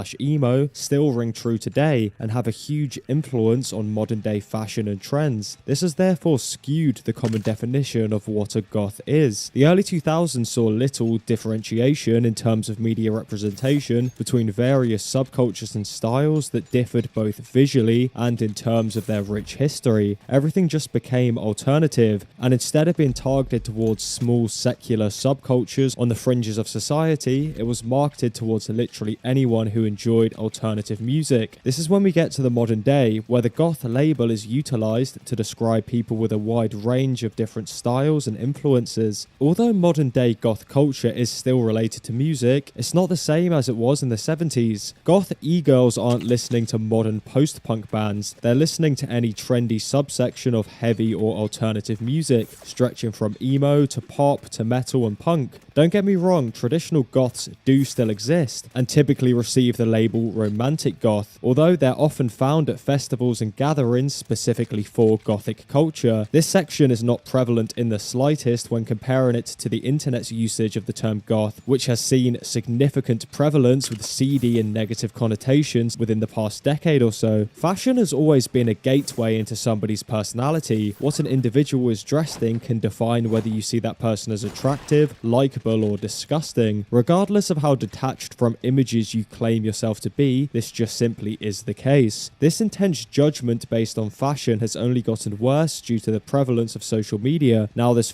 gorpcore, opium, cottage cheesecore, more styles of dress and fashion have spread, with inherent traits being immediately given to anybody that fits into that style of clothing. When it comes to music related styles such as goth, crust or mincecore, an entire subculture is immediately attached. Your first assumption is based on what they listen to, what activities they partake in, and how they live their lives. This just makes sense. It's easy to look at me, for example, and make a generalized guess on what I may be listening to or doing on a daily basis, and unless you guess slam metal and staring at the inside of my 4-wall flat, eating scrambled eggs and playing blast beats, you'd probably be wrong, but I digress. This concept seems to be lost in translation when it comes to the goth subculture. Upon viewing the typical goth girl, or even in some cases goth guy, most people don't assume they are a big fan of Susie and the Banshees and spend their time learning post-punk bass lines or studying 1800s architecture. The assumption usually strays towards something sexual. You've all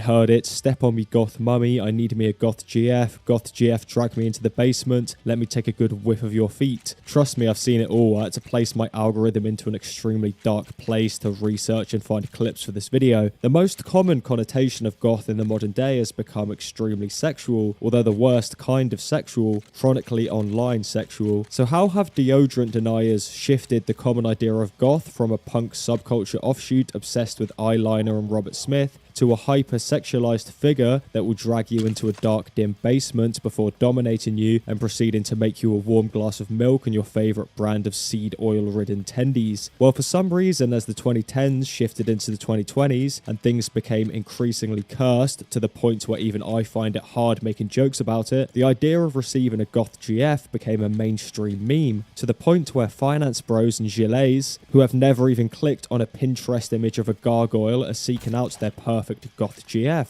This may make zero sense to individuals actually aware of goth's deep subcultural roots, although it can be easily explained by the early 2000s countercultural sludge I discussed earlier. As the lines between subgenres and cultures become blurred as a result of mainstream meddling, the common consensus of what something is changes. Most people can't be f***ed to research the history of goth culture, so they're just going to assume it means a certain thing based on the mainstream media and common representation they've seen. These people aren't interested in researching the innate differences between first wave emo, scene queen and goth. They saw a woman with big tit, black lipstick and pink hair and went awooga awooga. Online culture has degraded the way in which we communicate with each other, with the awooga awooga being a common example. This extends to friendships and socialization with heinous applications like Discord, join mine by the way, and even core aspects of our species and humanity with dating apps. Dating apps are pretty heinous overall, and for some reason,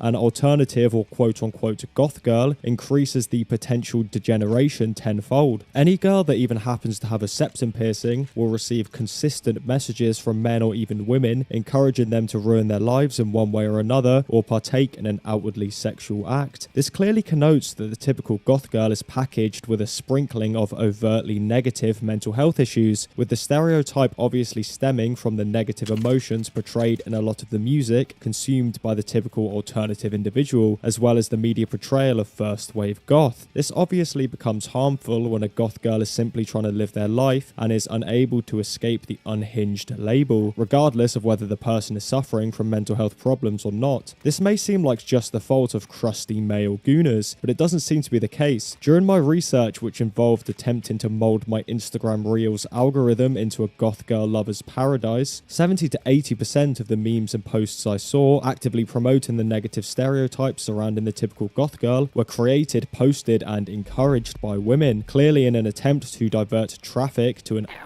page. It seems like the aesthetic has been taken by people who aren't interested in the culture, apart from, of course, having Sex Tape by Deftones appear on their Spotify rap. They just utilize the style to sell a certain product, with that product just happening to be extremely sexual content. Although the goth culture is still thriving in the background with healthy scenes and festivals encouraging the traditional subculture, the mainstream idea of goth is becoming overcrowded with individuals utilizing a subculture that has become incredibly sexual in an attempt to sell a product. Goth has completely degraded into a sexual subculture as opposed to something that traditionally didn't see much sexualization outside of the clothing-based protests utilized in the traditional punk offshoot. So why has goth become so sexualized? Well, there are plenty of clues to look towards within the subculture's history. The first example can of course be the fact that one of the first representations of goth within a visual medium was a character under the femme fatale archetype, which is inherently sexual in nature and primarily designed for the male gaze. We can then shift our very male gaze to early punk, which utilized overtly sexual themes to protest against the status quo within Britain at the time. Aspects of this then seeped into early goth culture, with many of the prominent fashion items being based on clothing that traditionally had sexual connotations. We can also of course look towards social media and a certain style of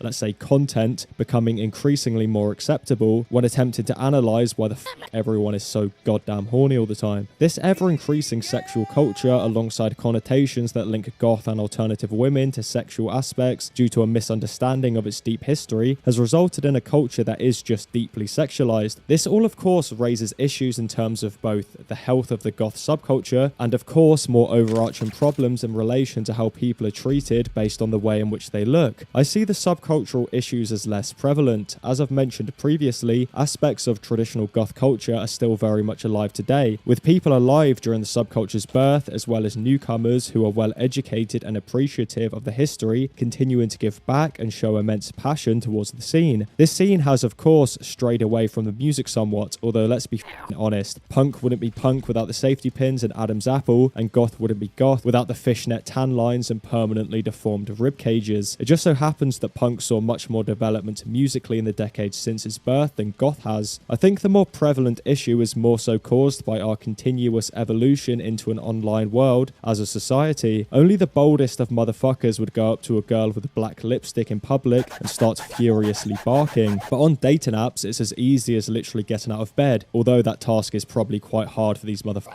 Most subcultures that can be sexualized in the modern day are being sexualized. You see it in the hippie movements, punk movements, even country and traditional farmers are being sexualized. It's just a fact that sex sells. It always has, it always will. And it is just an unfortunate fact that aspects of goth's history has resulted in it receiving a more sexual label than other subcultures, whether that label is ignorant or not. Although this is a problem, goth culture will stay alive. The original subculture is cool enough to always have fans and appreciators, and it just so happens that members of the real subcultures are incredibly passionate and appreciative and will always give back to the goth scene. And this, ladies and gentlemen, is where I present the goth girl paradox. If a modern goth girl took a time machine back to 300 AD, entered a Visigoth territory and immediately reduced the morale of the warriors due to her unstoppable yap session, which ranged from topics such as Knocked Loose being on Jimmy Kimmel to the price of black lipstick, would this reduce the Visigoths' power, aura and motivation to a level that would leave them unfit to overthrow Rome? If they were in fact unable to overthrow Rome, would Gothic architecture and literature cease to exist? Would the term goth be lost to time? Would this said goth girl then morph into a motherfucker in a toga, or would this goth girl simply cease to exist? If this goth girl ceased to exist, surely she would be unable to go back in time in the modern day and lower the morale of the Visigoths, meaning they in turn would overthrow and sack Rome, which means she should poof back into existence, creating a never-ending paradox. I'm not gonna lie, I actually have no clue what the f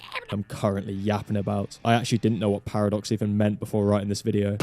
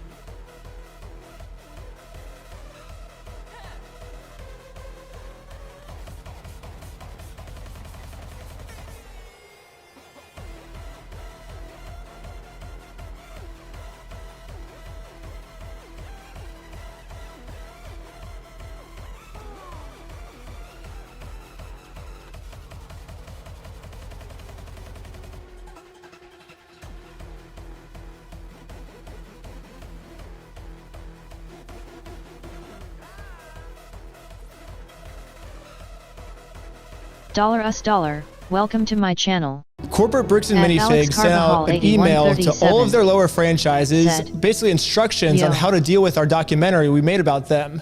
And we got a hold of this email. The email leaked online. And now we're just gonna read through this. I haven't seen this at all, so.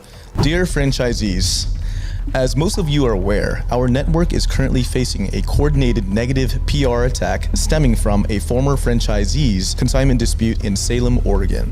A YouTuber, Reckless Ben, has released multiple videos amplifying this narrative, which has unfortunately led to harassment calls, review bombing, and store disruptions across our network.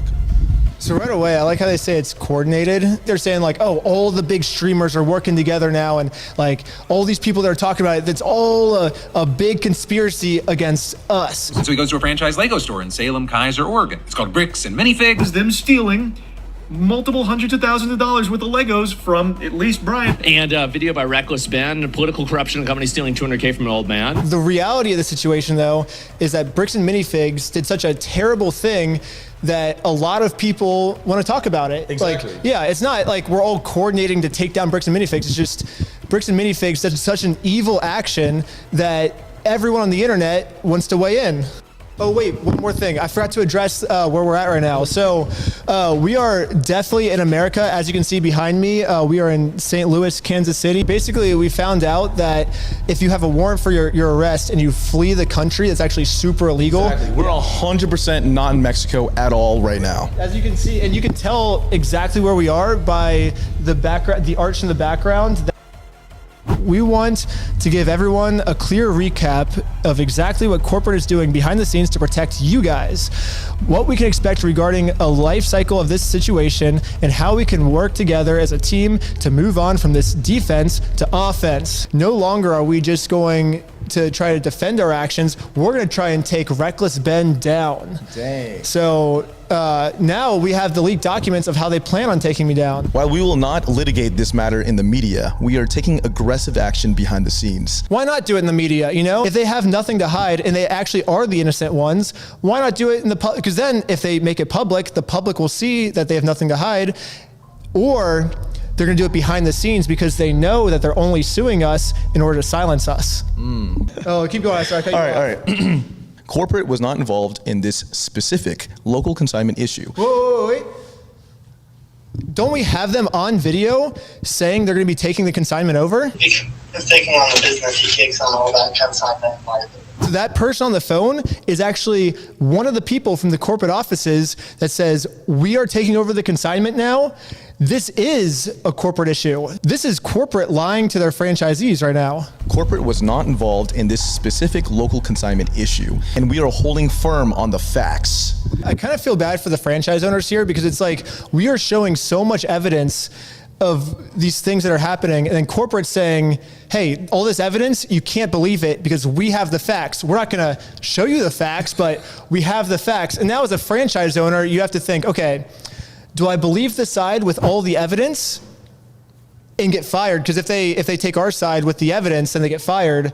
Or do I just take the side that claims they have the facts but don't have the facts, and then this way I don't get fired? Yeah, so corporate's kind of putting all their franchises in a really bad situation right now, and it kind of sucks because it's like, I actually like Bricks and Minifigs. I think there's a lot of innocent franchises out there that didn't do anything, but corporate's just saying like, we don't care about our franchises. We're gonna screw over all our franchises. It kind of sucks that corporate's doing that, and we're trying to help corporate do the right thing right now so the innocent franchises don't get screwed, but corporate's just screwing everything up for these innocent franchises right now by doing this. Law enforcement and federal involvement. We are actively working and sharing records with local police, Oregon State Police, the FBI, and USPIS. So basically, Bricks and Minifigs is getting the FBI involved. Legal action. Our legal team is preparing direct claims and seeking a TRO, a temporary restraining order, to halt the harassment and push this matter to full litigation against all parties. So basically, I think what they're trying to say here is they're trying to get some type of order where we can't post anything about them on social media. And so they're like, oh, well, if we can somehow silence them, then we can get away with our crime, is what they're basically saying. And we can see this because in my last video, they put random like copyright claims and privacy complaints over the entire video of scenes where it's literally just like me and you hanging out with each other. And like, did you want your face blurred in the video? No. Well, I can speak for myself. I didn't want my face blurred in the video. So Bricks and Minifigs is basically doing a bunch of weird stuff to try and get my videos taken down. And they said in their last response, it wasn't to silence criticism, but that's kind of what it seems like it is. Issuing cease and desist demands regarding unauthorized website they created. So basically we made a website called www.westealfromoldpeople.com. Basically Bricks and Minifigs is suing us because we're copying them, I think. So they got really upset at the fact that we decided to also steal from old people. And Bricks and Minifigs was like, hey, that's our thing. Only we can steal from old people. Bricks and Minifigs wants to have a monopoly on stealing from old people. And now that we entered the business, they are going to try and send us a cease and desist letter to take our website down. So that way they're the only ones in the game of stealing from old people. If you have any old people that you want us to steal from, call this number. I will personally answer all of your phone calls. Thank you. It says the TRO is a preliminary injunction and is valid court order that will get the platforms to remove the content. Basically what they're saying is everything these guys did in their YouTube video was fair use. It was constructive criticism on how we can be a better company. However, we don't like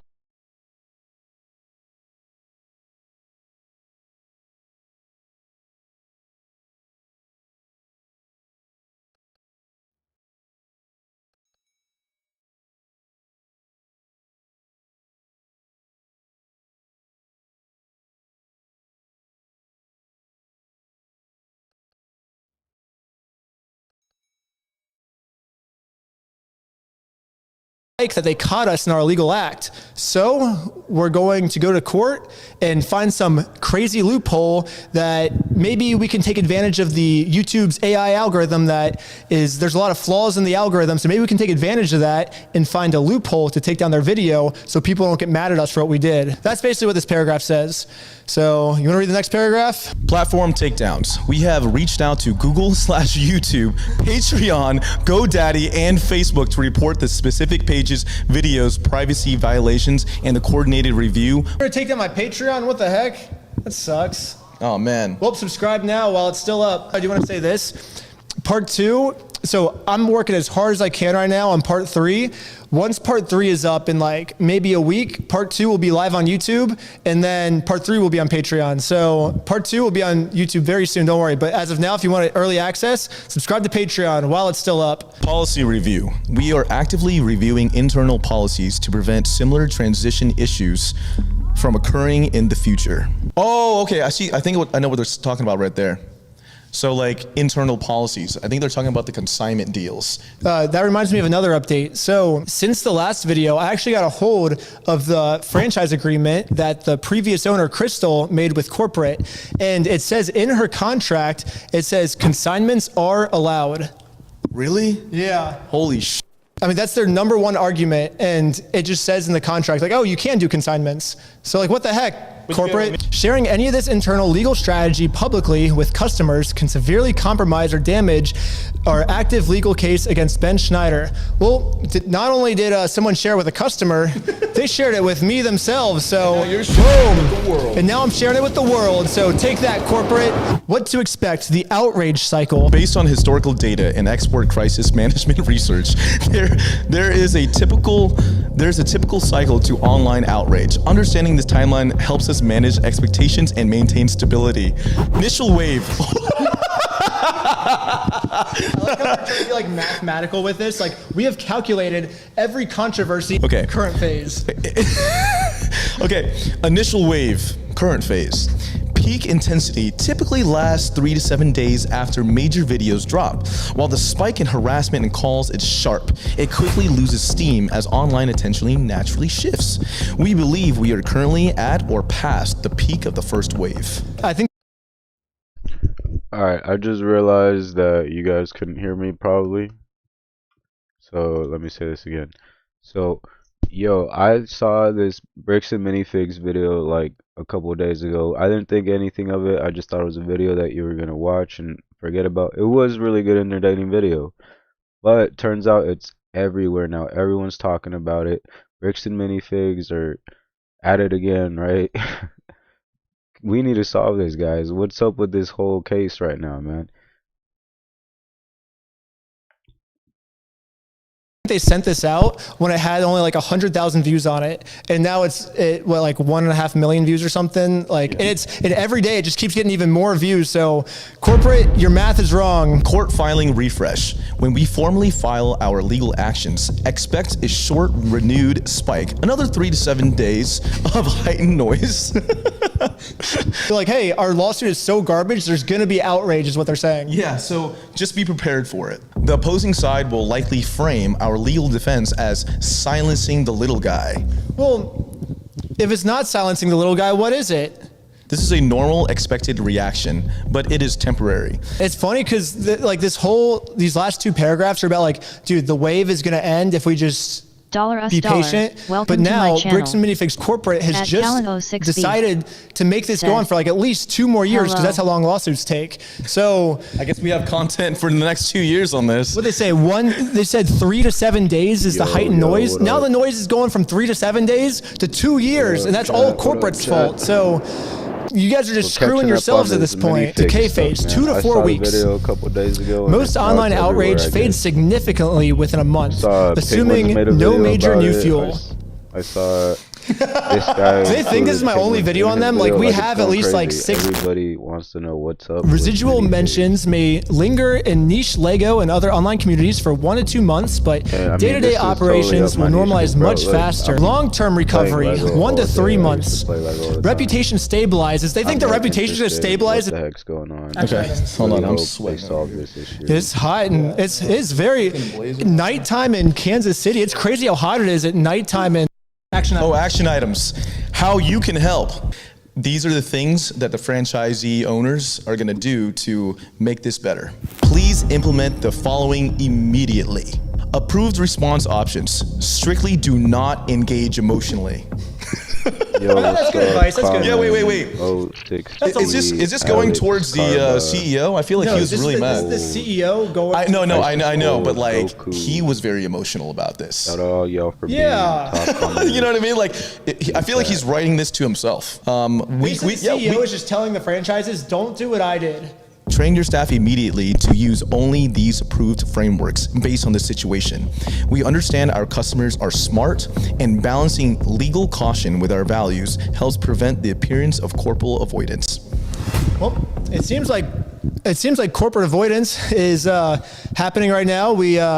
They responded within like an hour. We responded, and they have not responded again. So, should we give them a way that corporate can respond to prove that they're not doing corporate avoidance? Yep. If you would like to respond, these are the questions everyone wants to know. Question 1. In this footage, corporate says we are taking over the consignment. He's taking on the business, he takes on all that consignment. However, you say here, we did not take over the consignment. So on one side, we have proof. On one side, which is your side, we have no proof. Why should we believe your side if there's no proof? If you believe a side with no proof, that sounds like something a crazy person would do, and your customers aren't crazy. So right now, your customers are siding with the side with proof. But if you want to take the lead, corporate, you can give some proof of why you weren't involved in the consignment. And it also says in the franchise agreement, consignments are allowed, but you say they're not allowed. Can you explain that one? Also, why can't Brian just have his Legos back? You're still keeping them, even though you didn't pay for them. Like, what's stopping you from doing that? Yeah, well, that's just the main 3 that come to mind. But if you start with those 3, that would be a great way to win back public support if you could answer those questions. Okay, so for general frontline staff, quick casual inquiries. Okay. Casual, yeah, casual. Oh wow, wait, these are like quotes. These are quotes that they want them to say. Memorize this. Okay, wait, come at me. Like, ask me a question. Okay, ready? Hello. I heard your company stole a bunch of money and is not giving it back. Holding my emotions in.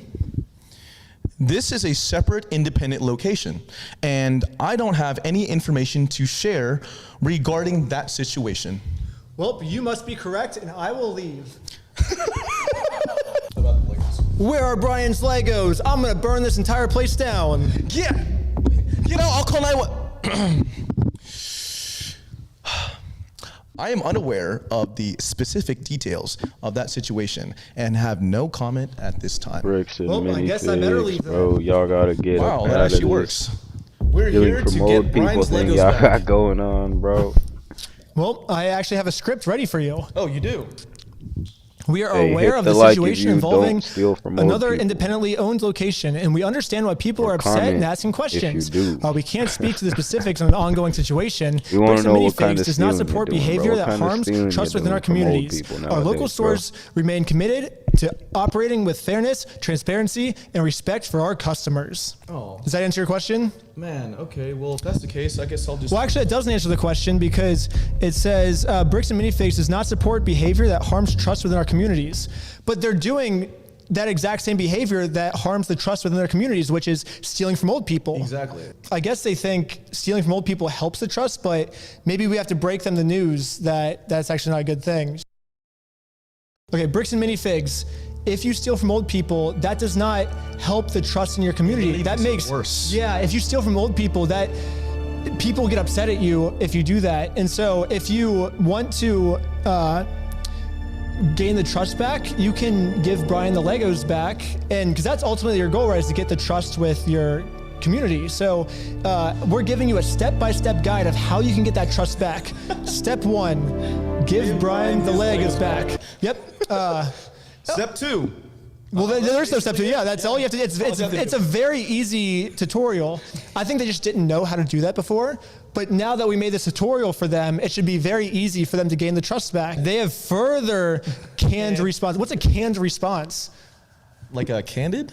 Like candid, maybe? Canned response. Candid, I think that means like candid. It's not like they put the response in a can and give it to someone. Like, I don't think so. Pre-written reply that someone reuses over and over instead of typing a new message each time. oh, so basically, I think this is part of the brainwashing. You know, it's like, hey, This is instead of Kratos' thinking axe, for by the yourselves, way.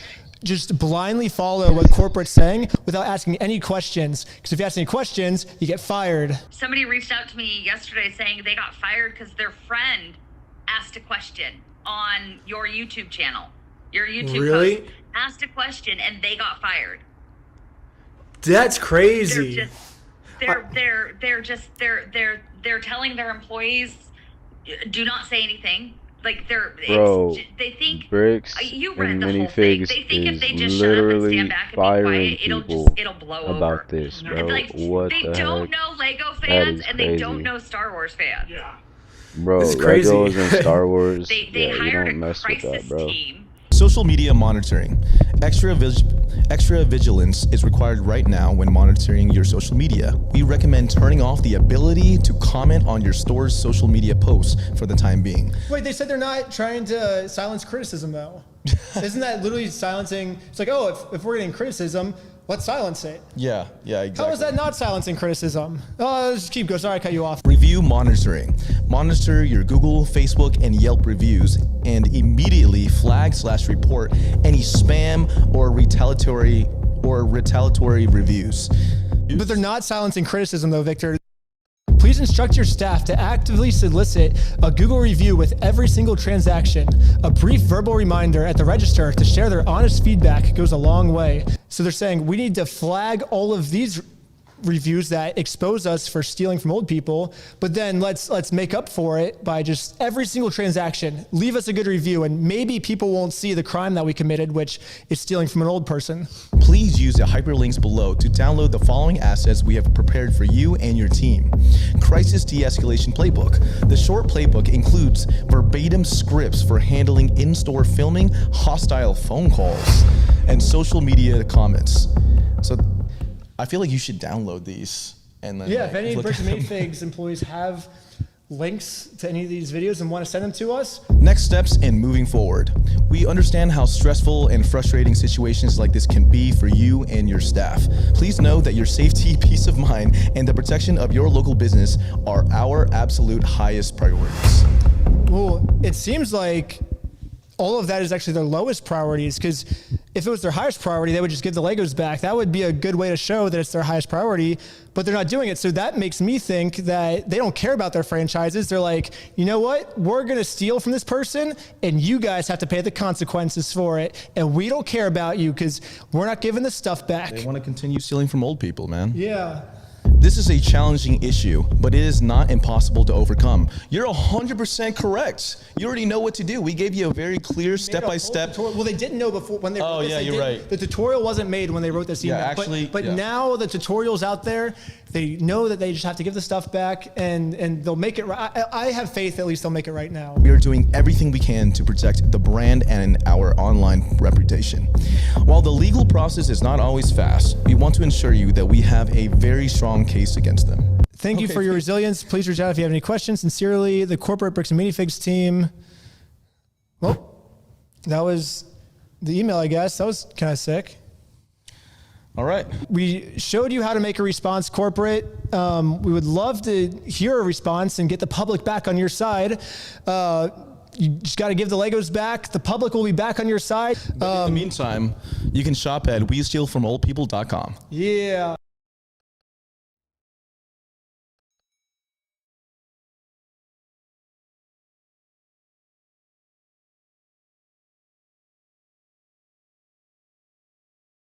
That's crazy, bro. The Lego mini bricks is going nuts right now.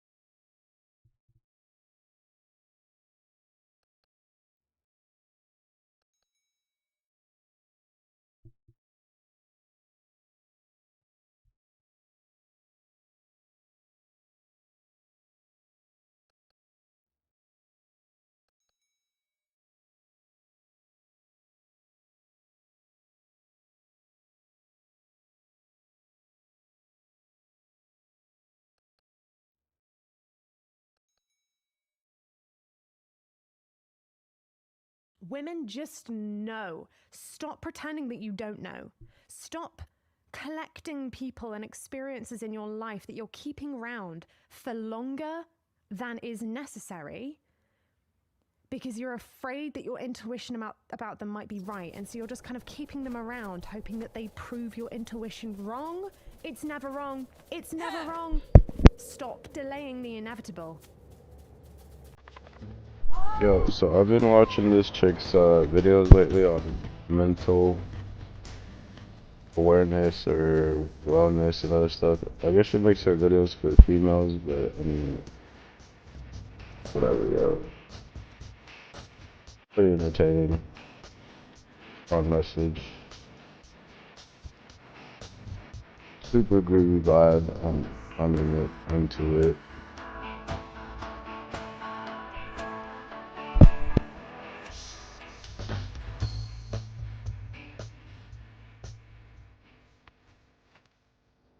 Good fucking morning. Welcome to the Florence Given Show. I have been so excited to record this episode all day because something happened in my morning that caused me to realize yet again the importance of following my intuition before the bad thing happens, okay? My intuition is a facts machine. I never question that shit. Ever.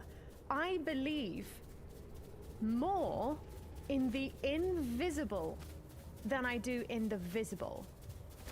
I believe more sharply in my intuition than I believe in logic and reason. And I think that that's when women get our fucking power back, is when we believe in our feelings and senses and hunches and intuitive pings about things before we fuck around and wait to see and find out if we're right. I want to talk about intuition. Specifically, when women know things in our fucking bodies. And then we do this silly little dance that we've all been taught to do where we rationalize it away. Oh, I'm sure they didn't mean it like that. Oh, well, maybe they were tired. Well, I'm sure, given the day that they had. Oh, I'm probably Alright guys, overreacting. the sun's It's peeking in probably my room, so there's gonna be a bit of a glare at the bottom by my face cam here. Got a sunlight, so it's like pointing directly And down. even if we don't say this out loud, I'm being we're raptured. doing it in our heads all the time because we feel bad Crazy. for like judging people based on a glance that they gave us, or something they said, or a first impression. But your body knows. Your body knows when the vibes are bad, because guess what? Everything exists as a vibration before it manifests physically. Don't wait around for the bad thing to happen before you trust your intuition. Trust your intuition. Trust that invisible feeling that you can't explain, but you just have a feeling. You just have a feeling about this person, about this opportunity, about this business deal. You just have a feeling. Women should trust their intuition so acutely, so viciously, as though their intuition is logic. I don't need to trust my intuition. My intuition is a fucking facts machine. I trust my intuition now like it's the definition of logic. It is never wrong. And the more I act on my intuition, I'm not going to say trust it, the more I act on it, the more I act on a weird vibe I get from someone, and so I don't text them again, the more I decide to follow an inspiration, even though it doesn't make sense to do so, and follow through with that plan, the more you act on your intuition before you receive the proof that it was right, it's like you collapse time and you speed up everything in your life, and it gets so much easier. So recently I was hanging out with a group of people and there was a man there, and immediately my body told me to avoid him at all costs. My body just screamed at me, avoid him, avoid him, avoid him, avoid him, right? Something about him, he didn't do anything wrong. He didn't do anything inappropriate, but my body said, avoid this man at all costs. And then 10 minutes later, my friend comes over with her dog. And this dog charges at the man and corners him in the room. The dog singles this man out and barks him into the corner. The man sort of brushes it off, you know, fucking dog, whatever, blah, blah, blah, blah, blah. And then 5 minutes later, he gets up and says he's gonna leave. And as he leaves the room, the dog gets up from its nap and chases the man out. Me and the dog both knew that this man was a bad fucking vibe. And you know what I sort of heard everyone else in the room doing while this man was being cornered Dollar in us the room by dollar, the dog? welcome to my channel. They were At making Toxic jokes Garfy like, said, that dog hates yo. him just like me. And everyone was like joking about it, and I was like, Yo, what's good? so in awe at how many people Welcome to the channel, yo. push and squash down their uncomfortable feelings about people that they hang out with, just to like keep the peace or some shit. But me and the dog instantly knew that this guy was bad. Yeah. And that dog confirmed for me my gut instinct. I've never experienced anything like that in my life. I have never experienced an intuition with an animal about a man. Like, that felt really fucking magical. It also made me really want a dog because they know stuff. They're tapped into energy. Like, how did the dog know? Do you know what I mean? And I also knew. I knew as soon as the man walked into the room, and he didn't even do anything. And so what that speaks to is energy. And what that speaks to is how women know things in our fucking bodies before they happen. We know, we all know when someone isn't good for us. But then the mind kicks in. Well, I'm sure they just had a bad day. Well, maybe they were tired. Well, after all they've been through. Well, I must just be over-exaggerating because of my trauma with men. Oh well, oh well, oh well, oh well, oh well. It's this intuition squashing little fucking dance that we do.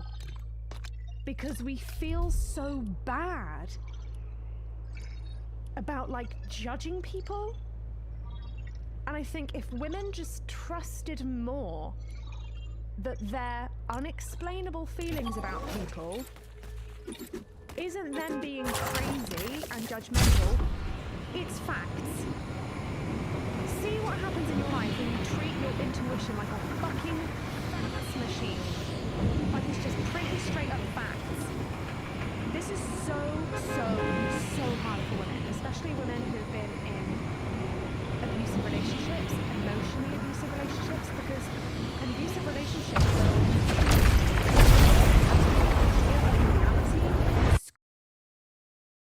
squash your feelings and your truth so much because your controlling partner coerces you into believing their version of reality.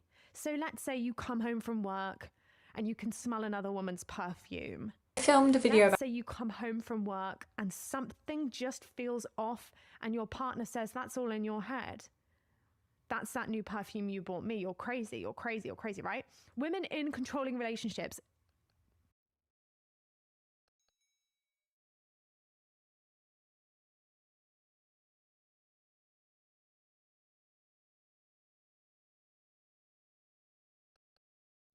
And I filmed a video about this about maybe a year and a bit ago now, and I deleted it because I don't know, it was a bit unpolished. Nothing has changed there, but essentially it has been, I think now 2.5 years, maybe even 3, that I've been running on a dummy phone, and I know that there's currently a big push towards moving off of being so connected to our devices. So I thought it'd be cool and relevant to share some of the things that I have been experienced since moving to a dumb phone. I think the first thing that I need to do is disclose the fact that I am not completely off the grid. I have this ridiculously large iPad, and that is what I do all my banking, my Google Mapsing, emailing, etc., so forth, so on, and watching shows and YouTube, etc. But I predominantly, all my calls and texts go through this, and whenever I am outside of the house, I only have this. So I'm pretty cut off from the internet, which has been, honestly, now it feels normal. It would feel weird to be super connected to everything all the time, but at first it took a bit of adjusting. I would say the adjustment period goes for about a week. It took me about a week, and then I started to feel the actual change and started to become more accustomed to being more aware of my surroundings, and in situations where I typically would turn to my phone to keep me occupied, I began to seek outside or other alternative sources of stimulation, such as either looking around at what was going on around me if I was at a bus stop, or I would bring a book with me and read instead when I was on the bus, or in social situations. I think that's what's the most interesting is like, especially someone with social anxiety. I think I had a tendency to, in group settings, if there's a lull or if you're waiting for somebody to arrive in a public space, you would turn to your phone and scroll mindlessly just to pass the time. Obviously I can't do that anymore, so now I'm forced to either engage with the people around me or retreat into my own head and think or find something to occupy myself, which I say forced to. I don't think that's the right choice of word. I think it's I get to and I'm compelled to, instead of just relying on a screen to keep me occupied. And I think the one thing that's probably the most notable now, especially after being off of a device for so long, is that I immediately notice now that everybody, well, not everybody, but probably 90% of people are always looking at their phones in public settings when they're on their own. There's very few occasions where there will be majority of people just engaging with each other versus people who are looking at their screens. And I find that now to be very strange, which obviously I never used to because I used to be that person, but now the more I think about it, it's very weird. It's very anti-social, I think, where the way society has become, which is ironic given, and there's a lot of discourse around this, how the fact social media is supposed to be social media, but it's actually driving more of a divide between people. I think to get into the actual benefits that I've noticed since using a dumb phone, the main ones would be clarity of thought. I've noticed that I'm able to articulate and first one, I think a lot more during the day because I'm not turning to external sources of stimulation. I have to find that within when I'm on my own, so I'm thinking a lot more, and because of that I think I have a better understanding of self and I'm able to articulate the way that I feel and things that I'm experiencing a lot better because I understand them better. So that's one thing.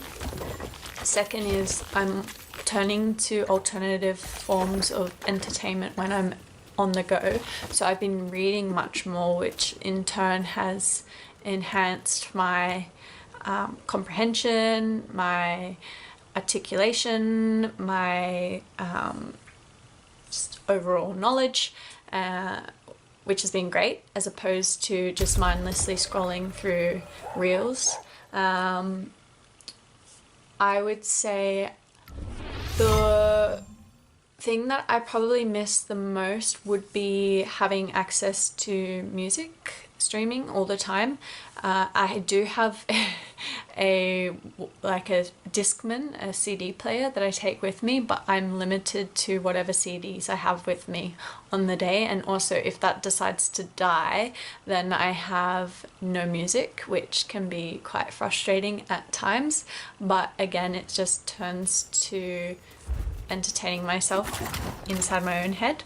I would say that it also forces me to be a lot more social, because I was never a big texter to begin with, but now texting anything more than a few words takes forever because of pushing the buttons. I really thought I would get faster, but it's been so long and my speed has stayed the same, which is kind of embarrassing and unfortunate, but that's okay.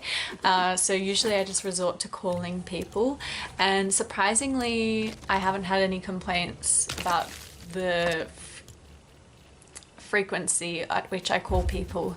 All of my friends have sort of embraced the fact that if they need to speak to me, it's got to be most of the time over call.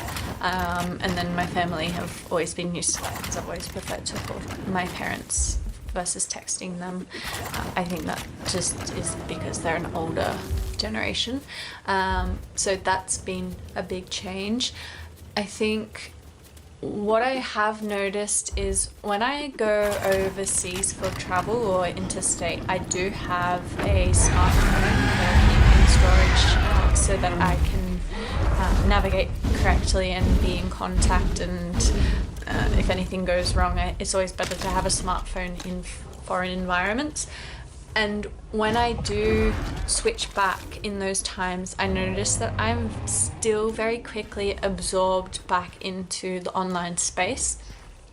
I like to, outside of those times, have all my social media, aside from YouTube, deleted to help, because I still have an iPad, it helps me to just completely stay off of that space. But I like to use it while traveling and intermittently throughout the year to stay in touch with particular people that I don't have contact with elsewhere. And I noticed that when I switch over to a smartphone whilst traveling, I very quickly turn back to old habits, even though it's been so long that I've been off of being inundated and immersed in that environment. I still get drawn back in, and I think that really highlights how well designed those apps are to steal away your attention and hold it. It is designed to be addictive, and I think we cannot get down on ourselves for falling into spending lots of time on those apps, because that isn't how they were built and what they're intended for. I think the only solution that I've found is completely deleting them. That's been the most effective, and I find immediate mental relief from deleting them. So my most recent bout, I think it's been about a month since I deleted my social media, because I had it while I was in South Korea and then deleted it shortly after I got back. And as soon as I deleted it, I felt so much better mentally, and I had so much more time on my hands.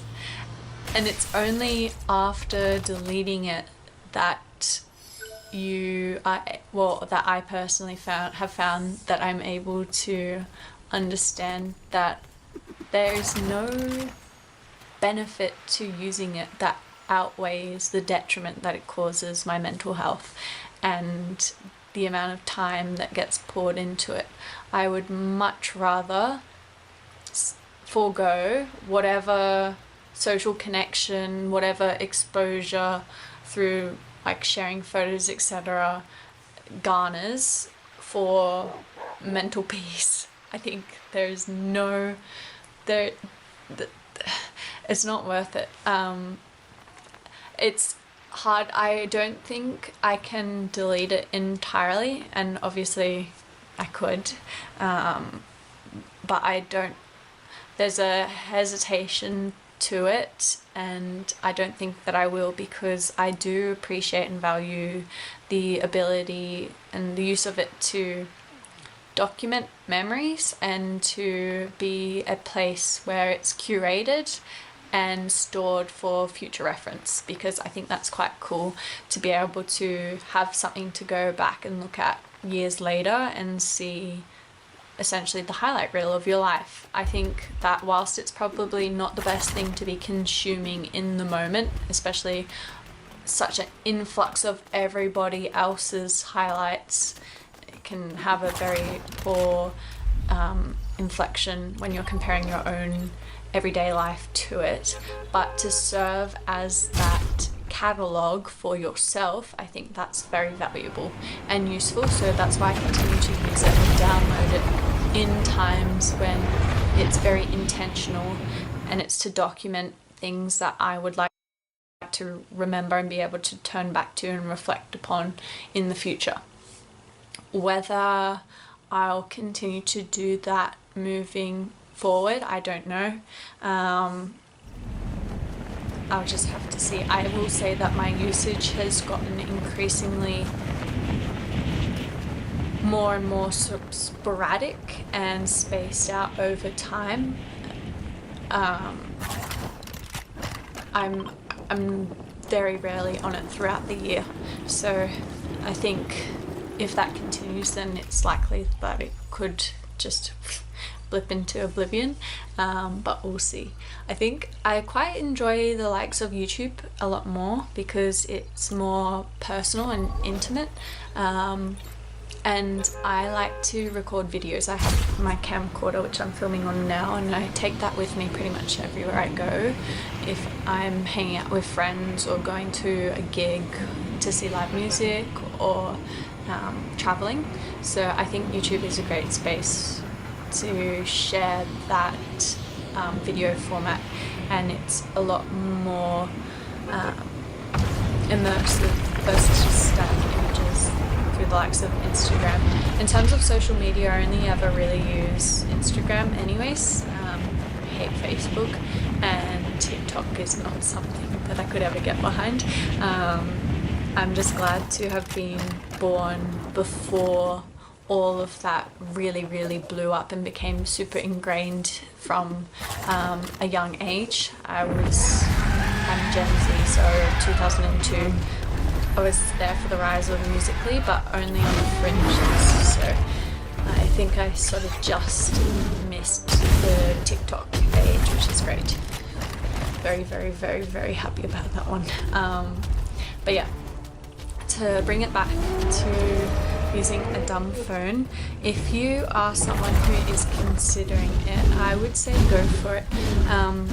I found that everyone's being very understanding and even encouraging. In terms of limitations as to adopting it, the biggest barrier I would say is the fact that there is a lot of dependence on being able to do your second form of verification when you're logging into websites and things, especially for work. That was one thing. I had to go see my IT guy, and he laughed. He thought it was hilarious and told me to get a new phone, but then we found workarounds, and there are ways to work around it. I find that the most frequent one that I encounter is for Google, but you can still verify through text, and I don't think they will be able to change that because there's still a significant portion of people, I think of the older generations, who use non-smartphones or aren't as well versed in them. So as long as that's the case, I don't think we'll move to a full digitalized verification methodology, so that's good. And then in terms of things like Google Maps for navigation, and if you need to bank on the go, I always just make sure that I'm covered for whatever could arise during the day, and then if I need to go somewhere that I haven't been before, I can take photos on this, so I'll get the map on my iPad before I leave the house, take photos of the route and any like buses, because I don't drive either, so I have to use public transport. And then if something happens throughout the day, or say a bus doesn't show up on time, then that is when I will phone a friend. I'll probably Usually I start with my family. If they don't pick up, then I call one of my good friends and they navigate completely for me, and it's quite funny. I think most people find it quite humorous, and they're always willing to help, which is nice. But yeah, those are probably the two biggest ones that are tricky to navigate. But yeah, otherwise it's very low cost. This phone cost me $50. I didn't even buy it, actually my dad gave it to me, but it costs $50. So if you are even considering just trialing, I think it's a good, it's worth the investment, because I believe within a week you'd feel the difference and it would be a positive one. I don't think you would feel the trade-offs that you make in moving to a dumb phone versus a smartphone are there's so many more benefits than what you lose access to. I think, especially if that's a goal of yours, is to become less chronically online or reduce the hold of social media on your attention span, I would highly recommend just trialing it, and I think you'll find that you won't go back. But yeah, those are, I think, all the key points that I have to share. Obviously, it has been a long time that I've been using this, and it just feels like second nature now. I have no desire to move back to a smartphone. When I go travel and use the smartphone, I instantly feel the difference and I hate it. It makes my brain feel more claustrophobic because it's so crowded with all of this extra information that's just being inundated with all the time that I really don't need to be engaging to go about my day. And having all of that information at my fingertips at all times, it's so tempting to then just delve in and be constantly stimulated. You lose that sense of calm, mental peace, because where I would usually be mulling things over in my thoughts, I then externalize that and I'm on the internet searching things and answering my questions externally. So yes, that is all I have to say. I will try and keep this video up. We'll see how that goes. And thank you for tolerating my sketchy setup. But yeah, if you have any questions, I'm more than willing to answer, because I think this is a very important point of discussion, and I think it's really encouraging to see that there are so many people who are looking to move away from being so chronically online. And I know there's always this huge sense of irony for people who upload these kinds of videos, because we're uploading on YouTube, it's the online space, and we're feeding into the problem itself. But as I said, I quite like YouTube because it is more intimate and it is a forum for discussion. It stimulates, I think, a lot of good constructive conversation versus other forms of social media where there isn't so much a platform for they're more geared towards those quick bursts of dopamine and attention grabbing rather than that long form actual sharing of information. Anyways, that is all. I will be using YouTube to post both video, like camcorder footage, like snippets of my life and my friends and everything that I've been up to, but also I would like to use it to discuss stuff that I've been engaging with outside of the internet, such like books that I'm reading because I love reading, and then movies and things that I enjoy and find interesting. So if that is of interest to you, stick around. Otherwise, I'd love to hear your thoughts on.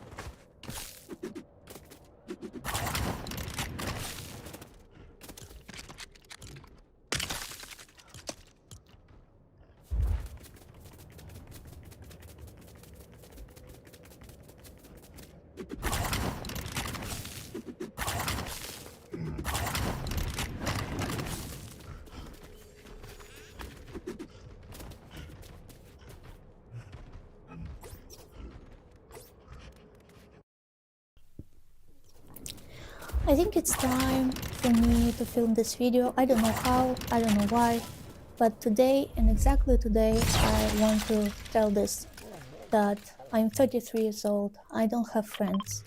I lost all my friends. I don't have education, and I don't think that I will ever have.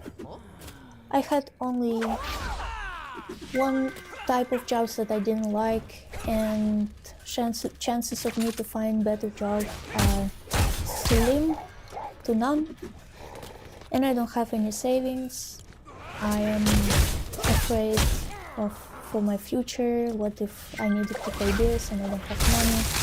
At the same time, I spend my money for some stupid stuff, and yeah, so I don't have good relationship with money.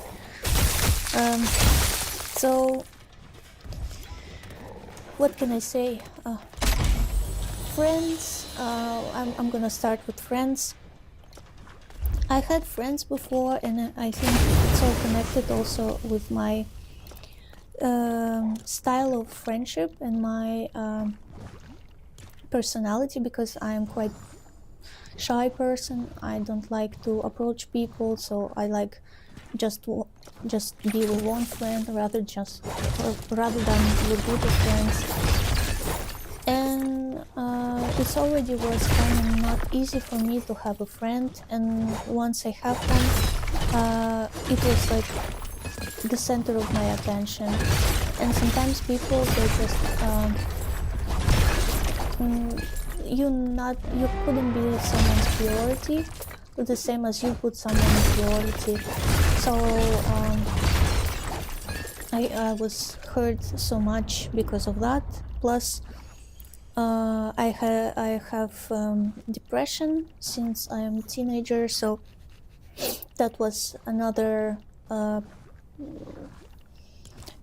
variable that affect my friendship, because I become really depressive. I listen only depressive music. I was curious about depressive topics, and everything I see from the world, it was all negative. So I understand why nobody wants to talk with me, because it was impossible for me, like, to be normal person again. So people want to be friends with me. But before that, when I was in middle school, I didn't have that problem, and I had a lot of friends. But then something changed in me, and till today, it's never turned back. So then about savings, maybe I'll tell you. That savings I don't have, because well, you know, you have two type of psychology when you grow up in poor family. First one is when you hoard all money because you're afraid that you won't have money, and second, it's when you spend all your money because you're afraid that you won't have money. So I am from the second group, and I was really frivolous with spending. So I bought stupid things, and every time I got salary, I spend it for something stupid. Like, the only thing I don't regret buying is this laptop and my phone. It was money was spent with. But remember when I sell so many stuff on Vinted that no longer using because of gain weight? Yeah, so because of the therapy and yeah, antidepressants make you gain weight sometimes. So anyways, the money was spent not wisely, and now I'm really regretting it, because how many makeup do I need? How many clothes do I need? It's like it's just clothes, it's just makeup, it's nothing. But I do have this problem with spending money, so that's something that I need to address, and that's something that I'm working on, but not really successfully, but still I'm working on it, and I try to be more conscious about how I spend my money and stuff. So anyways, I don't have any savings, and it's really scary to live without savings, live month by month and spending everything once you have money. I wouldn't recommend that. Then I would like to address education. I think I tried a lot. I had a lot of attempts to start education. I tried 3 different universities. I tried 4 different programs. I really wanted to find something that I really like to do, but I didn't find it. And I don't know if it's possible for me now to find something to study right now. I don't think it's possible, but it's still not. So again, because of depression and anxiety, I couldn't finish university, and I always feel tired and exhausted, and never have time to actually rest. So I pushed myself too far, and then I broke, and that wasn't really pleasant time of my life. And I wouldn't recommend doing that and pushing yourself in education that you don't like, or at least you don't feel that you can finish it because you have depression or you have something with your health. First, always address your health problems and then the rest, because nothing good will happen if you push through with diseases and never address diseases. It's the worst thing that you can do with diseases, never address it. Yeah, so, and finally about jobs, I've got a lot of jobs, but it's always jobs like in retail. I think only one job I had in my life in office. But the rest time, I think I was always in retail, and that job is not for me. That is the type of job that I always wanted. So then, once you have a lot of jobs later in this sector of jobs in your resume, then you kind of trapped because you cannot deviate from this path. You have to kind of do something in this area, but then still you're gonna end up with a retail job. If you really need a job, you take the job. I mean, job is the job. But it's always like, yeah, it would be nice to have something what I like to do, but first of all, in today's market it's in today's market it's just impossible to have like a job that you more or less like, with so many fake application, fake advertising, and so many talented people, overeducated people that apply at the same time as you. Like, without master's degree, what I even try to do, like, it's impossible. Or at least if you have somebody from the company, you know somebody from the company, then yeah, you have also advantage. No, I don't have advantage. Yeah. It's really sad to realize that you spend time for nothing, but still you have some type of experience, but it's not experience that actually can help you with anything, with any of your area of concern. And it's really sad, but I have to do something about it. So what I did is cure my mental state. So it's been 2 years I'm in therapy and in medical therapy, but still I need to continue because there are a lot of work. Then once I had money, I tried to save, and I saved to make aligners. Invisalign, yeah, they call them Invisalign. So I finally spent on something good, and then now I study another language to be able to maybe start a new job, or at least start a job with a new language and practice this language at work. Maybe that will help me, but I don't know.